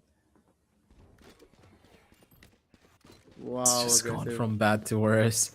And the fact that Riza was just in a better angle too, because Riza can pre-fire that spot, while Doctor really needed to just reposition from that thing, because he's not going to be the one to swing into him. Things have just gone from bad to worse. 5-1 here, ladies and gentlemen. The score line's just getting wider and wider by the second. Unless they're careful, Todak, they're giving a bit too much space away. That last round for RRQ. The shouting's just gonna get even louder slowly as this gap widens. Still has a chance and opportunity, and the Doctor with surgical precision just instantly goes in for that one tap, not even giving an inch of space away. This is the play that you would have wanted. And once more, Hot Sauce becomes alive to try and keep this one going. But the fast track push and a proper set play being done. Todak, now they have the space that they need. A 1-for-1 trade does come in, but it's all up to the Neon to now try and find a 1v3 clutch. Yep. And Apocalypse has already spotted his position. Oh, Fixie finds a value here. And is it possible now? No, the Hunter's Fury is still there. Sayo, he definitely doesn't have the HP to work with. He has the recon dart. He has both the shock darts. And also, they both are playing together is the best part.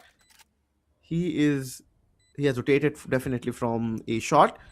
And once he taps onto that spike, the Hunter's Fury might be committed. Before that, I think the recon dart would come in. The problem is they don't have time. He doesn't have time. I think Diamond is, of course, his demon. At least he got the ult out. That's all that he wanted. Yeah. Oh, if he saved the gun, that would have been the icing on the cake there. Correct. But mission accomplished, right? At the end of the day, they got the Correct. Hunter's Furies Absolutely. out. So that was such a key bit of utility that the defenders would have been worried about moving forward into these next couple of rounds. But now that it's gone, that's completely fine. Do whatever the hell you want. A bit of a blunder, I would say, from Todak to even utilize that ultimate this late into the round. I guess they just didn't want to risk it. But even then, this is just... That's one ult that you need to have to go in for those overall executes, especially when you're down so many rounds. Plus, Zipto, they still have the Killjoy lockdown available to them. So this time around, what's your counter? your own Killjoy is still a little bit further away from her own lockdown. And also, the Viper's Spit is there to be used alongside the Overdride and from the shadows. Look at how aggressive the Zipto is at this position at this point of time. Okay, if they try towards A lobby, it's gonna be a complete chaos towards that angle.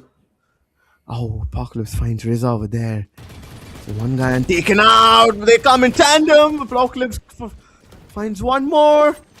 With the Blade Storm there. Oh no! Look at the backlines! Look at the backlines! Iman finds one more hot sauce, climbs in. Are you kidding me? And how in the world is this a 1v1?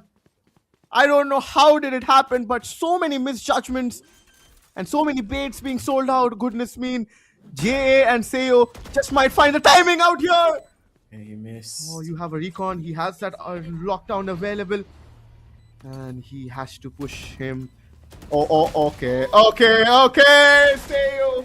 He pretty casually took it.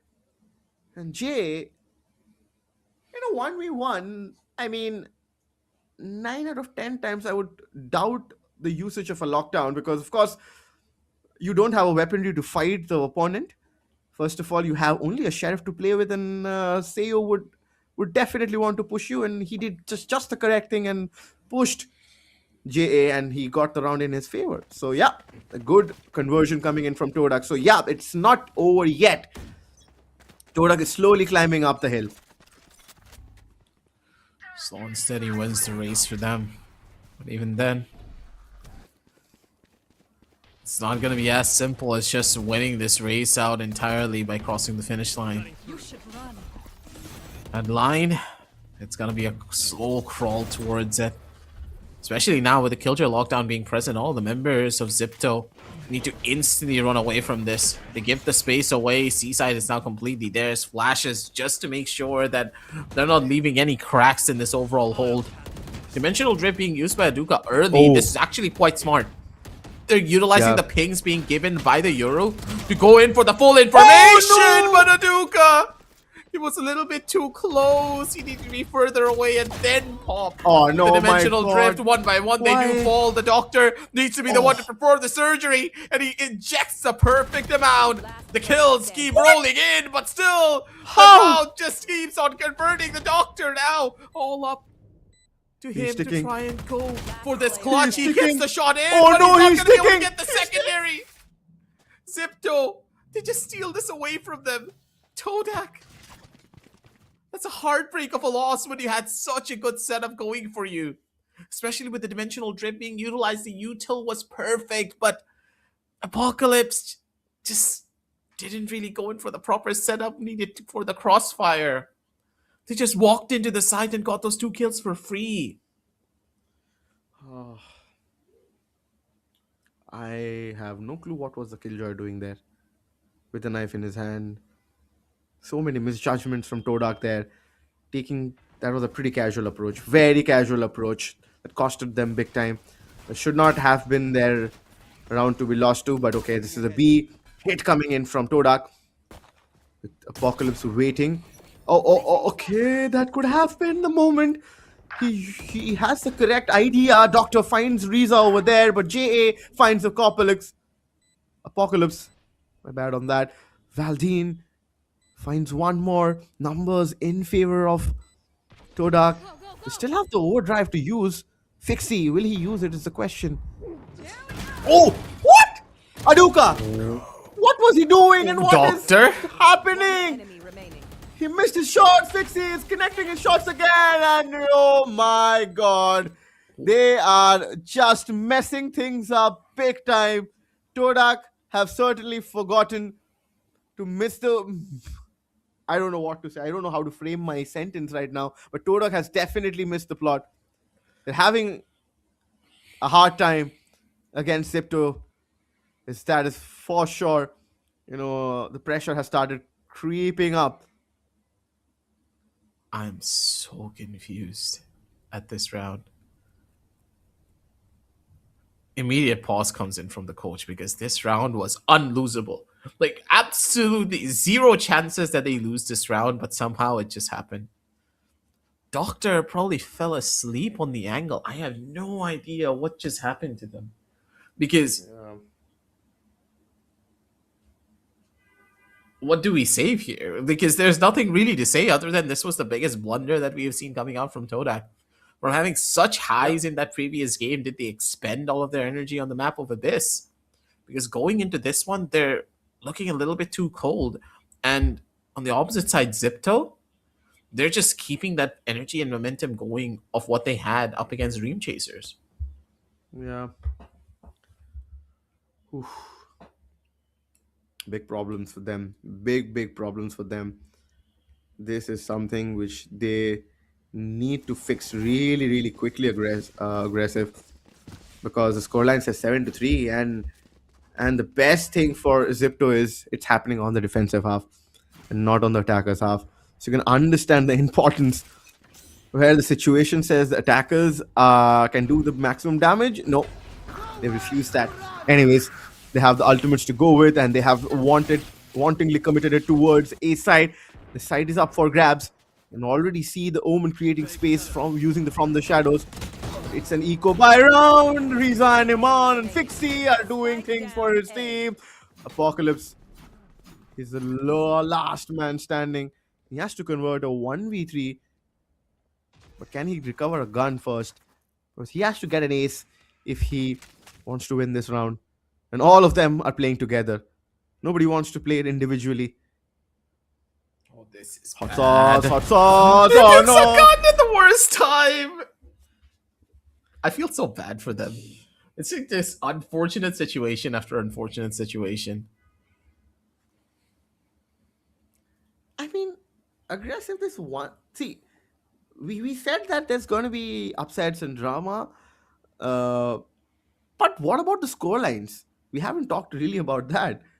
You know, whenever the other teams have gone out swinging, they have done it pretty comfortably. When Todak won it against RRQ, the scoreline was similar kind of a situation, right? It was a 13-5. And again, if Zipto is winning this, look at the scoreline. It's 8-3. They're dominating it. Todak is not able to, put any kind of pressure on them. Okay. No, my goodness me. This isn't a ranked game. This isn't a ranked game. You cannot do such kind of things. Oh. Looks like the reaction speeds have gone down. Oh, this was pretty good from Apocalypse. But other than this shot, I think it was all Zipto and the Jet's positioning which caused the damage over there. Anyways, Todak committed towards C. Oh, no. Positions are known. The nanoswarms are still placed. The space have not been created. The backside is not cleared. Hot sauce finds the doctor over here. Apocalypse is still there. He's the only one who's finding his shots or creating value at least. But it's 9-3 aggressive. 9-3. Don't give me hope. Do not. The curse is real in some stages, but here in this particular game, with how things are going, it's just very difficult for me to even consider that to be a possibility. The way this game has been played out, a lot of these fights being taken, it's just a little bit too all over the place. They're over on planning, the synergy is just not working out in the way that you would have wanted. A lot of the players of Todak, they're just playing by themselves. They're not really playing together as a team, or it could be another thing completely. I think that Aduka is just not as proficient on the Euro as much as he is in the Neon. When it came down to dive duelist potential, you saw Aduka being the first one to entry fearlessly. But now that he has a Jet on his squad, it's just a little bit more difficult to do the exact same thing. This is what I don't like about Haven now when players pick up on this Jet. I think that Jet as a character is one from a bygone era. Nowadays, you just don't really have enough util to try and justify her. Oof. Shot there. Again, Zipto finds value. His position is expected. Goodness me. What? How in the world did the doctor find Riza over there? Anyways, that was absolute timing. But Aduka finds JA. The only chance what Todak is going to get is going to They have to win this pistol round. He falls at the wrong time. Once again, it's numbers advantage.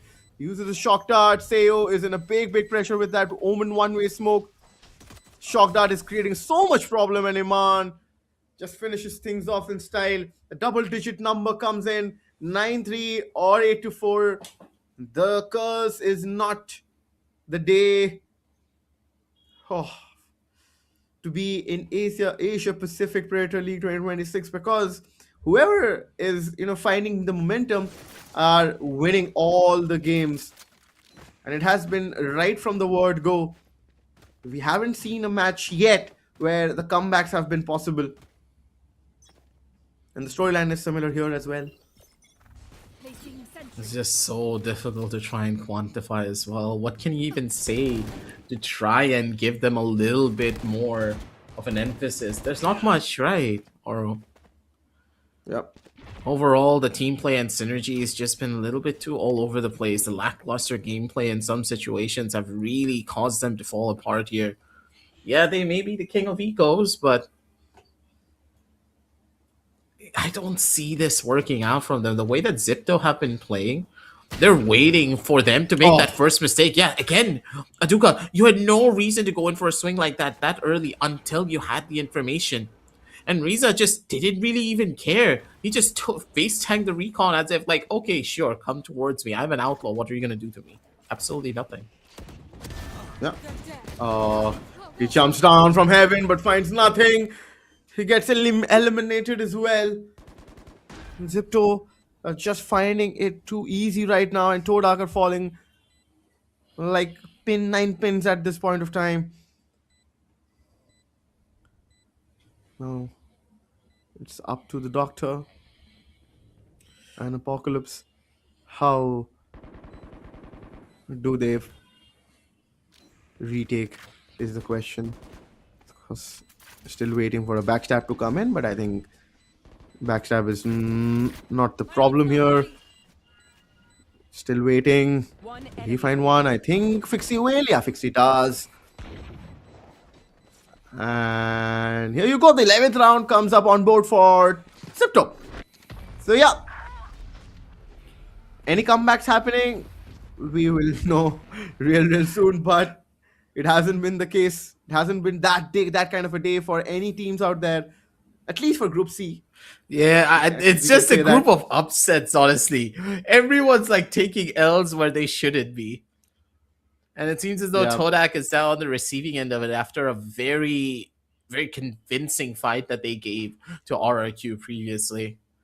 But then again, right, RRQ are celebrating that, hey, these guys are beating out on Todak, but look at the scoreline too. Zipto, if they're able to keep the scoreline going, and let's say that Zipto lose out to RRQ right after that, it really just comes down to the round differentials. Then again, the round differences are going to say everything. So Todak still has a very good chance of qualifying. Same goes for RRQ, and it also same goes for Zipto. All of them could be in for the qualification run, but it seems the Todak are not yet ready to give this one up. The east side is going to be the haven for Sayu in the back, as he rings the gong and rings the heads of his opponent. Zipto, they fall.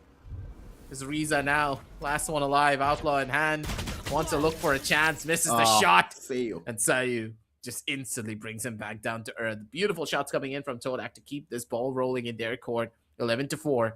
But still, there's a steep hill that they need to climb to try and turn this one back. Yeah. Can they make it towards that point? Todak can do it, of course, but it's not going to be easy because Zipto has been a much more confident team right now. And they know the importance of this game, of course, because Zipto... See, we are talking about Todak and RRQ having the chance of qualifying, but you never know. Zipto can be the team who can beat RRQ as well, because RRQ haven't had the best of the days as well. True. Zipto would be the unbeaten team if they win this, and they'll be having the momentum in their favor. But anyways, we'll talk about that later. But Aduka finds the trade over there on JA. So now the Sentinel is down, which will of course give them the opportunity to flank Question is, will anybody want to flank? Aduka, he's been blinded now, but wait, with shock dart, he takes down Fixie. Okay, that it did not look pretty good in his team's favor though, but anyways. Player standing. Oh, Aduka finds value, and the Doctor also finds value. The fifth round comes in, and yeah, we have certainly and slowly, at least, watching Toda climb the hill. Let's see, because Ark you feel from this point, but if Todak has to better them, they have to win the next round and at least take it to 6 or 7. Placing swarm grenade. You just really have to say that, didn't you? I mean, see, we are also counting the round differences, right? No. I already know what you were trying to go for there. I will never be able to escape this ever. But hey, the thing that the members of Todak are trying to escape is a possible loss. They need to be careful of what they do here. Valdin, beautiful shot. Taking out A-Man really early on here. That's going to be big for their team as they're trying to go in for a fast rush into this position. Knows the proper spot. Players are now jumping across. Aduka now hitting the shots that he needs to. That's the beauty of this team when it comes down to the aim. You know what they're capable of. And one by one, they're able to take this victory now in their favor. 11-6 on the scorecards. And they are building upon that advantage one step at a time. This is what you wanted to see. This is what you wanted to build. And for Todak, it's that second win that they needed. They still have a chance of winning this one outright by going in for a reverse sweep here from this 11-6 scoreline. Placing swarm grenade. But Still a they match can't point, make of course. mistakes. Out of charges. Absolutely. I mean, Placing sentry. even if they make any mistake, it's going to be game point. They still have one more round, so... But of course, you do not want to take any chance. This is a good one-way control smoke. They have taken deep sea control. Playing pretty aggressive, Todak. Wanting lead. They have done it because they want Zipto to go towards A or B, where they will find it difficult. Okay, now deliberately Valdine is playing this kind of a position, but he does not have any support. He is going back, thinking that he might have caused some kind of a problem in their heads, thinking that they want to go, they have to go towards a different side, which is actually happening though. Riza has started to move towards A. And Aduka's position. Okay. The placement of alarm board. There might be a good timing over here. The recon dart has been broken. Deep B control is... okay. No. Aduka, he falls. He did take down 30 seconds left. one. But he got taken out. He couldn't escape. Oh, Valdine stops or denies the smoke entry. You cannot do those without an information just stepping. Oh wait, what? Nanostorm damage being taken there by Riza. The snake bite being used to just buy time. The shock dart coming in. Planted. Oh, he's barely surviving hot sauce now. He's barely surviving. Valdine pops up. There's a Gets chance. one. He jumps down. Apocalypse is there. This retake is looking so easy right now. Doctor finds value. And the 7th round on board for Todak. Zipto. Suddenly something has happened to them and they are looking clueless. No. This is not a sudden thing. This is just Todak just activating their aim. Because previously Todak were just having a rough time winning out on a lot of their aim duels. And I think Zipto now, they've gotten that reality check. They need to take this a little bit more seriously. Not just fun and games anymore. JCL immediately takes a pause to just bring his team back into the ocean and to break any form of momentum that has been built up by Todak. They need to talk things through because their attack strats have been a little bit too linear. And that leniency in the way that they're giving space away to the members of Todak is gifting them a lot of free space that they're utilizing to really work out a couple of these early pickups. Zipto need to slow themselves down in either two fashions. Take a little bit more of a slower approach in the way that they're taking the sides and firstly fish out a kill. Or after they take the side, they need to aggressively expand and play for those trades. Because otherwise, I don't see how this is going to go. Yeah. Some fist bumps coming in, some positivity is given by the coach, of course. This is going to be the most important moment because if they lose out on this one, Todak will be 8. And the difference would be a little closed out. And of course, the economy will take a hit. Oh, they're going in for some forced buys. With these stingers and these judges, interesting picks to go with. So this is going to be a gamble, right?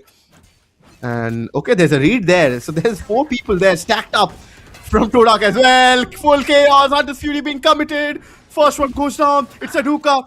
Now the Neon slides in through. Wow, hot sauce and Zipto finds value. And look at what has happened now. The only man surviving is Apocalypse. So the gamble has paid off for sure. Spike planted. This is just a bit questionable to say the very least. In the way that the members of Todak try to go in for that overall fight. They put all their eggs into one basket and now there could be the ones to fall for it. Apocalypse good for one, but immediately gets shut down almost instantaneously. Good overall set play and position here. Zipto's coach really did put a number on this one. Stopping any form of a plan that Todak could have cooked up. And instantly bringing the hammer down onto the heads of their players. Now fighting for a possible overtime here. No longer a map victory. It's going to be the members of Todak, so it's even more pressure on the players. And that level of pressure can accidentally make someone crack. Yep. Turn out. Okay, aggressive movement from Aduka. He has. Whoa, okay, Valen also comes out swinging with that operator. But the movement aggression which was shown from Aduka towards B, he has gone back, of course, towards A side to help his teammates. Oh, things have slowed down. I think they have decided that they are wantingly go towards B. Slowly jumping down, maybe towards garage, from garage towards C. This can be a set play. Turret down. The turret is taken out, so of course Apocalypse would be giving out the information. It's going to be a B hit. It's going to be a B hit. And Aduka's denial is just making things difficult. The lockdown being committed from Zipto. They have the Viper Spit, they have the Overdrive, a lot more utilities to come up. They can shut things down right here, right now. This is the game point. And Overdrive has been committed, back of side. Plate goes down, it was hot sauce from Zipto. Riza also converges here. Valden has his Blade Storm activated. He needs to pop up. How will he do that? Will he find one? He finds one. He finds one. He has to find more. Neon is playing on the edge. He will find the timing. Fixie finds more. Last man is, of course, the Chet. He goes down. Along with that, Zipto wins it. And they are still the unbeaten team in Group C. And they move ahead. They have the best chances to qualify for the playoffs from Group C. When we began today aggressive, nobody would have, in their right mind, would have thought that Zipto would have been the team who would have managed to climb up the ladder. Still one more game to go for them. This is a heartbreaking story when you think about it, the way that the teams played out. For Todak especially, this one just wasn't really as expected now, was it? All the players now going in for the fist bump. Seems as though they're going to be able to get their phones back at least, so that's a big one for them. But this is tough, to say the very least. The way that they took this loss, it's a little bit difficult, to say the very least, too, because the amount of pressure that they were able to put on RRQ, the way that they were generally playing back then, it just was a shadow of what they were doing in this particular map. Their players were not really in their proper positions. They were making a lot of mistakes. They were not really playing for trades as well. It just looked a little bit too individualistic instead of a complete team like they did in that first one, especially in this particular round. I didn't really see the Euro TP coming in. I'm guessing the Euro TP got broken when it was trying to cross the Killjoy Molly, but even then, the nanoswarm shouldn't have been an issue if you just communicated to your teammates. Even in that first round, you could tell that pistol round kind of left a sour taste in my mouth, because that one round just gave me that idea that probably Todak are not really communicating with one another properly. The Jet dashed in after getting paranoid when she should have just dashed backwards, and the Euro followed through with the plan because that's what a good teammate does. It just felt like mistake after mistake happened, causing their entire team to fall apart. Yeah, absolutely. I agree with you. Anyways, it has been that kind of a day, right, Aggressive, where things have just, when things have not gone in your favor, it has been like that. No comebacks whatsoever. Even if, Todak were... this was a round where I was questioning what Apocalypse was doing over there. Yeah. Anyways, I was saying the fact that, even if Todak was able to get few rounds in their favor, because of which the round difference would seem a little bit different if RRQ wins against Zipto, and things are different over there. Todak still needs to win the next game, which is against Dream Chaser, who have been down and out. They have lost both of their games, so they are the only team who are out of it. Rest 3 are still there looking for a chance, except if Zipto loses against RRQ. That is something is going to be, there's a stipulation to it. Don't know about the other groups because we haven't got really the chance to watch the other groups, what happened there. But this group has become so much wide open. The floodgates have opened because competition has been widespread. So no team has given a one-sided domination, except that, of course, Zipto has been undefeated though. With that being said, we'll still have to wait for the last game to find out who qualifies from Group C. Absolutely. We're gonna need to see where this is gonna go to in a lot of these rounds, because how do you put it? If, let's say, Zipto loses to RRQ, right? I think Todak is still gonna qualify because they have better round differentials up against all of these teams. They beat out RRQ, right? And after beating out RRQ on a very convincing, it was 13-3, right? And now Zipto, they won it. Sorry, 30-5. Zipto, they won against Todak with a 13-7 scoreline. So it really does depend on what's going to happen between Zipto and RRQ. If the round difference is way too close and RRQ were able to win, then Todak will qualify just because they have a better round differential. But if Zipto are able to win against RRQ, then it's guaranteed, right, that they're going to be able to make it through. They will be the ones to come out of this group stage. So I have no idea where this is going to go. Before, it was RRQ cheering on Zipto, and now they're going to be scared of Zipto because Zipto has a high chance of just taking a clean sweep here. And let's say if RRQ were able to take a landslide victory up against Zipto, they might just be the ones to take this win away from Todak, and there could be the ones to qualify because of the way the round differentials were. So I mean, it's just too much. My brain is absolutely hurting for that. Yeah, I mean, I'm getting brain fogged at this moment because nobody wanted this to happen. But see, as viewers, as someone who loves watching Valorant, these are some kind of situations which you should be prepared for, because this is the Asia Pacific Predator League 2026, and the most valuable player in the last game was definitely Riza. He played amazing. Look at the ACS 255.1. The total number of headshot percentage was 18.2. I mean, with 19 frags out there, being on that Viper, you absolutely rizzed the lobby is definitely something which I would want to mention. But with that being said, the calculations and the probabilities we are talking about, still there's one more game where Todak has to play against Dream Chasers.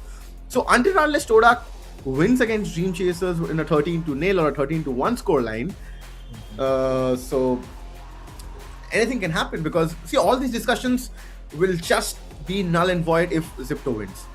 Absolutely. So it will be fair and square. True. We're just going to need to see what's going to happen, ladies and gentlemen. There's too many buts, there's too many ifs, but what we do know is that the fifth match of the day is going to be coming in front of your screen soon enough. We're going to be heading on down over into a very short little break. Don't go anywhere. We'll be right back with a lot more Valorant action.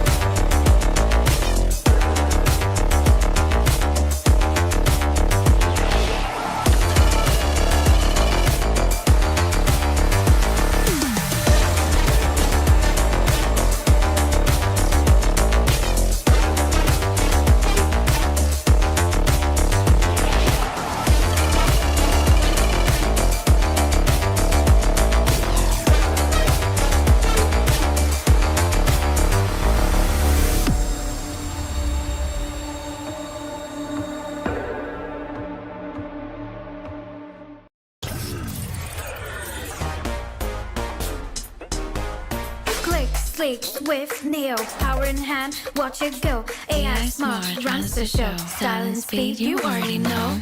Lightweight game, heavy on mic. Work off late, it's just right. Color that pop, style and glow. Swift neo, oh, that's how we roll. Click, sleek, swift, neo, power in hand, watch it go. AI smart, runs the show. Style and speed, you already know. Swift Neo. You feel me? Lightweight game, heavy on mic. Work off late, it's just right. Color that pop, style and glow. Swift neo, oh.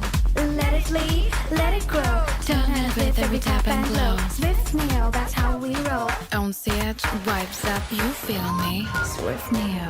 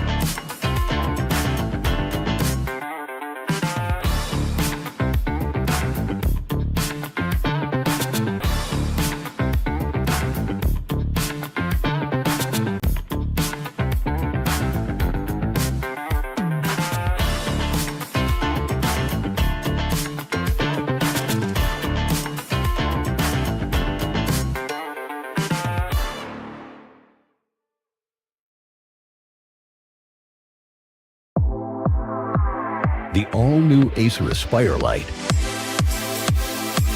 with up to 13th Gen Intel Core i7 processor. Enjoy sharp visuals on a full HD display with a flexible 180-degree hinge. Lightweight at just 1.59 kilograms.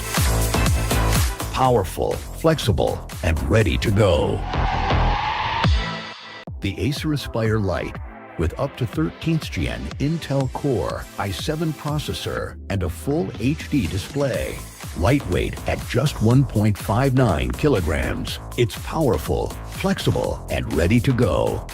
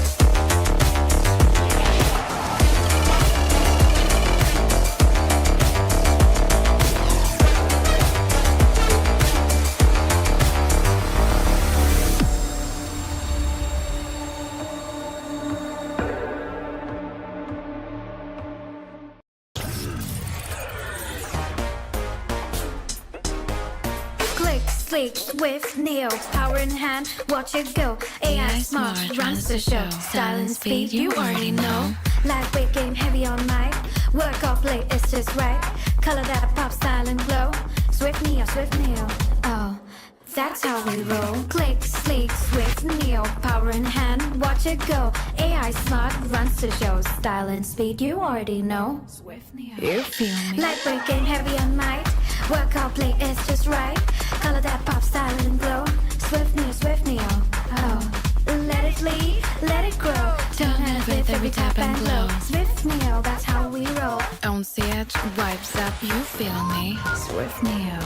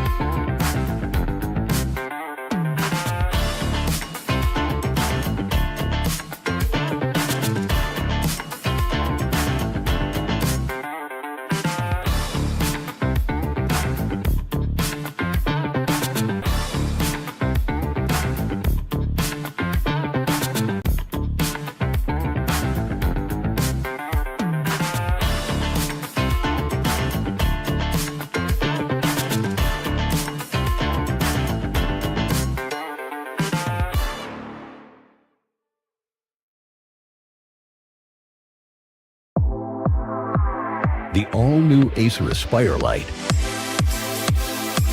with up to 13th gen Intel Core i7 processor. Enjoy sharp visuals on a full HD display with a flexible 180-degree hinge. Lightweight at just 1.59 kilograms. Powerful, flexible, and ready to go. The Acer Aspire Lite with up to 13th gen Intel Core i7 processor and a full HD display. Lightweight at just 1.59 kilograms. It's powerful, flexible, and ready to go.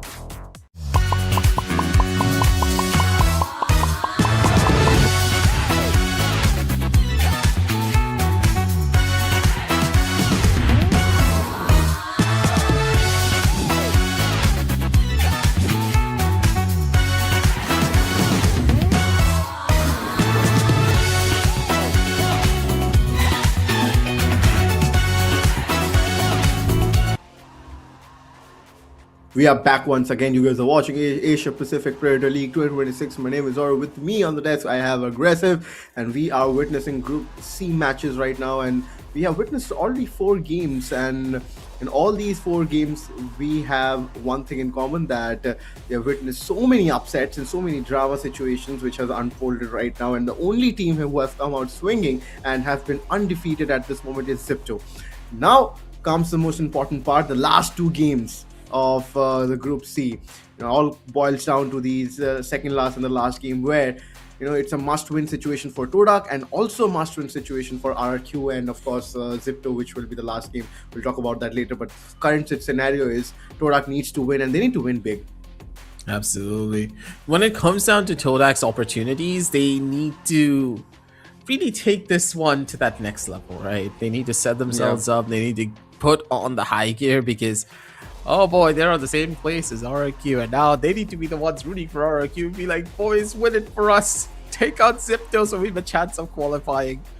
And RRQ, they're also in the same mode. I did not expect this group to go down like this. I was thinking that, oh, Zipto, yeah, they are really good, right? But they have struggled in the past up against RRQ, so it's going to be quite difficult for them to find that turning point. And then there was Zipto versus Todak, which also took a completely different turn that none of us really expected. But in this particular matchup, the members of Todak have just, I don't know how they are gonna do it, but their team play and synergy just completely fell apart going into this. Absolutely. I mean, this is something where we can have so many opinions on, right? Aggressive, but this is going to be the matchup which we are going to witness right now. It's going to be Todak going up against Dream Chasers. Dream Chasers, of course, nothing left out in the tournament as of qualification for them, but this is the lineup for Todak, which we witnessed today. It's Sayo, we saw Valdine, we saw Apocalypse, we saw the Doctor, and Aduka. We have seen him in the Indian sector, and also we have seen the Doctor in the Indian sector as a part of Orangutan. And then we have also, of course, Team Dream Chasers, who are yet to win a game. Of course, it hasn't been easy for them. Gosling, Neo 66, Old Pine, Seaweed, and J1Y. It's going to be a matchup for their pride. They would definitely want to win the last game and cause more chaos in the group, which I definitely would spice things up again. But it has been that kind of a, there's nothing to lose for them, right? Aggressive. So why not show something fearless? Yeah. The way that this entire game has gone down, it's really just been one thing and one thing only every single time. It's just that team play and synergy is a bit missing from the members of Dream Chasers. And for Todak, they start off pretty strong, but it really does depend on them winning out on that piss round or that anti-eco right on the subsequent one. They are a very momentum heavy team. Once they pick one particular momentum thing, that's what's gonna happen. But holy. Okay. I do think that Dream Chasers, they're gonna be going in for the fun times. I mean, Yeah. they have nothing to lose, right? They have everything to Yeah, gain. yeah. Absolutely. I mean, still, I did not expect this to happen in an international event. I haven't. I don't know if this has happened earlier or not, but It this is has something which happened in I the have. past. Okay, then it's fine. But this is the first time which I am witnessing. So surprising for me. But anyways, as you mentioned, and as I have also mentioned, that there's nothing to lose for them. They have anyways do not have the opportunity to qualify. So why not go YOLO and just cause problems for Todak? Todak now. How will you prepare for this kind of a composition? You do not prepare for this kind of composition. You just play how you play Valorant, right? They have a much more, of course, balanced composition with a Sky, Aduka on that ISO, Apocalypse on the Omen, a double controller setup, and obviously Aduka on that Raze. So we would definitely want to see how Dream Chaser play with this kind of a combination now with all 5 duelists. Oh, the game has already begun where Team Todak have started positively with 2 initial picks, make it a 3 now, before Seaweed got the trade for Aduka on that Waylay.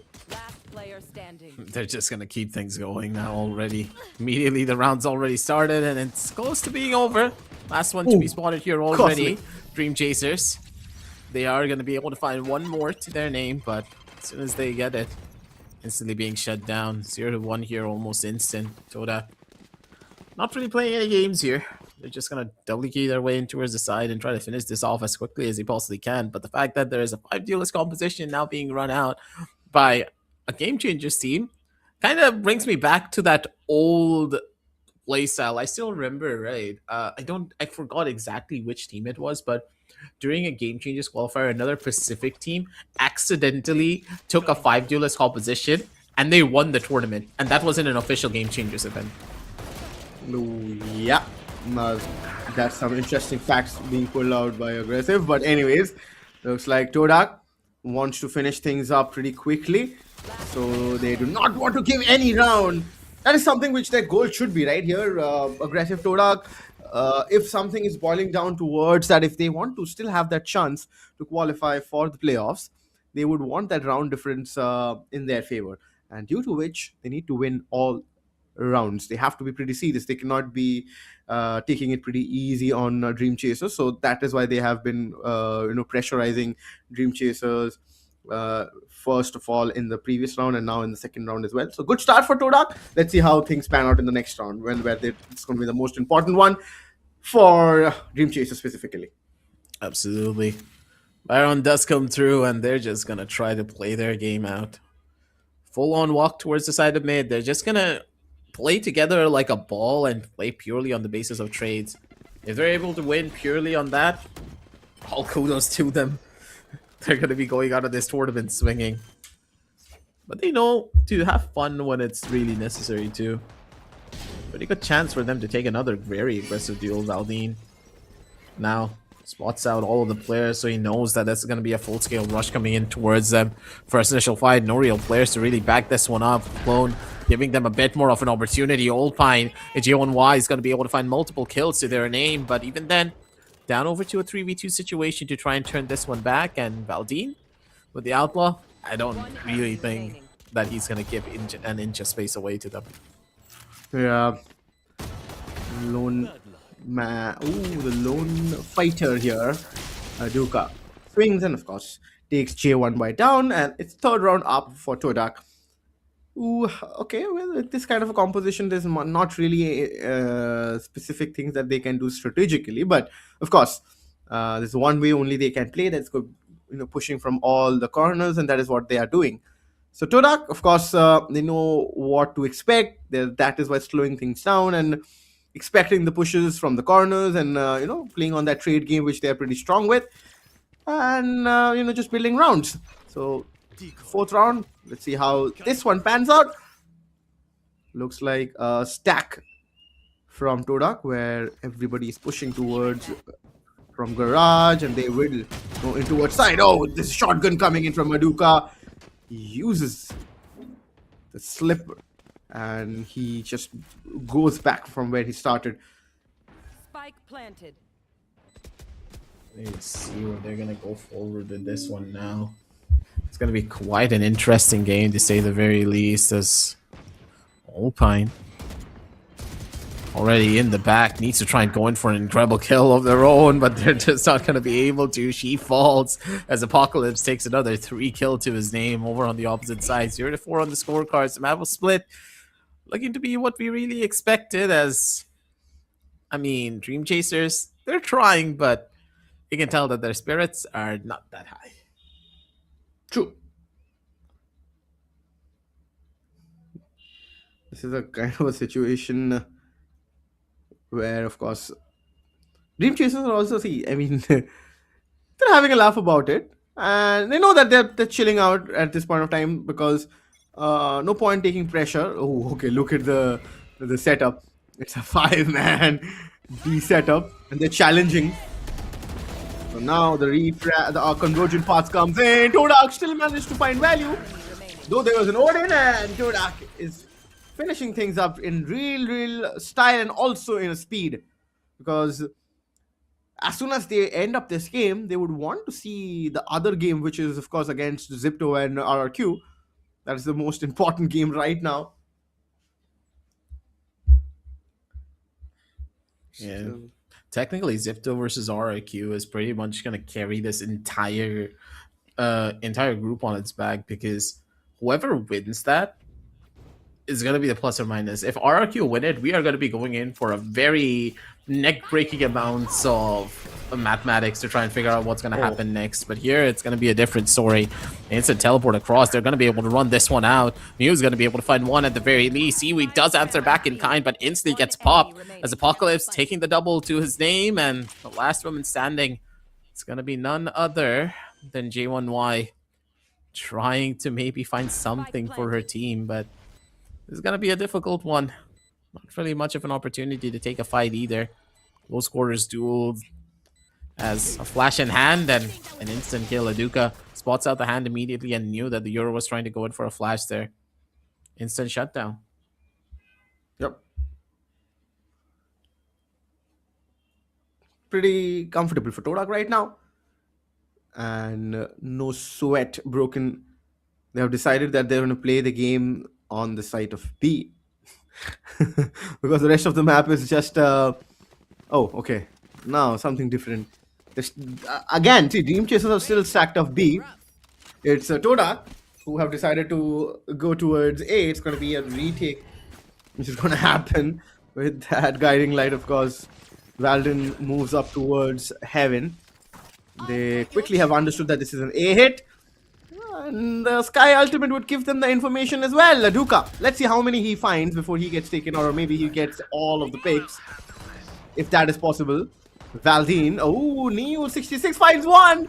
And along with that, here we go. If we see some rounds in favor of Dream Chaser, there's definitely something which we will witness. That is, of course, the round difference we're talking about. Jumping down. Apocalypse is going to be the important man. He's still alive. It's a 1v1. J1Y once again. Portal closed. Last man. Last, I think, player standing. It's an open plant. Oh, she's sticking. Oh no! That was a gamble, and here we go. The first round comes in for Dream Chasers. This is something they can have a laugh about. Definitely. After the agent selection they went in with against Todak. I mean, it was all part of the plan. Yeah. It's about sending that message, right? It's about saying that we are here to have fun. We are here to make sure that we make a splash in this tournament before we do go out. Decoy. Hey, taking that first round away from Todak is a little bit of a statement too, to take a 6 duelist composition on the defensive side and find a round for yourself. That is something. These 5 duelist comps are finding a little bit of value as J1Y tries to go in for a bit of an aggressive swing. Old Pine gets flashed out, immediately gets popped in towards the open. And wait a second, she died out so late. There's still an opportunity for them to try and win this one out. Seaweed now possibly able to pick up a gun from one of her buddies. Swings out in towards the open, and Apocalypse just instantly shuts it down. No real chance to bring this one back. As a 1-7 scoreline, as it seems as though a speed run is going to be initiated from the side of Todak to try and end this one as quickly as they possibly can, because the next one is where everything really lies.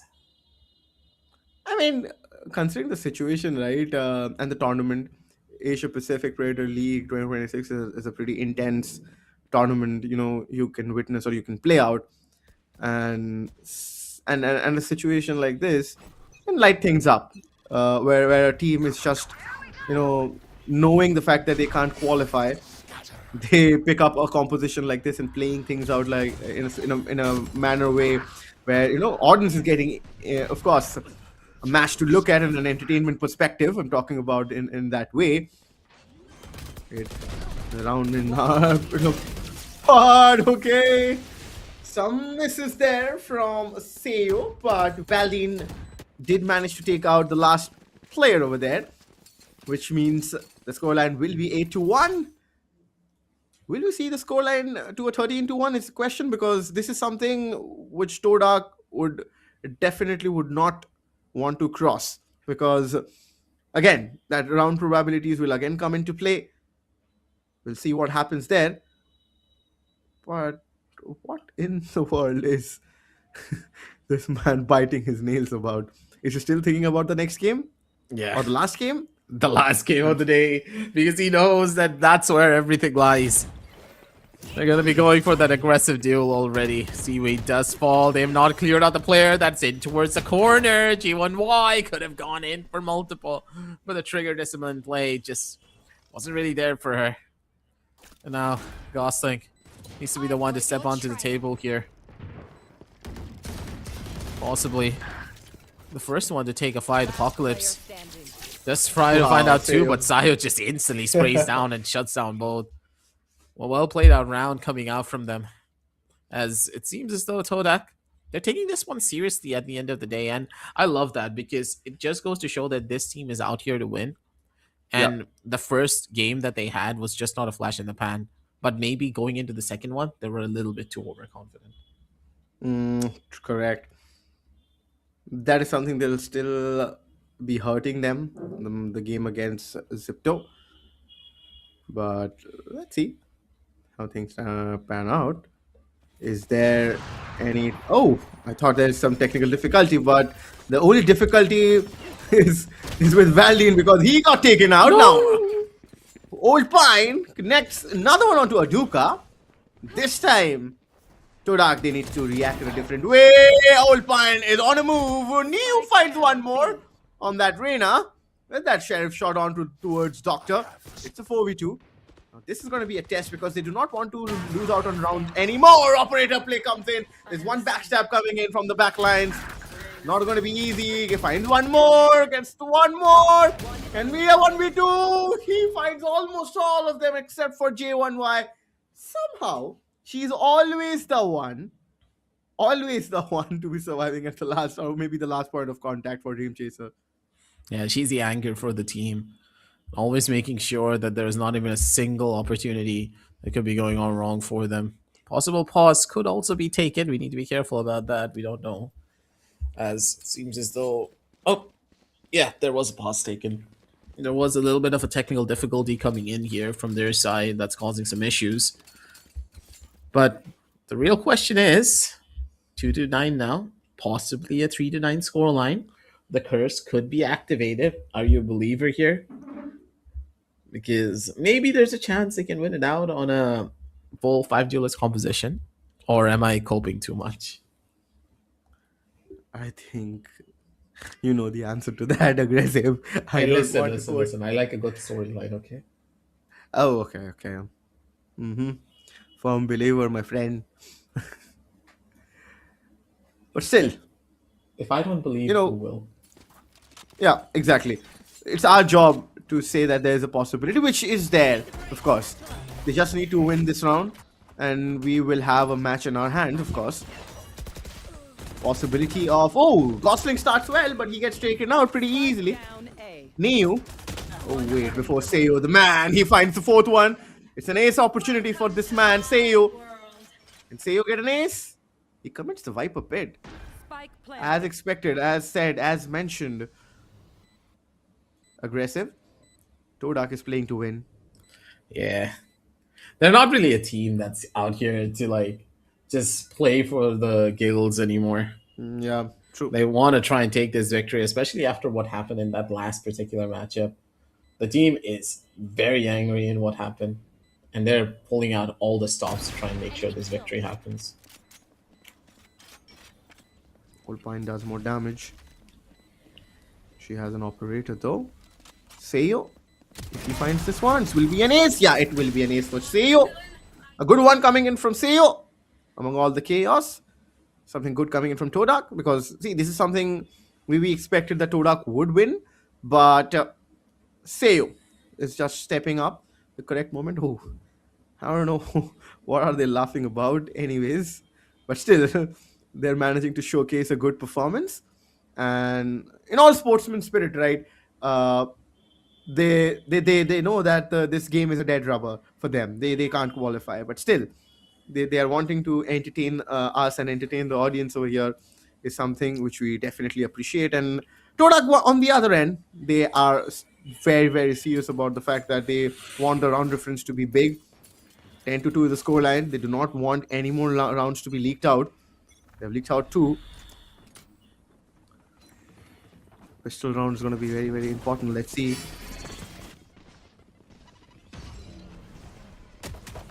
Yeah, this is probably the shutdown now. Ooh, yeah. Down B. Last They're just gonna tap away one after the other. Old Pine still alive, but she's not really gonna be able to do much. Instantly get shut down, 1 tap and 2. And with that, ladies and gentlemen, 2-11 now. 2 more rounds away from taking possible victory here.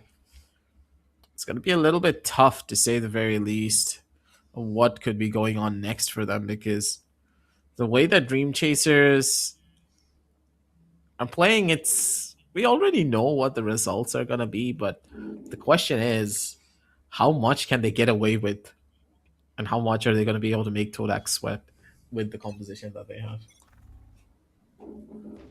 Yep. Okay. Gosling just ignores Doctor over there. Wait, Aduka was still placed what? over there. Whoa, what was the TP from J1Y? Anyways, she got caught off guard though. Was trying to be cheeky over there. Did they flash Can themselves by accident? I think they flashed themselves by accident, or Doctor probably popped the best pop flash of his entire life. Maybe. Possibility. But in all seriousness, this is the game point for Todak. Can be the last round of this game and the last round for Dream Chaser and Todak in this group for the time being, for Todak at least. Asia Pacific Predator League 2026 journey will still continue for them until the last game ends. We'll know what happens. But this is game point for Todak. Wow, they're playing it slow. The amount of respect that they show to their opponents is what's really driving me even closer to them. Because as a team, generally, when it's a situation like this, you would expect someone to have a lot more fun, but that's not really the case. Aduka did pull off some Hadouken moves to instantly take that frontal fight. And now it's going to be Valdine to try and close everything out. He does miss out on the last bullet here. And it's all up to J1Y. Try and maybe find some clutch here, but even then, Dream Chasers, they're not really gonna be banking on a victory here. But wait a second, J1Y has a chance. She's gonna be able to crack through a little bit of space here at the end of the day. And look at the way that the members of Todak are playing. They're a little bit afraid of where this player could be pumping out from. All the positions generally cleared out one after the next. Is J1Y just playing down the clock, down to the T. left. They're waiting for the spike plan to go down first. They don't even want to give anything away. This is just picture perfect 1v3 placement of players, because you want them to put the plan down and then reconvene together to go in for a fight. Yeah. She is faking it. She's not planting it yet. And here comes Apocalypse. And he finishes things off. And Todak wins the last game for sure with a scoreline of 13-2. And we will still have to wait for Todak's fate in this tournament, that can they qualify for the playoffs or not. It's all going to boil down to the last game where Zipto is going to take on RRQ. And whoever wins that game If Zipto wins it, all debates are going to just end there and then and there. The probabilities, all the speculations which we have set up, or maybe the audience is still thinking, are just going to end there. But it's RRQ. If they win it, we will boil down to those. It will boil down to those round differences. This is a very interesting game, though, at the end of the day. Didn't really expect the entire series to end like this, but all the boys showing good sportsmanship at the end of the day, just finishing things off with a proper shebang. And Dream Chasers, yeah, they weren't really the squad to take a victory or put up a really good fight just yet, but again, it's these small experiences that they're able to get to really get to a point where, hey, we played in an international land, we have the experience, and that experience, if they just keep on grinding and keep on playing, will work for them tenfold moving forward. Absolutely. I mean, it's a learning curve for Dream Chasers. You were bang on with the point where I think this is the first time where they have an exposure in front of international teams, specifically in the APAC region. So there's a lot to learn for them, and definitely would come back stronger. In the next time we see them. But anyways, it's the match highlights.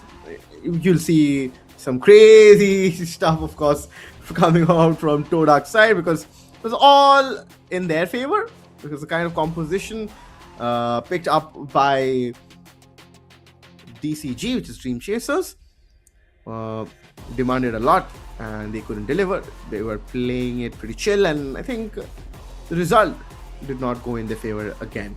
Yeah. It was just a heartbreaking tale, to say the very least. And at the end of the day, they were good sports, right? They didn't really give up at the end of the day. They were still here to put a show up for the audiences. So give them a round of applause for that. They do bow out of the tournament, but at the same time, they got what they really wanted to do here, play at an international LAN event. How many people back at home can even say that they've represented their country in an international LAN, especially the largest one, mind you, in the entirety of Asia? That's what the Predator League is here for.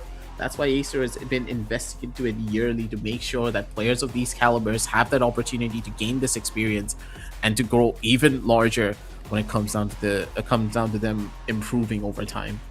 And Todak now are here to showcase that level of improvement. Just, they're hoping that RRQ take this victory, and their round differences are enough to push them forward. True. Yeah, I think that was the last of the rounds which Dream Chasers could convert, and I think this is a pretty good round for Seo, where he converted that ace, some individual plays coming in. I would like to remind you, Aggressive, and also to our audiences, that there are prizes, definitely some good prizes for the best Sentinel, best Duelist, best Flex, and of course, the best Clutch. So all these players who are getting these ace or getting these individual brilliance going out in this Asia Pacific Predator League 2026, it's all gonna come down to a prize pool. So you would be rewarded for sure. But the scoreline says it all. Nothing to be explained over here. It was a brilliant performance from Todak, specifically Valdine. He stacked up those numbers. I think everybody stacked up those numbers. They played their role pretty well. They're pretty serious after what happened in the last game, where they thought that it should have been their game on Heaven, but it didn't so. Now, things have gone down to the last game, the game number 6, which is yet to happen between Zipto and RRQ. Yeah, this is going to be quite the interesting matchup too at the end of the day. The way that Todak has generally played things out, they're in a very tough spot. Even with the massive round differences that they have been able to build up, they're at the mercy of RRQ and also at the mercy of Zipto, because if Zipto are going to be able to take this win, then they qualify. There's like no questions asked at which team is going to be qualifying from this group. But let's say RRQ are able to take this victory on a massive round difference, on a 13-2, then they're going to be able to take this victory. Minimum is a 13-6. If they do not get a 13-6, they will not qualify. Any rounds after that, and it's going to be Todak's turn, they're going to be able to do so much. Yep, true. I agree with you. And the most valuable player in the last game was Valdine.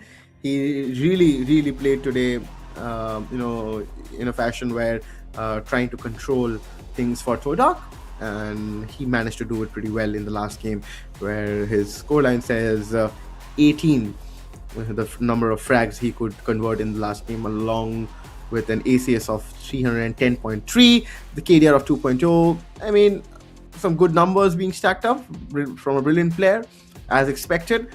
But if the thing is that if Todak is moving ahead or not, again, the thing boils down to that last game. As aggressive, you mentioned perfectly that the last game is carrying the Group C results on the back. So that is something for sure which we have to wait until that pans out. I don't know where this is gonna go now.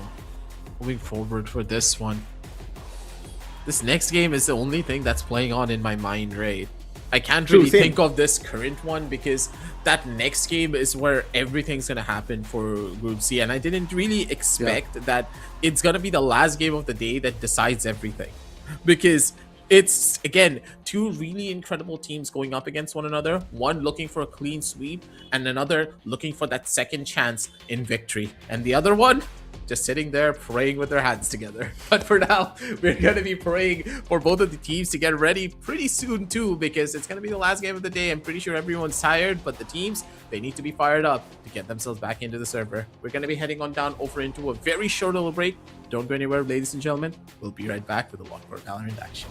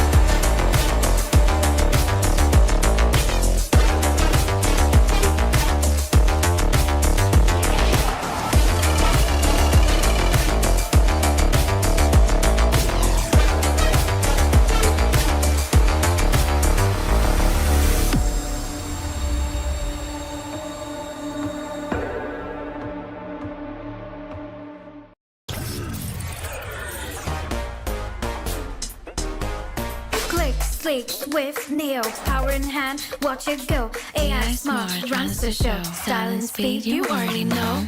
Lightweight game, heavy all night. Work off late, it's just right. Color that pop, style and glow.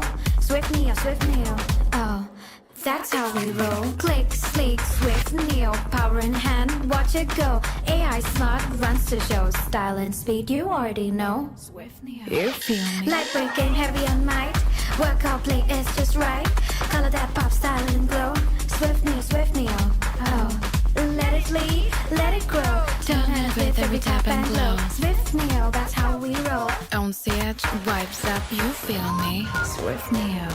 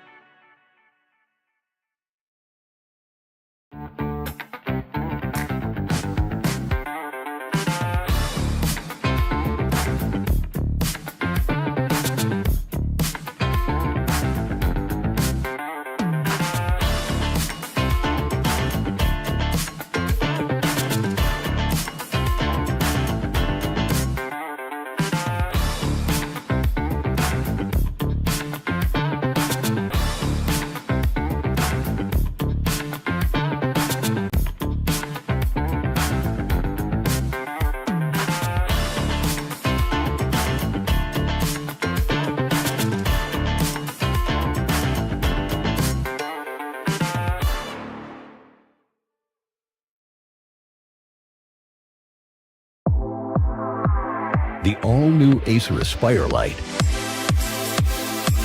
with up to 13th gen Intel Core i7 processor. Enjoy sharp visuals on a full HD display with a flexible 180-degree hinge.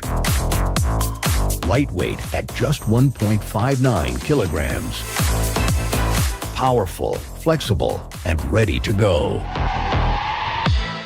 The Acer Aspire Lite with up to 13th gen Intel Core i7 processor and a full HD display. Lightweight at just 1.59 kilograms. It's powerful, flexible, and ready to go.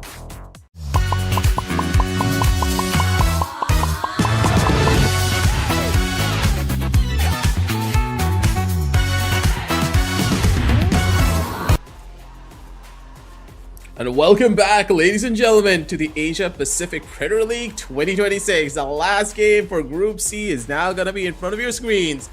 And the hopes and dreams of three teams lie on whether or not one loses, one gets a really convincing victory, or if another one just bombs out outright. We have no clue what's going to happen. The confusion is here. And hey, we're here to guide you through it. It's your boy Aggressive with Oro on my side to bring you all of this action. And good God, has this been a roller coaster of emotions. We got a little bit of a breather, right, from the side of Dream Chasers. They played the 5 duelist comp. They did go out of this tournament with a little bit lackluster results. But again, they came here for that experience. They wanted to showcase what they can do. And hopefully they're going to be able to come back stronger. But every single one of the other teams, oh boy, they have a lot to prove. Yeah, I mean, the standing just showcases that it has been that kind of a day for all the other groups as well, right? Look at Group A, Group B, and Group C. It has all boiled down to that last game, except for the fact that Group D, you know, we have whoever wins the game between IM and Motive, I think they are going to qualify directly for playoffs. But that is to be decided after the last game. But anyways, we are going to witness Group C. As mentioned earlier, this is going to be the last game. Zipto going up against RRQ. RRQ were the favorites, you know, today when we started things off and kicked things off for the Asia Pacific Premier League 2026. This was the Group C we were focusing today on our stream. But this is Zipto Esports lineup, which is going to play JA, Riza, Iman, Fixie, and Hot Sauce. Oh boy, did, you know, Hot Sauce and Fixie step up in the last game against Todak, which we all saw, and they literally turned things around for Zipto.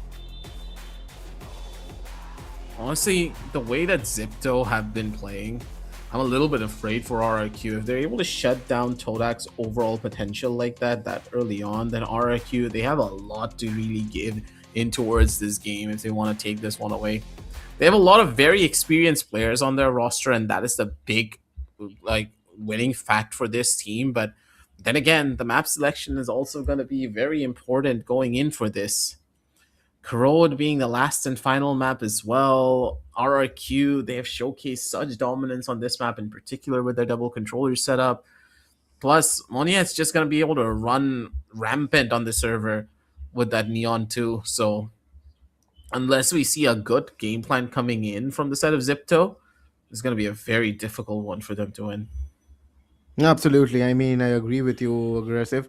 So this is something which is going to be very, very interesting to watch on Core Road. That too, because Core Road is a map where, of course, we know that defensive half is something you expect teams to dominate. But with that being said, we have seen things, not panning as expected. But let's see how Core Road pans out, because our Q players are literally smiling. We look at Monier. He looks pretty comfortable, and that is something which you would expect.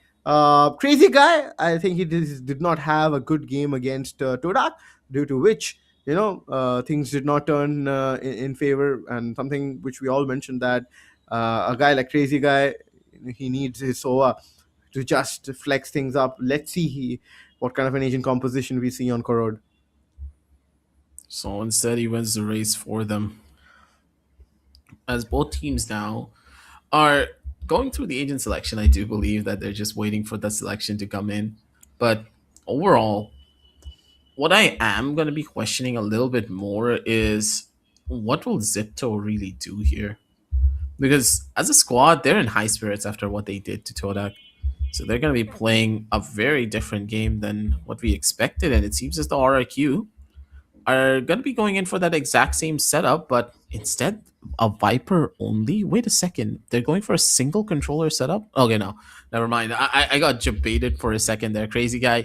He's going to be opting for that Omen as well. It's going to be the exact same composition coming in from either side, but there's going to be no sentinel on from the side of Zipto. They're going to be relying on pure raw firepower to just rush their way through a lot of the defensive setups that RRQ are going to be trying to get through on, and that chamber will be that winning factor for them. Jemkin needs to find early kills going into a lot of very aggressive possessions when he's on that defensive side. Otherwise, I don't know how they're going to be able to stop the pure raw rush of Waylay and also Neon. Yup, definitely. RQ looks like they have got everything's covered with a double controller setup, and same goes for Zipto. With a double duelist composition, this becomes a little interesting to watch at. There's no sentinel on Core Road, which will definitely mean that a lot more flanks for RRQ. Jemkin is a personality who loves to play on that operator. Okay, we have 5 more seconds left on the clock, and things will just start to pan out. Let's see how things are gonna end up. Because if Zipto wins, we know what's the result. But if RQ wins, we don't know what's gonna happen, because it's all gonna boil down to the differences. But Iman starts things off pretty well, takes down Chemkin on the first blow. That's a big kill at that, already starting things off strong. Zipto, they're out here not to play, but to take this bragging rights away. Good early start coming out from them. And that's big moving forward. Kushi, he's going to be able to shut down 2 almost immediately, take it down over to a 2v2 situation. The plan not yet gone down, but Fixed, he doesn't even need to get that plan down at the end of the day, because he has his aim to make it work. Momentum is high on this team. And Todak, I'm pretty sure I heard a big sigh and a desk soon to break if RRQ don't take this one. Yep. I mean, see, we have to state the fact that Zipto are still undefeated. RQ did not start the day well. They lost the first game against Todak, won against Dream Chaser, and now they're up against a team who are to be, claiming an undisputed slot in this group at least. So RQ needs to bring their A game, because this is again a best of 1 situation. You're not facing any team out there in a best of 3 or a best of 5 situation, so where you can have a comeback in a different map. This is either a do or a die for both the teams, and that is why both the teams are playing it slow. Jamkin on the other end have taken an aggressive angle.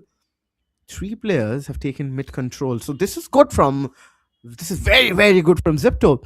They're doing what is needed in a map like Road. I said it multiple times in the previous one when we saw a map where it was Dream Chasers going up against RRQ, that this is where things can change a lot. Okay, now they're forced to go towards V. Takes the first one, Fixie. This one man still there. Oh, he missed the first one, missed the second one as well, which allows Kushi to get Iman. The recovery as well. RQ is left out with only Crazy Guy, who's there towards Link.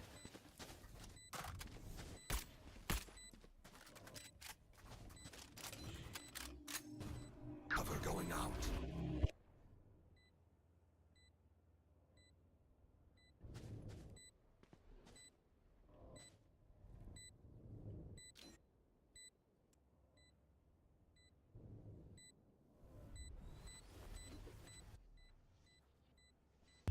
At this point of time, Crazy Guy, the last man, he's just waiting if he can get any exit frags.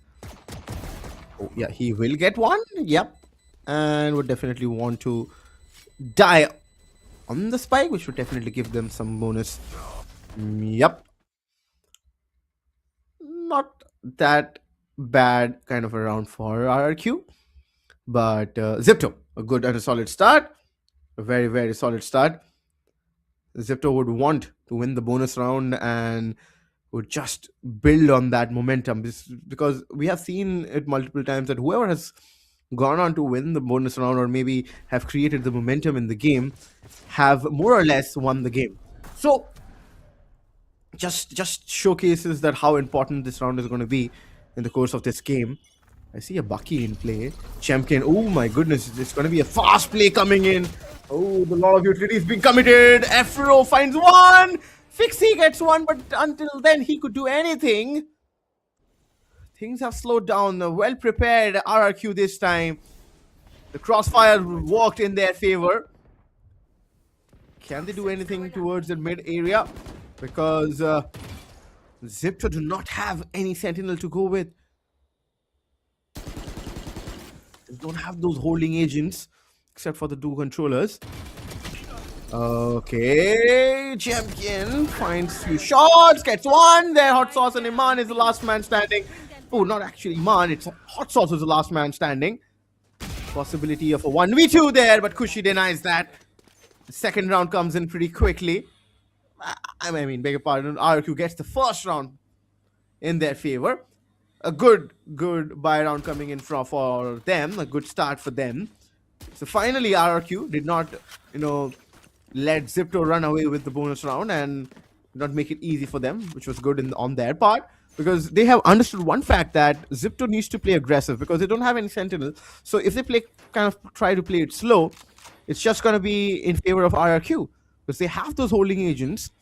So now the mid control is going to be pretty important. Looks like it's going to be an E hit. The A lobby looks full at this point of time for Zipto. The overdrive is ready. The override can be utilized. Crazy Guy is just waiting with that paranoia. And the swings will come in. The paranoia will be used, but Crazy Guy picks up Fixie there. The only man who could peek. Rest all did not willingly peek or did not want to. Question is, the advantage is there. And a gun will be recovered by Monnier. This is going to be a very slow approach over towards that mid side A lot of too. noise being showcased towards A, but they did not commit there. Once again, revolving towards top mid and going in. Kushi. He will be the first one to contact before he commits. He gets one. The numbers advantage is kept intact. What? Champion finds. Ooh. Just Champion. TP's away at the worst possible second. Swings across. It's going to be two players against one. They're not going to be able to hold this one out for long. RRQ just being the demons that they are. Monia doesn't really have the swing capabilities to go in for anything just yet. Three players now swinging across. It's going to be a 1, 2, 3 for every single one of them. It's Jemkin. And of course, Crazy Guy just riding on the high together as a team.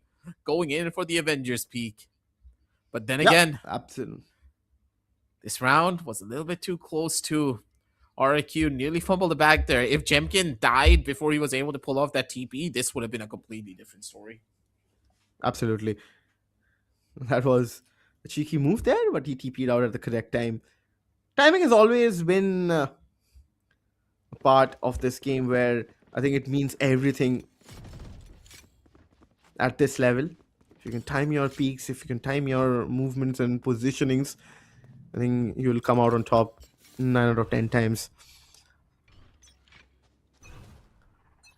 Now the question is, with that override and nightfall available. Okay. So early commitment here. Now towards mid. Fixie wants to push in. He gets one onto Monnier. The counter coming in. Fixie gets second one. And the nightfall being committed as well. Okay, Crazy Guy finds Fixie there. Stops the onslaught. But still there's a lot more to be done over there. He refracted over there. The Waylay gets the information. The site is under control. Problem is the CT has not been taken in their favor. So this can come as a back. Okay. Crazy guy. He is allowed to frag and frag big. I was not able to frame the word there. I was like, okay, if the CT control is not there, and if you're not having the CT control, it's gonna just come in so bad in the post plant situation, and that is what happened. And how was he allowed to get 3 frags? It already just came down to one thing and one thing only. Crazy Guy just having an absolute beast of a game plan there. He just swung in, and the fact that he had the confidence to go in for those 3 kills was absolutely perfect. True. The way that the setup really went in for as well, you could tell that the crazy guy just had that proper read. He was able to run past the C's being thrown out by the Fade as well in that exact situation. And because of that initial play, the fearless nature that he has is one of his defining traits, right? Crazy Guy has that name, Crazy Guy, for that very reason. He will take those risky plays, and somehow he's just always able to make that magic work. RRQ banking on that fact that individual brilliance that these players have is really shining through in this particular game when it matters the most. And Zipto just couldn't really find the edge that they needed, the timing that he was able to find. And for now, it's time to settle down here. A calm before the storm for either side, as they're gonna need to try to play this one through. Cushy, he's in towards the link side. He needs to try to play this one a bit more defensively. He knows that the positions have already been compromised. Mid control's been given away. They need to play towards the side. But the question is, where will the members of Zipto go for? They have a lot of opportunities and a lot of different positions that they can play from. A possible wraparound all the way from defender side spawn. But even then, it's a little bit risky. B-side take is going to be the game plan here, but Crazy Guy with an Odin just waiting up on the top side of heaven. Now this is going to be a difficult one to break 30 through. seconds left. Yeah. Odin is definitely going to be very irritating. There's one more guy peeking from mid. Oh, wait, Iman and Riza has a different plan though. Crazy Guy being dealt with. This time they did not miss out the CD control. They have it, but wait, Kushi is coming in from that angle, and where is Jemkin? Okay, Fixie now finds his positioning. Iman takes care of Kushi. The only positioning is left out is B main. Wait, he's not even there. He's saving his op. The last time we saw him in a situation like this, he was not allowed to frag out. Because of which, I think Todak was so brilliant on that game or on that map that they ended up beating RRQ because Jemkin was not allowed to frag out. One of the star fraggers with that operator, due to which the chamber was picked up. Anyways, let's see if this save can be converted into a valuable situation for them in the next round. A good round from Zipto. It's a little bit scary, but still, regardless of that, they do have a little bit of a saving grace for their name being the one weapon that they were able to pick up, but even then, doesn't mean they're going to be able to convert it into more rounds if they do not really play together as a team. It's already going to come down to the way that these following rounds are going to be panning out from them. It's a 3-3 scoreline here. That's one thing, but with the buys that they do have, they need to go in for something big here. It's really reliant on one thing and one thing alone. Making sure that operators finds instant value early on. Jemkin, he's trying to make do with it. He's already utilized the Prowler coming in from Kush to just find a little bit more of a forward position. So he's just going to be holding the line on towards A, and everyone else is going to be opting for much more of a rotation. Second Prowler already utilized mid control, just being completely given away. They know that no one's present on that side, so B side will be the one ripe for the picking. They need to get into position quickly because with the smokes now fading and with the initial play already being set, RRQ, they need to be prepared for this fight. Yeah, they are. Looks like that. Monier finds the first one. The overdrive coming in. Monier gets one, gets the second one as well. He is swinging in, he swings in big, and let's go is the word. And Monier is pumped up absolutely amazing from that man. A 4K, and definitely a big momentum coming in their favor because this is where things can change pretty quickly. They just needed that one chance, that one opportunity that I keep on telling you about time in and time out here. That instant rotation, and of course that instant play coming in from Monier as well, utilizing all of the chaos that is being done by Zipto to his own advantage. Popped out the overdrive and just instantly smacked through everyone like Kemper Palpatine. Using that laser gun to its fullest caliber. Jemkin now. He's going to be the first one to go in for that fight. Early on this duel, He's already close for this angle. He's going to try to go in for an aggressive fight of his own, but look at Ja. He's inside of the corner. He's going to be the first line of contact for his entire team. Moniet's trying to make a full-on rotation. It's going to be a 5v5 retake. Absolute chaos is going to now ensue on this A side. As soon as that first initial hit does happen, all the players are going to be reconvening for one particular position. They don't want to give any of their guns away, and they're trying to play for the full-on advantage. Only one player is present at the end of the day. One player towards the side of mid who's going to be coming in through late, but this one Viper's Pit is going to cause them so many issues. The damage is massive, and it's going to be on. Gets a big kill over onto Monty, and Kuchi's going to be able to find out one more, though, but the Viper is still very much alive. Kuchi now coming alive, gets the second, still able to hold Kuchi with his third Chimkin. No answers back, and now Zephyro comes in from the back for one final stab. They take out each and every one of their players, and you can see the smile on their faces. RRQ, they have activated, and they're now here to take this win. Wow, I mean, the way Iman connected that shot, I thought that we have a round in our hands, and it could have been a Zipto moment, but they had a different plan. Correctly so. JCL, the coach, wanted to take a timeout. A breather is required because the situation and the stipulation of this game, you know, the stakes are a lot, because if Zipto wins this, definitely they will be the one to qualify for the playoffs of Asia Pacific Predator League 2026. But if RRQ wins it, they need to. We still do not know that if RRQ wins it, that they are going to qualify or not. Is it going to be Todak, or still it's going to be Zipto, even if they lose out on this game? So everything is going to also boil down towards that round difference, and if between two teams the round differences are same, we will see another game aggressive. That is also on the card. So there is a lot more possibility. There is a lot more to it. It's not over. It's not over. Okay, so I'll tell you one thing. If RRQ want to qualify, they need to get a very, very convincing win here now. They only have 3 more rounds as a buffer. So if they lose 4 rounds consecutively, or if they lose 4 rounds at any point, they are not going to be the ones to qualify.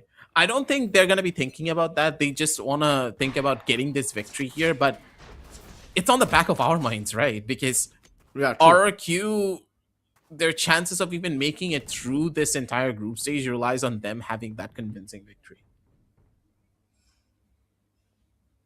Absolutely.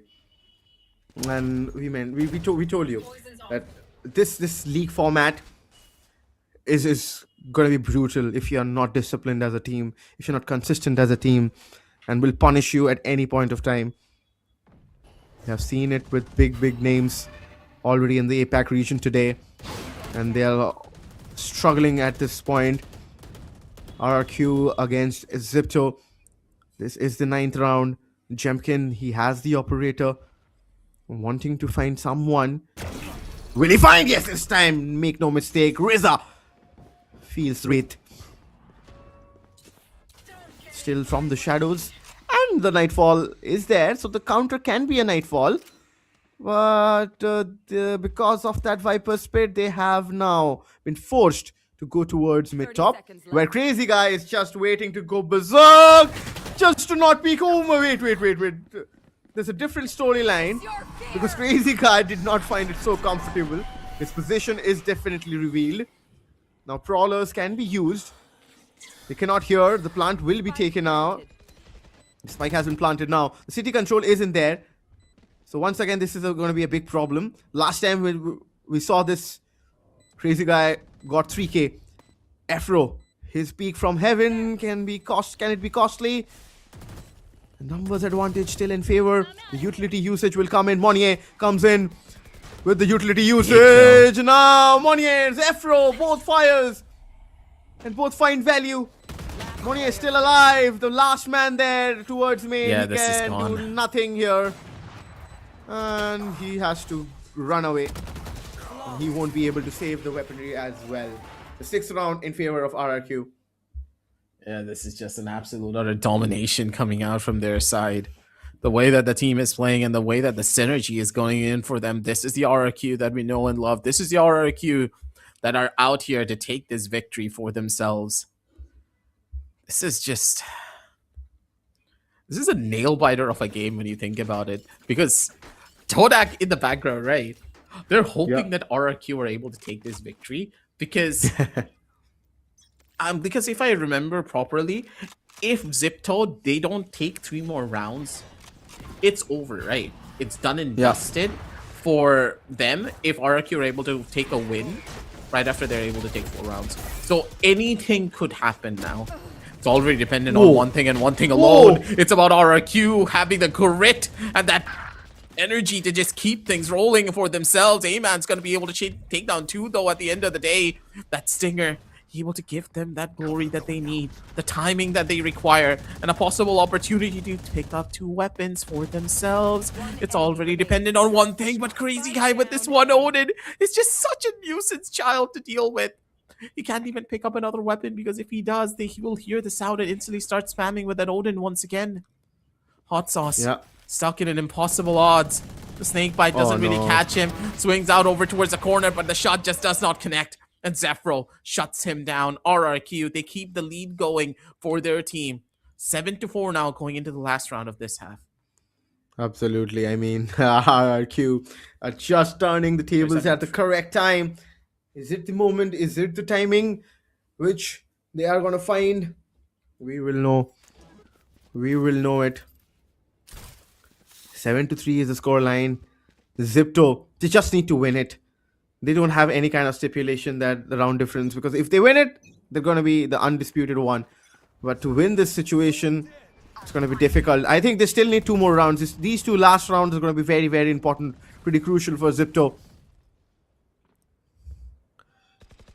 Once they go on that defensive half, it will become a much more easier. But they need those round cushioning in their favor.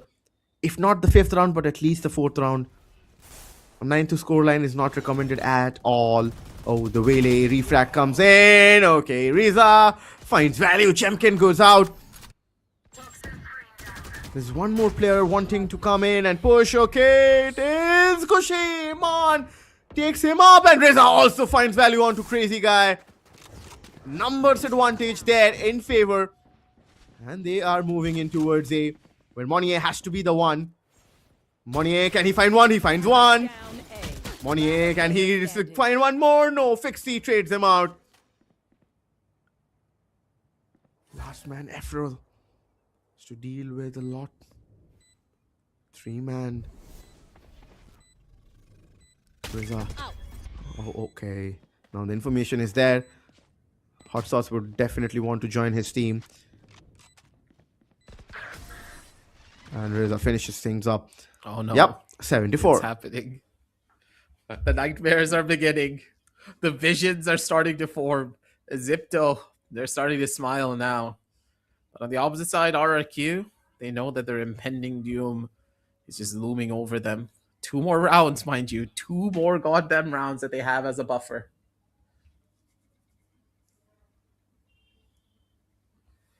But for now, the real question will be one thing. RRQ, they need to take this victory for this particular round. Going on an 8-4 into their own attacking half is going to be quite the crucial bit for them. Because Crowd as a map, even though a lot of people say that this is a little bit more defensive favored, if you have a double controller setup, you can easily turn this into a very attack favored map if you're able to play your cards right with that Viper. And both teams have really showcased their individual brilliance purely on the basis on the way that the Viper has been utilized. Jemkin, though, now being that person to set up that line in towards this A frontal position, with A main now being taken out of full control, Jemkin just needs to hold. Lobby control being established is big for them because he can catch out any player that could be trying to go in for a sneaky play. Yeah, the crawler will definitely give up the positioning. Jemkin, that was a very big gamble. I thought that he still wanted to be stubborn, but wait. The ultimate commitment comes in from Wele. Riza will find value. Love Jemkin, that confidence. The confidence one as well. Wow! Now Koshi comes in with the Nightfall as well. No audio whatsoever. Crazy Guy finds one more. And RQ are not ready to give up.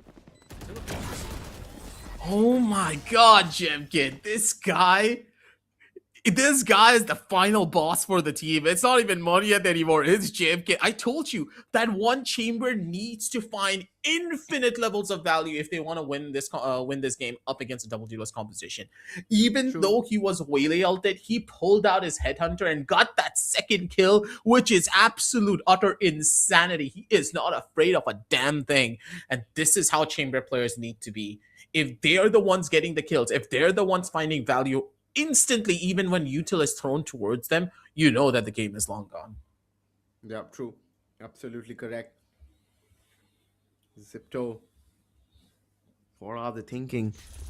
The round swaps will come in. It's going to be very important if they want to win this game. If they want to fancy their chances of qualifying.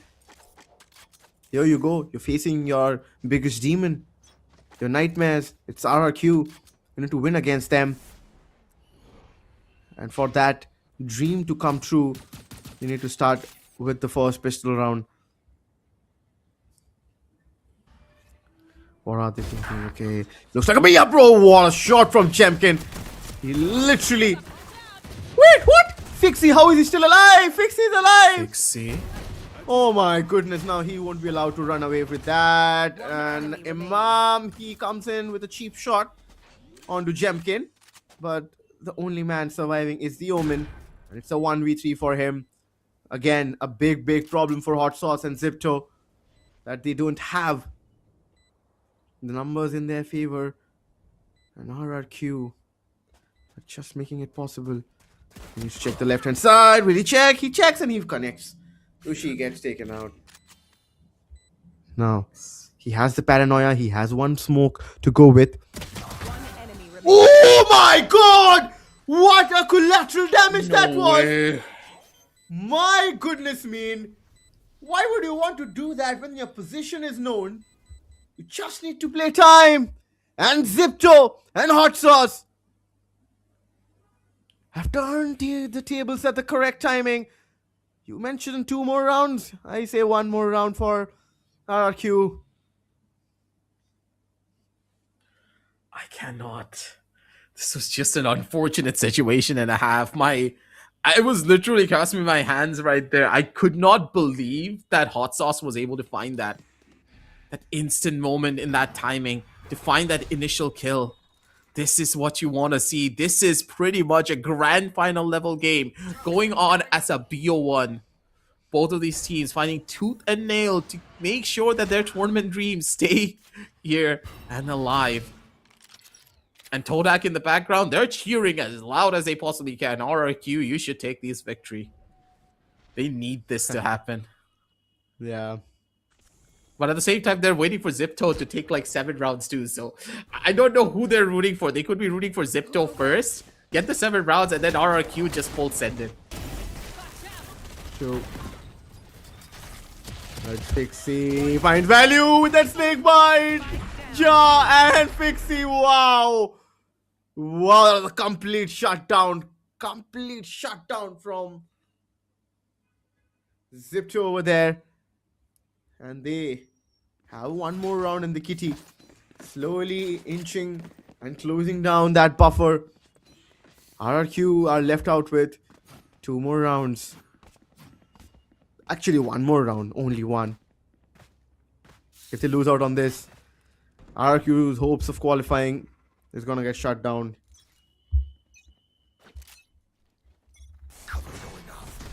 Maybe they want to go with this one. I'm a little bit worried about this. This could go in either direction at any goddamn second. But overall, Wow. it's that much more slower-ended approach. It's going to be Zephyr who's going to be able to take that first kill up against Zipto, though. It's already 8-6. They can't lose any more rounds here.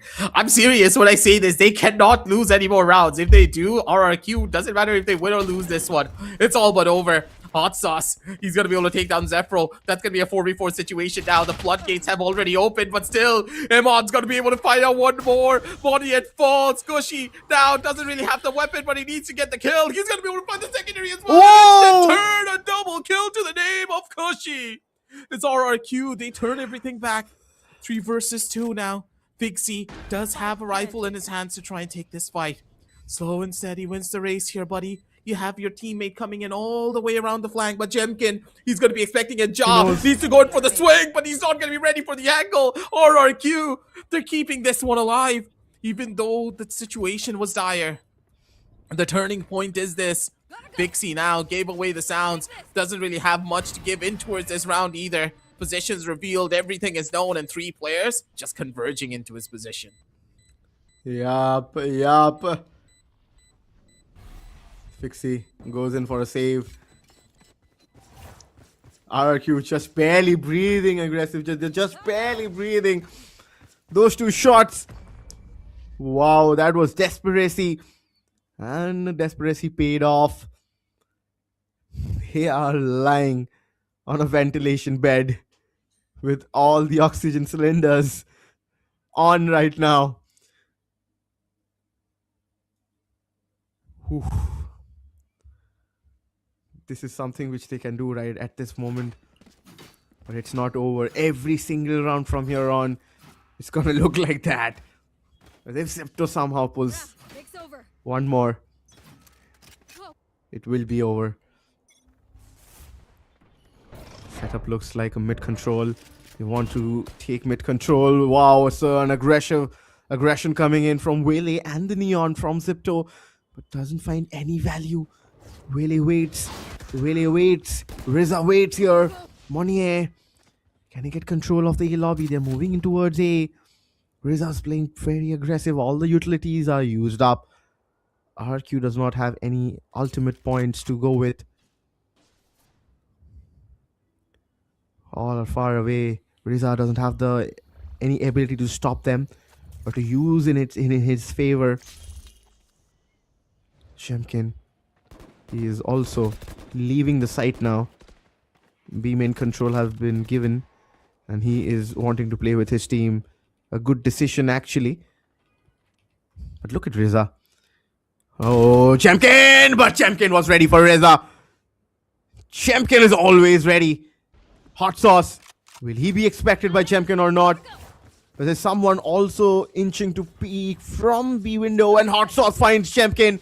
The Sentinel has been taken out. No, Monnier! Oh my goodness me! Monnier swings left and right and takes down Fixie, who couldn't handle the Neon movements.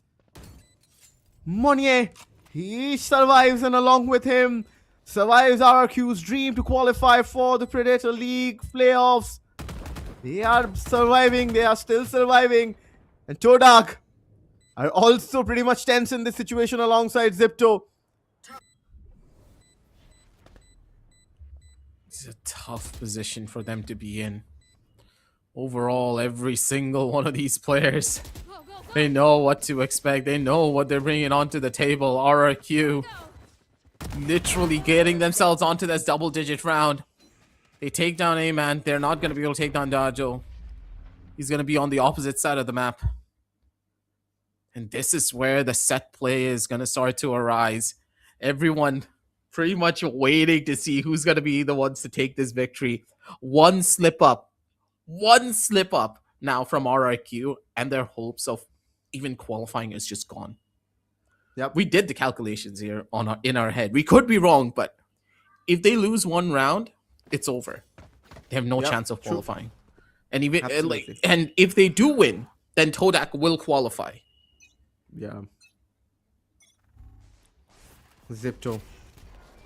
Only if they win. Will they qualify? Ooh, hot sauce! What a shot. But Afro with a good reply there. Riza trying to be cheeky. Have pushed in towards mid. Aggressive angle. Chemkin manages to miss both the shots now. Will he be able to connect? No, Fixie. He connects on to Chemkin. Tricks him with the movements. Baits all those shots out. Everything is happening here on the map of Korod. Spike will go down for RRQ. The Vipers being committed. Now RRQ is looking at the 11th round for them. With that Viper spit in their favor, it's going to be difficult. They have the numbers advantage. The question is when they will want to commit. Do they have the utilities? They have one Prowler. They have the Seas. Okay, the Prowler. The Nightfall being committed. Nightfall being committed. No audio. No audio this clue is bad. for these players. But Jay finds one. Afro finds two. RRQ still surviving. It's the 1v2. No way. RRQ. Right? Wait, crazy guy needs to find the timing. No Iman! Iman He just pulled off the impossible. perishes the dream for RRQ. It's over. It is over, aggressive. For this season of 2026 Asia Pacific Predator League, RRQ can't make it to the playoffs at least. They can still win the game, but not qualify. But Zifto needs to win this if they want to qualify. That was such a close clutch as well. The pressure was a little bit too much. I don't think the players actually realize this, do they? They're still going to be playing to their heart's content. But good God, the way that this panned out for them. Now RRQ just need to seal this victory for Todak. It's all dependent on this. If RRQ win, there's a chance to have everything turn around. But good God, to have a system like this where the points are the thing that dictates whether or not you're going to be able to take this victory. It could be all but over.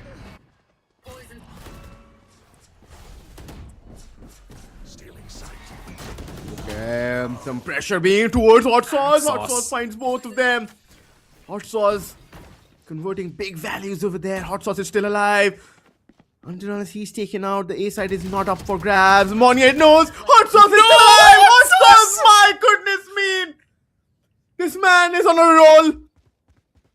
He survives with 39 HP. And a dream for Zipto to qualify. Oh, what an ace coming in from this man. Yep, a standing ovation for that man, Hot Sauce. Wow.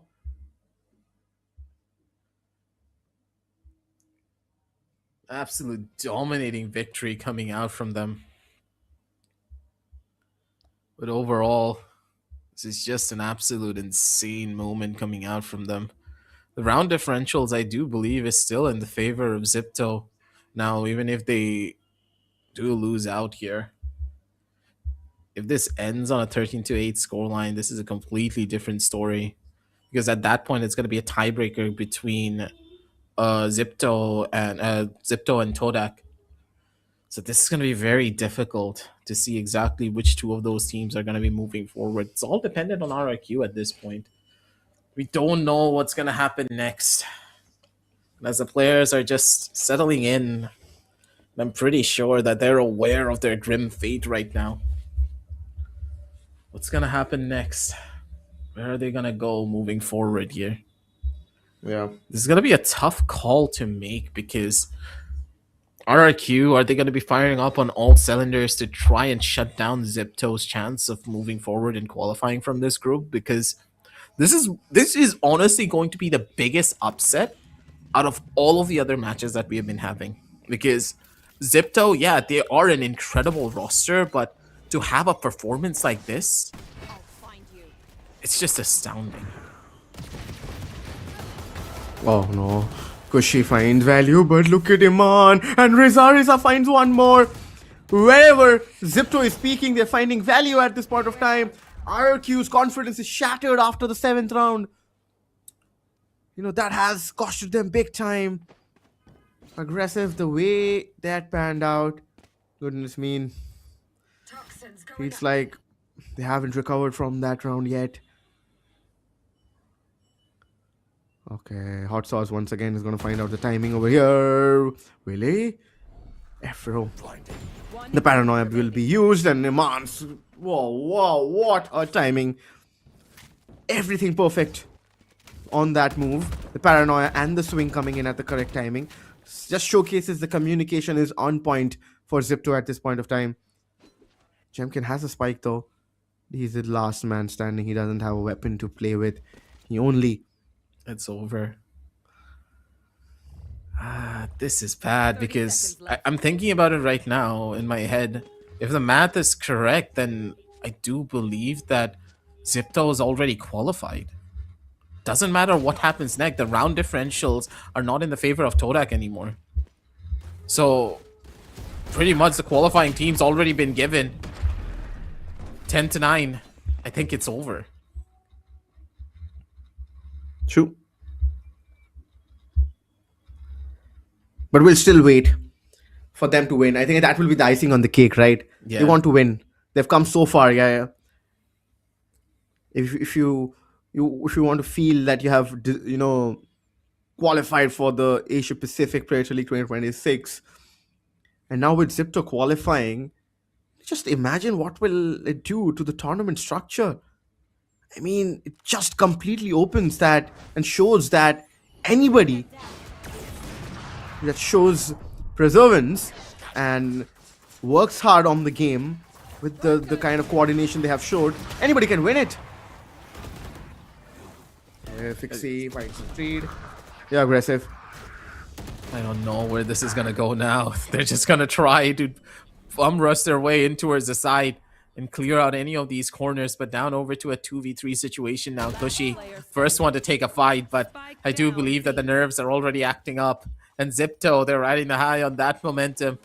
They're making sure that they juice out as much as they possibly can when it comes down to rounds. And as they do, the hopes and dreams for both of these teams just slowly slipping away here at this point. 10-10 is going to be the reality. It's RRQ opting to go in for a little bit of a save here, have that weapon carry forward, but I do believe that the grim news is slowly going to start to settle in. Yeah. The people in Philippines will be happy. The Valorant fans in Philippines would be definitely happy to see that their team is doing so well. Don't know about what is happening with OSS Gaming. They're in the other group. Didn't get the time to focus on the other teams. We have been so busy with Group C, right? We have absolutely witnessed some amazing games, amazing 6 games yet to be finished. Yeah, Hot Sauce finally comes in and finds Afro, not going in for the save. But I think RQ, they still need to finish this. Still playing for their pride. And Absolutely. if required, take a timeout, discuss, maybe take a little breather, reset, and then again, you can focus. It has been that kind of a day for RQ. Maybe, sometimes you feel as a player that it isn't our day, but the tournament format is that brutal that if you are not showing up each and every game with the consistency which is required in an international event where 13 other nations are there to compete with you. I mean, 12 other nations are there to compete with you. You can just understand that what are at stakes. This is tough. 10-10 on the scorecards. The excitement that we were all feeling, the moments of brilliance that we were witnessing coming in from the members of RRQ, it's all still there. Jemkins, he gets that first kill, and that's a big one at that. Being able to shut down the Waylay early on. But now Iman in the corner. The angle's his. Needs to go in for those double kills. The players just coming in for the backup. Amon's going to be able to shut down Body as soon as the overdrive came through as well. But Zephyro over from the side of A-Main's going to be able to find a little bit of a weapon to play for. The shots don't connect from Jemkins either. And they are falling like flies. Zipto, they know about their qualification already. They are ecstatic, and you can see that in their gameplay. They are confident, peaking absolutely everything. They have the timing, they have the reads, and they're making sure that they send a message to every single other team out there in all of the other brackets as well, that they are coming for them. Okay, win. Slide alongside Jar's Peak. Now, finally, Zipto has the lead. Zipto has the lead. It's the 11th round on board. Inching towards that game point. Finally, a timeout comes in from Jovi. This was required. Should have been taken earlier. It's okay. It's not over until it's over, as we say it. We know these players can pull things back at any point of time.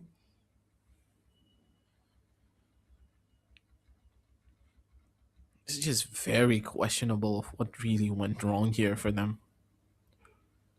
I do get it in the off season. You're not gonna be at your 100%, but even then, RIQ, them losing out against Todak was the biggest upset that we didn't really expect. Zipto as a team, yeah, it's understandable, but it seems as though this squad had the biggest Cinderella story run out of everyone. And now they could be coming out of this group with a clean sweep. They're ahead on this. Or it just doesn't make sense. Yep. Sometimes, it's hard to digest as well. But that's how, 2026 is, and that's how harsh the reality is, that if you're not good enough, you won't be given an inch. That has been the case in all the Group C games. Whenever a team has snoozed out, they have not been able to close out on the map.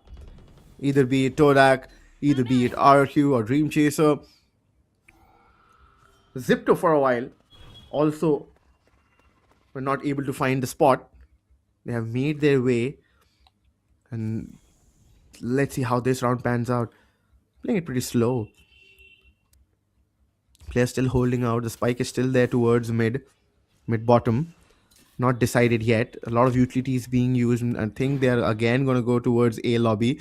Lobby control is something which is demanded by RQ. I think they're willingly giving it away. Wanting to play on a retake. Okay, now the information will be there. Players coming in from Link as well. The paranoia is connected pretty well, but the counter paranoia just slows things up for RQ. Now Monnier swings. Monnier finds value. 30 seconds left. Alongside Monnier, it was Kushi as well, who took down Hot Sauce, who has really been pretty busy today in whatever angle he has been playing, right? Aggressive. It's all been him and his performances, right? Moniet now. I would find a little bit more value here. These slow, methodical plays really seems to be working out for the members of RIQ. They do take an 11-11 to their name, possibly here. It's already dependent on Ja here. If he's able to find that first kill, yes, he does.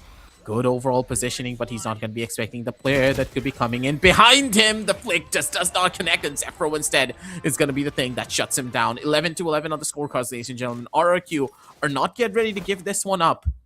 They're fighting for this victory. They want to take this one victory back home with them. Doesn't matter if they qualify or not. Absolutely. I agree with you.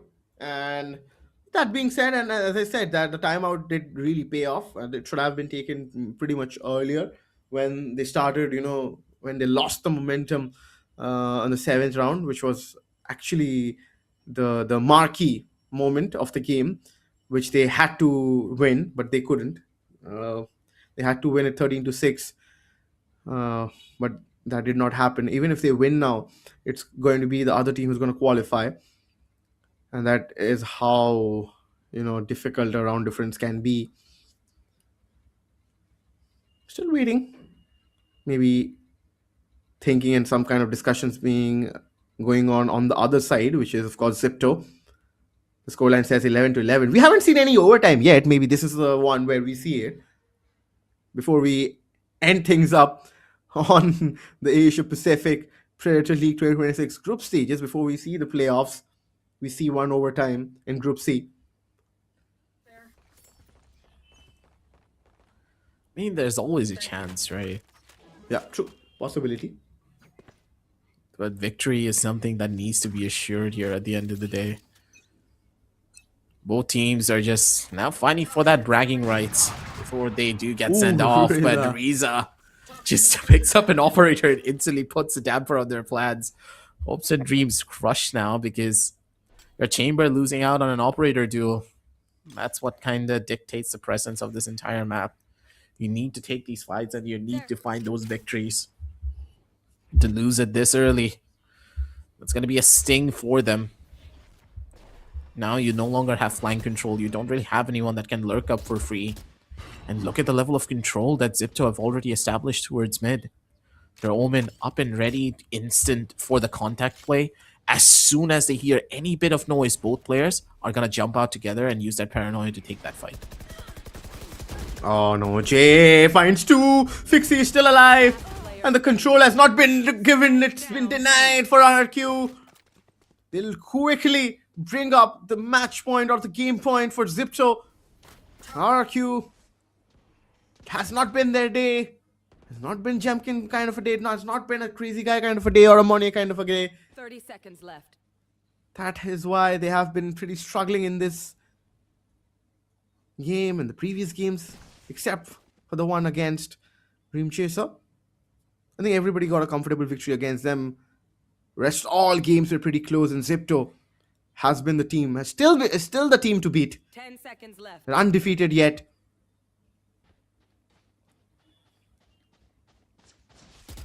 Oh, crazy guy! Oh my god. Wow. Just shows the confidence. Yeah, isn't that there. shouting as well. They're just so high on this momentum now. They're just riding it to that finish line.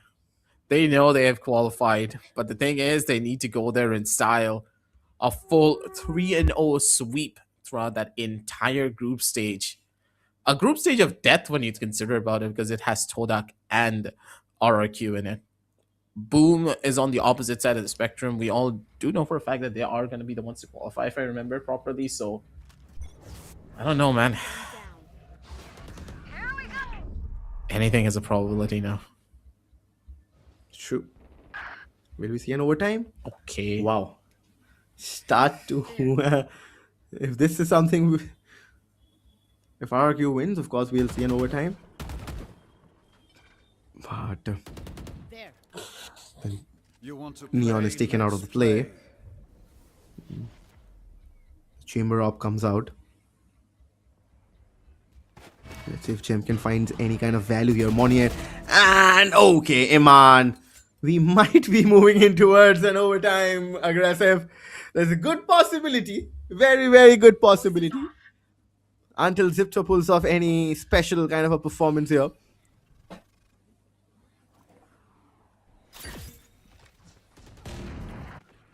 This is just a Sauce. tough spot. Wait a minute, Hot Sauce. He's the hero of this story at the end of the day. What a flick to his name as well. Good God. Hot Sauce nearly pulled off a miracle and a half if he got that second kill onto Cushy.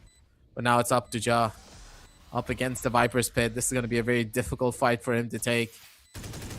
He does find a little bit of a corner that he can play for. 3 bullets to try and go in for something. He can't even opt to go in for that reload that quickly. The Chamber has the timing, sees the position, and Jemkin instantly shuts the Viper down. 12 to 12 overtime, ladies and gentlemen, has already been initiated. But the thing is, this is just a slow and painful death. It's going the distance, and I love it. But does the ends justify the means? I don't really know. I was going to say that this might be the first overtime of the league, but we have already witnessed different. For Group C, it is the first overtime. In different groups, there have been overtimes with Fancy United and with OSS Gaming as well. But anyways, we all know what the results are. As you mentioned, it's a slow painkiller. It will sink in for RRQ, but anyways, they still got to deliver. They still need to win it.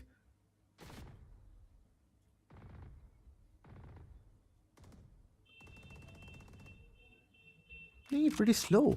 Zipto. They are just portraying what RRQ just did in the last round. Okay, now finally they've started the movements.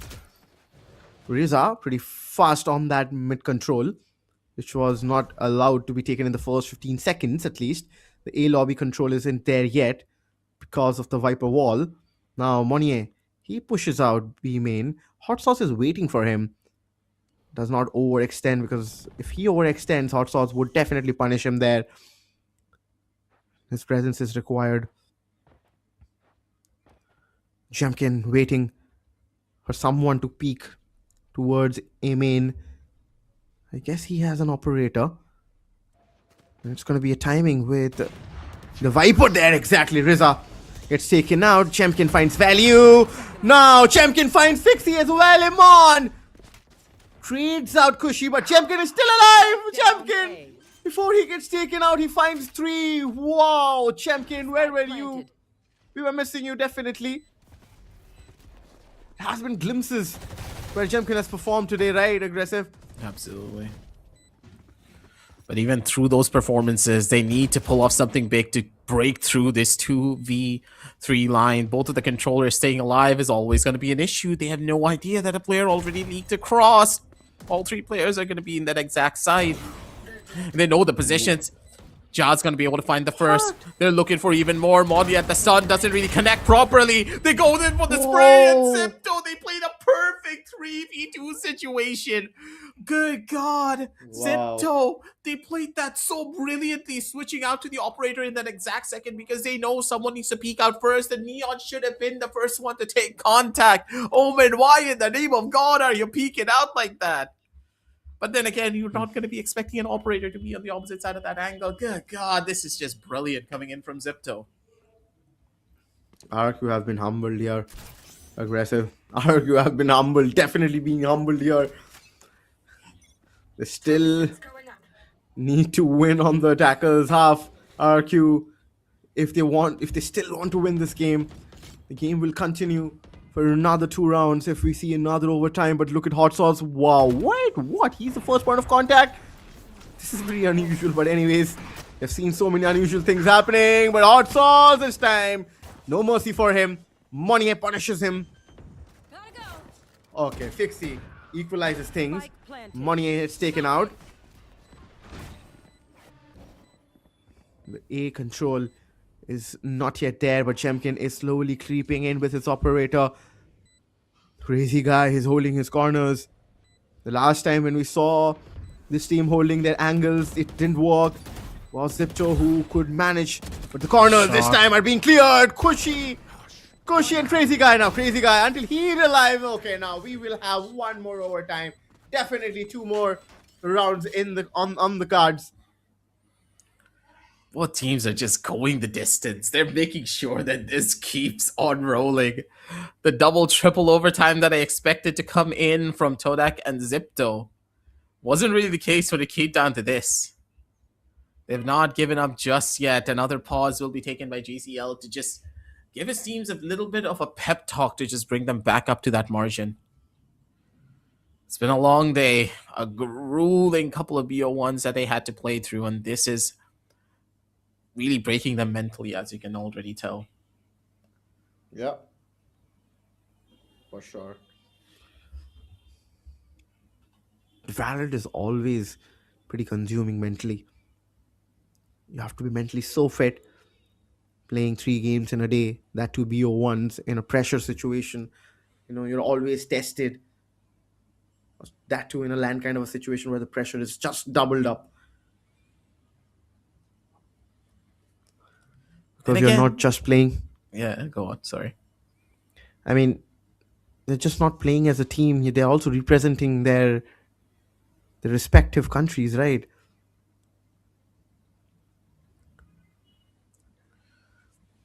It's all about that mental pressure that all of these teams had to go through. For RIQ, this is nothing new, but the way that they fumbled in this particular tournament is just a little bit too, how do you put it, unexpected in a lot of ways. I'm pretty okay. The Omen actually just bopped it away. I love that. The lineup has now been misdirected, and Crazy Guy now has a pretty good chance of getting away with murder here if he plays his cards right. Okay, Reza wants to aggress. At least gets the control. Now they have the pocket control and the elbow control there. The home and smoke. Now they need a flash or a prowler for them. Oh wait, Crazy Guy through the smoke. Goodness me. It was repositioning from Hot Sauce. Monye finds value on Reza. The operator is still alive. This Champion. Until he is taken out. It's not going to be easy for actually Zipto. Fixie is barely surviving on 10 HP. These players are playing together. It's not going to be easy. They know where the positioning is from Fixie's part. And Champion is ready with the shotty. He knows 30 he's seconds slow. left. The information would have been passed out. This is that Mexican standoff that I always talk about. Both teams, and like both sides, they know where exactly one another are. Big C though, 13 HP and a dream to his name, needs to find that perfect shot. Give him the chance and the opportunity. He missed out on it. And goodbye, good night, sleep time. It's gonna be Fixie who does fall 14 to 13. One more round for RRQ to take this victory. They've been struggling a lot when it comes down to the defensive side. But on the attack, this team turns into an absolute demonic entity. Now, the question is, RRQ, will they be able to replicate that success and take this victory? At least have the bragging rights to go back home headstrong. This overtime situation, both teams are just drained out of their minds. The strat book doesn't really exist anymore. They're playing on their raw mechanical aim fights. And of course, just that level of adaptability that is pretty much certainized from tier 1 level players. Absolutely. It's now RRQ who has the game point. If they shut things down for Zipto here, they will be the one to win this. And that is the ideal situation where RRQ would want to end the run in Asia Pacific Predator League in 2026. Okay, the TP. Oh, wait. Crazy Guy's position is, of course, spotted. Money finds Riza. So good trade coming in. 1 for a 1, but the controller is out of the picture now. No smokes. You need to commit your bodies. Now this becomes a little bit difficult for... Okay, Afro has a different opinion. It has already been very difficult for us. We don't care about the fact that our controller is taken out. Champion, oh my goodness. These 60 and hot shots. sauce. Now certainly numbers are in their Overtime favor. number 3. Make it happen. 30 seconds left. Monnier. He doesn't know the positioning of the Omen. The left hand side of the elbow is not cleared. Looking at a different angle He's though. gonna move first. Is the Omen gonna move first? No, the Omen does not move first. Hot sauce. He's gonna get away with absolute daylight robbery. Yeah, Kushi had absolutely no idea. We're going into overtime number 3, ladies and gentlemen. This game is going the distance. Imagine if this wasn't completely different stakes. If it was based upon a win, then good God, I would have just hyped the hell out of this one. But we already know who's gonna qualify. I'm so torn right now. I don't know what to do. I mean, see, considering the fact that both the teams know what the results are and still not giving up, just shows character, right? Aggressive. Just shows that the love for the game and I mean, they want to win. They do not want to end up on a losing note. Nobody is giving up. Just shows the sportsmanship spirit in all these players. A win is a win. RRQ not giving up, and neither does Zipto. Philippines would be proud, and RRQ, they're playing for their pride. They do not want to go in a spot or a situation where somebody can say that, oh, you guys lost 2 games. This is just one of those games that are really going down in history to be one of the greatest when you think about it. Even when there are no stakes at this point, right? We already know what's going to happen. Both squads, they're not going to be giving up anytime soon. You can see everyone, they're hyped up. They're ready to keep this fight going.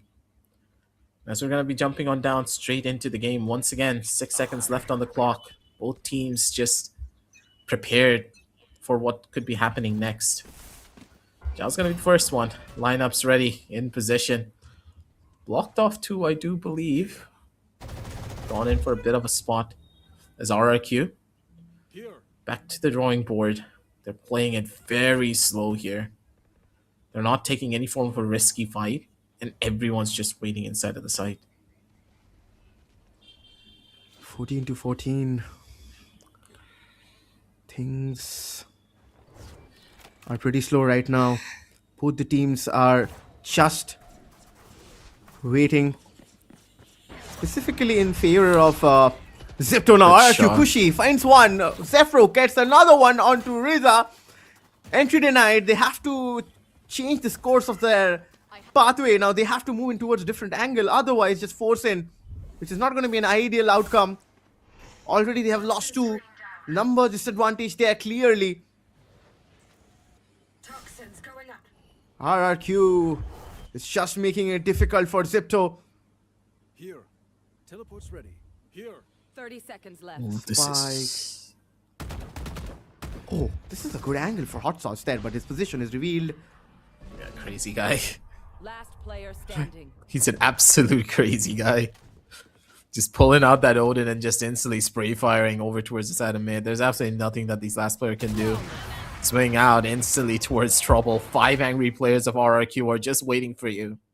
For them, this is just another rodeo. All of their players, they know how to play that long game. Can be overtime after overtime. They've been in international lands before. But Zipto on the opposite side of the spectrum, they haven't had that luxury as much.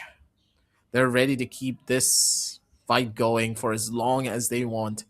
And RRQ, they're hungry for this victory. But for Zipto, it's just about finishing things off in the proper note. Again, at match point, for the side of RRQ, Jemkins has been an absolute gem of a player. But he alone can't really carry this forward in this attack side.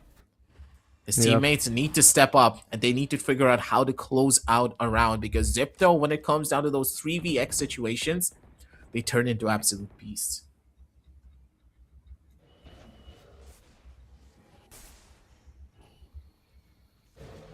This is the 30th round, aggressive. We haven't found a result until the 30th round is played out. We don't know. Will we continue till 2 more, or it is going to end up right here, right now? 29th round. Went in favor of RRQ. Hot Sauce just blocks things up. Okay, it looks like pretty risky. Riza has the information, but Kushi... Wait, Imam! His position is What? revealed, and Kushi, wait! Oh, wow! No wow. way, not like this. No. It's okay. I mean, it looks like the game is done and dusted. Finally, we will see a winner out of it. The 30th round brings a winner, and that is RRQ. They definitely go out of Asia Pacific League, but they still win the game, which is more important.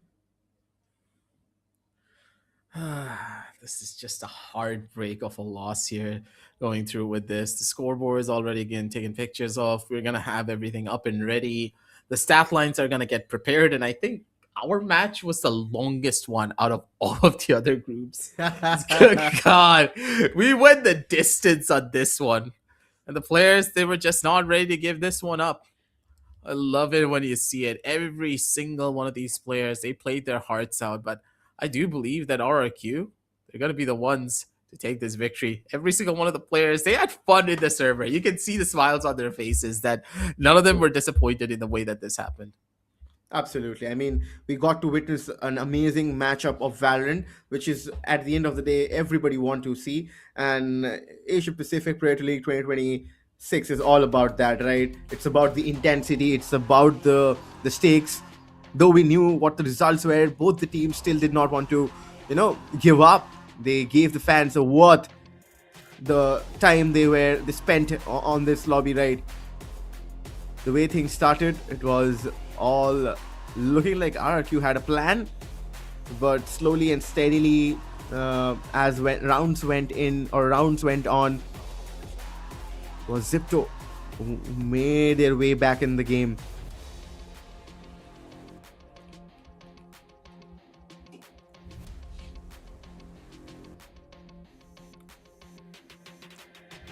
I mean, so many rounds, aggressive. So many rounds. Now when we spectate them on the highlight section, we think that this or that could have been done in a different way. But that's how esports is, right? Only we as casters or maybe viewers have the opportunity of saying the word ifs and buts, or maybe the coaches, but not the players. Yeah, for them it's a reality. True. There's no buts and ifs. They've already made their choices, and they can't really go back from it. It's a sad story, right? That RIQ are not going to be able to make it just because of that one loss. They took this victory here, but not in the scoreline that you would have expected. The round differential is not really in their favor. And the fact that Zipto lost here, but at a very significant, not really a significant difference. I don't know where this is going to go, because I do think, because the rounds are a lot more closer, that Zipto have already qualified even if they lost here because of the way that the round differentials work. True It's that. not really much of a gap. I mean, we will still have to wait for the actual verdict to come out. We will wait until that. I mean, our calculations can be wrong at any point of time, though we know what the actual results are. But anyways, until then, we can enjoy the mental victory of Zipto. I mean, what a team they have proved out to be, right? I mean, amazing, really amazing. You know, first of all, they come up and start things up with Dream Chasers. Of course, they didn't know much about them. Not really to get award review from there, and winning things.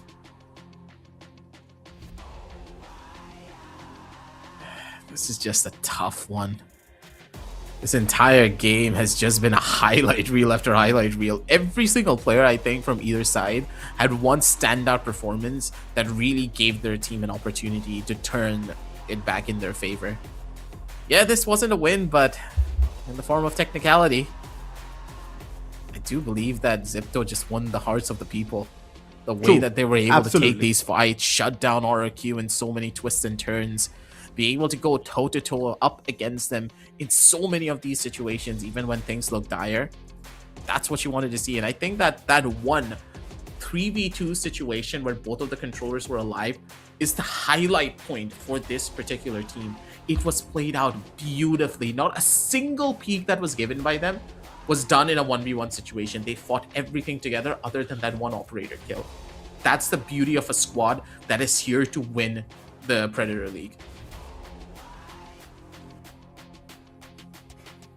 I mean, looking at this fact, right, Aggressive, this is something, you have to understand that the kind of performances both the teams showcased, we need to, praise their mental toughness as well. Both the teams not wanting to give up, considering the fact that both the teams almost know who is qualifying and what are the conditions to be met by RRQ and what not to be done by Zipto. But yeah, this was those last few rounds, right? The 29th round. By the looks of it, it looked like they were pretty frustrated. The scoreboard showcases that how Chemkin played. Finally, a moment where Chemkin stepped up. We missed him in the previous two games. He was not allowed in the game against Todak, right? Yeah. Abyss was a menace for him, but this time, make no mistake, he just showcased why he is a player to watch out for. Yeah, he's a world-class player, and he was able to showcase his performance to his fullest. 27 and 15. He found a lot of very key important kills as well. Even when he was fully stunned out, mind you, he still found value. That's the beauty of Jemkin here. But then again, it's just tough, right? That Yeah, even when you have pulled off such a hard-fought victory, that victory at the end of the day just doesn't really matter for you. Now, the real question is, it's all behind the numbers on who's going to be able to take this victory and move forward into that semi-final. Big Z, though, he can pat himself on the back for this one because he took his entire team on his back for a lot of those rounds, and he made sure that his performance was felt echoing throughout the entire server. 25 to 23. Yeah, the scoreline may not look that big, but good God, was his performance. And of course, his average damage per round being 150. Mind you, he guaranteed a kill every single round as a Neon. And that is a really tough thing to say as a duelist. Yeah, I mean, see, we have to praise Fixie as well. I mean, he played really well. The standings finally come in. And okay, so yeah, we were correct. would you want to announce it, because you have been the one who has been killing it with the calculations, right? Hey, I am quick maths aggressive, okay? Remember back then? Yeah, quick math aggressive. Okay, and that's where the fun things are happening, right? But Zipto, we have already gotten the confirmation that Zipto are the ones that have qualified purely on the basis of round difference. So everyone was correct, and I was also correct from my side. My calculations were not wrong. Yeah. Sadly, Todak are not going to be the ones to make it. They would have made it, let's say, if Zipto were on a 13-9 scoreline and they lost against RRQ, but because it went into overtime, the differences were a little bit too vast. But Yeah. that's what happened for Group C. Group B, of course, it's going to be Boom Esports moving forward. Are we really surprised? Not exactly, because, hey, they're the #1 seed coming in from Indonesia. And from Group A, sadly, SATUL were not really going to be the ones to make it through. But Fancy United, a really incredible roster, taking a 3-0 victory to go in for a clean sweep. I think that out of all of the groups, our one probably had the most ups and downs compared to everyone else. So it's us who Absolutely. went through the roller coaster. Yeah, no doubt that we went into the very back end of the today's matches, right? We witnessed 6 games today, right from the word go, except for the fact that Dream Chasers could not showcase what they had in their mind, but still they were the ones to fulfill an entertainment perspective. In the last game, they showcased that they did not want to give up. They gave the crowd I think spectate to watch. That is something which we're very happy about. Absolutely. This was a really fun game in general to really cast on through with you as well, Oro. And thank you again to the side of Acer for even organizing the Asia Pacific Premier League 2026, giving all these teams an incredible opportunity to play on a global stage like this and to have a prestigious tournament happen here in India. That's another bigger thing, because it's the first time that we have held such a massive tournament and a very prestigious event for the entirety of Asia, where every single team have now come on down through and came to this group stage to play in. But good God, is it a little bit sad when you think about it? Out of all of the groups, out of all of the goddamn teams, only 4 teams have made it in. Because from each of these groups, only 1 squad were allowed to go in to that semi-final stage, where they're going to be fighting on a single elimination BO3 setup to see exactly which team is going to be heading on down onto the grand finals. Yep, definitely. With that, I think we have come down to the very end of our broadcast for the Group C matches, because definitely we have a clear winner who has qualified for the playoffs. It is Zipto from Philippines. Philippine region fans would be going bonkers right now, because nobody would have expected that. Even we did not expect that this could be the team who could qualify. It was RRQ right from the beginning, but it was very hard luck to them. But anyways, it is it. This was Oro, with me was Aggressive. You guys are watching Asia Pacific Premier League 2026. We will join you back with live action from 10th of this month, where the playoffs will be there and you will see the shield being lifted up by any team out there who's going to win it. And until then, stay safe. Good night. We'll see you there.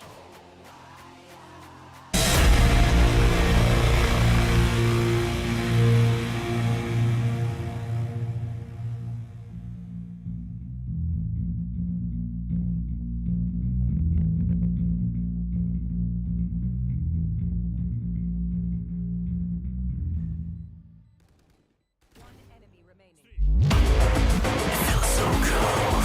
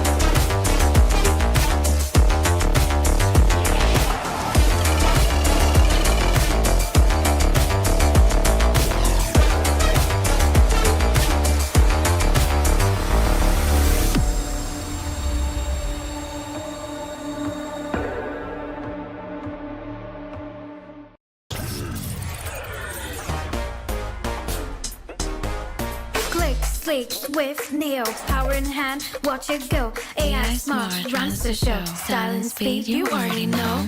Lightweight game, heavy on mic. Work off late, it's just right. Color that pop, style and glow. Swift Neo, oh.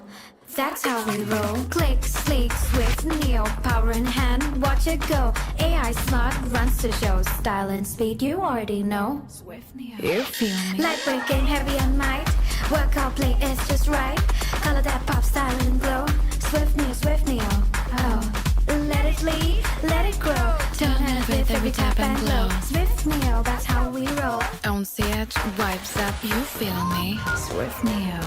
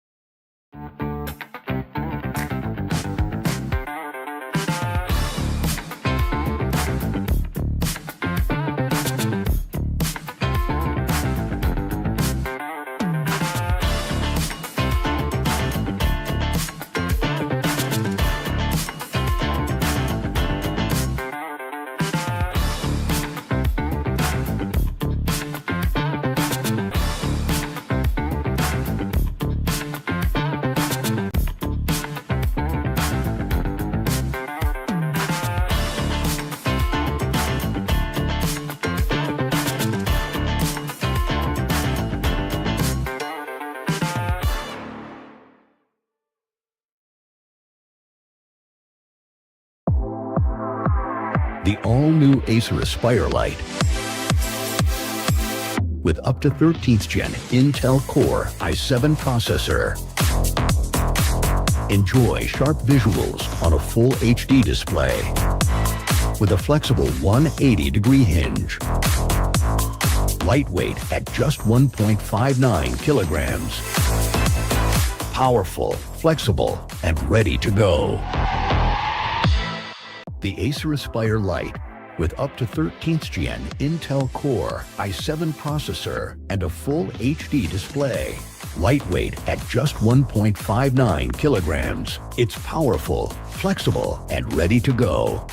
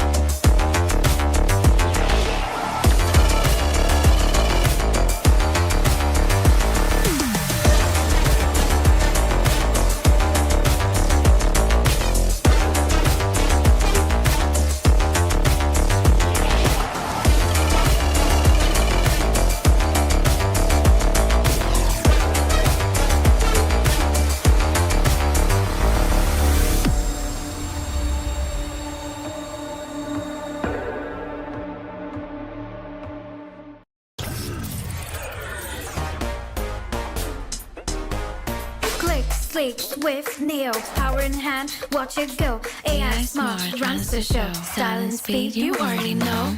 Lightweight game, heavy all night. Work off late, it's just right. Color that pop, style and glow. Swift neo, oh, that's how we roll. Click, sleek, swift, neo, power in hand, watch it go. AI smart, runs the show. Style and speed, you already know. Swift Neo. You feel me? Lightweight game, heavy on might.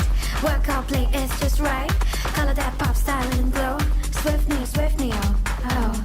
Let it lead, let it grow. Turn it with every tap and glow. Swift Neo, that's how we roll. On the edge, vibes up, you feel me? Swift Neo.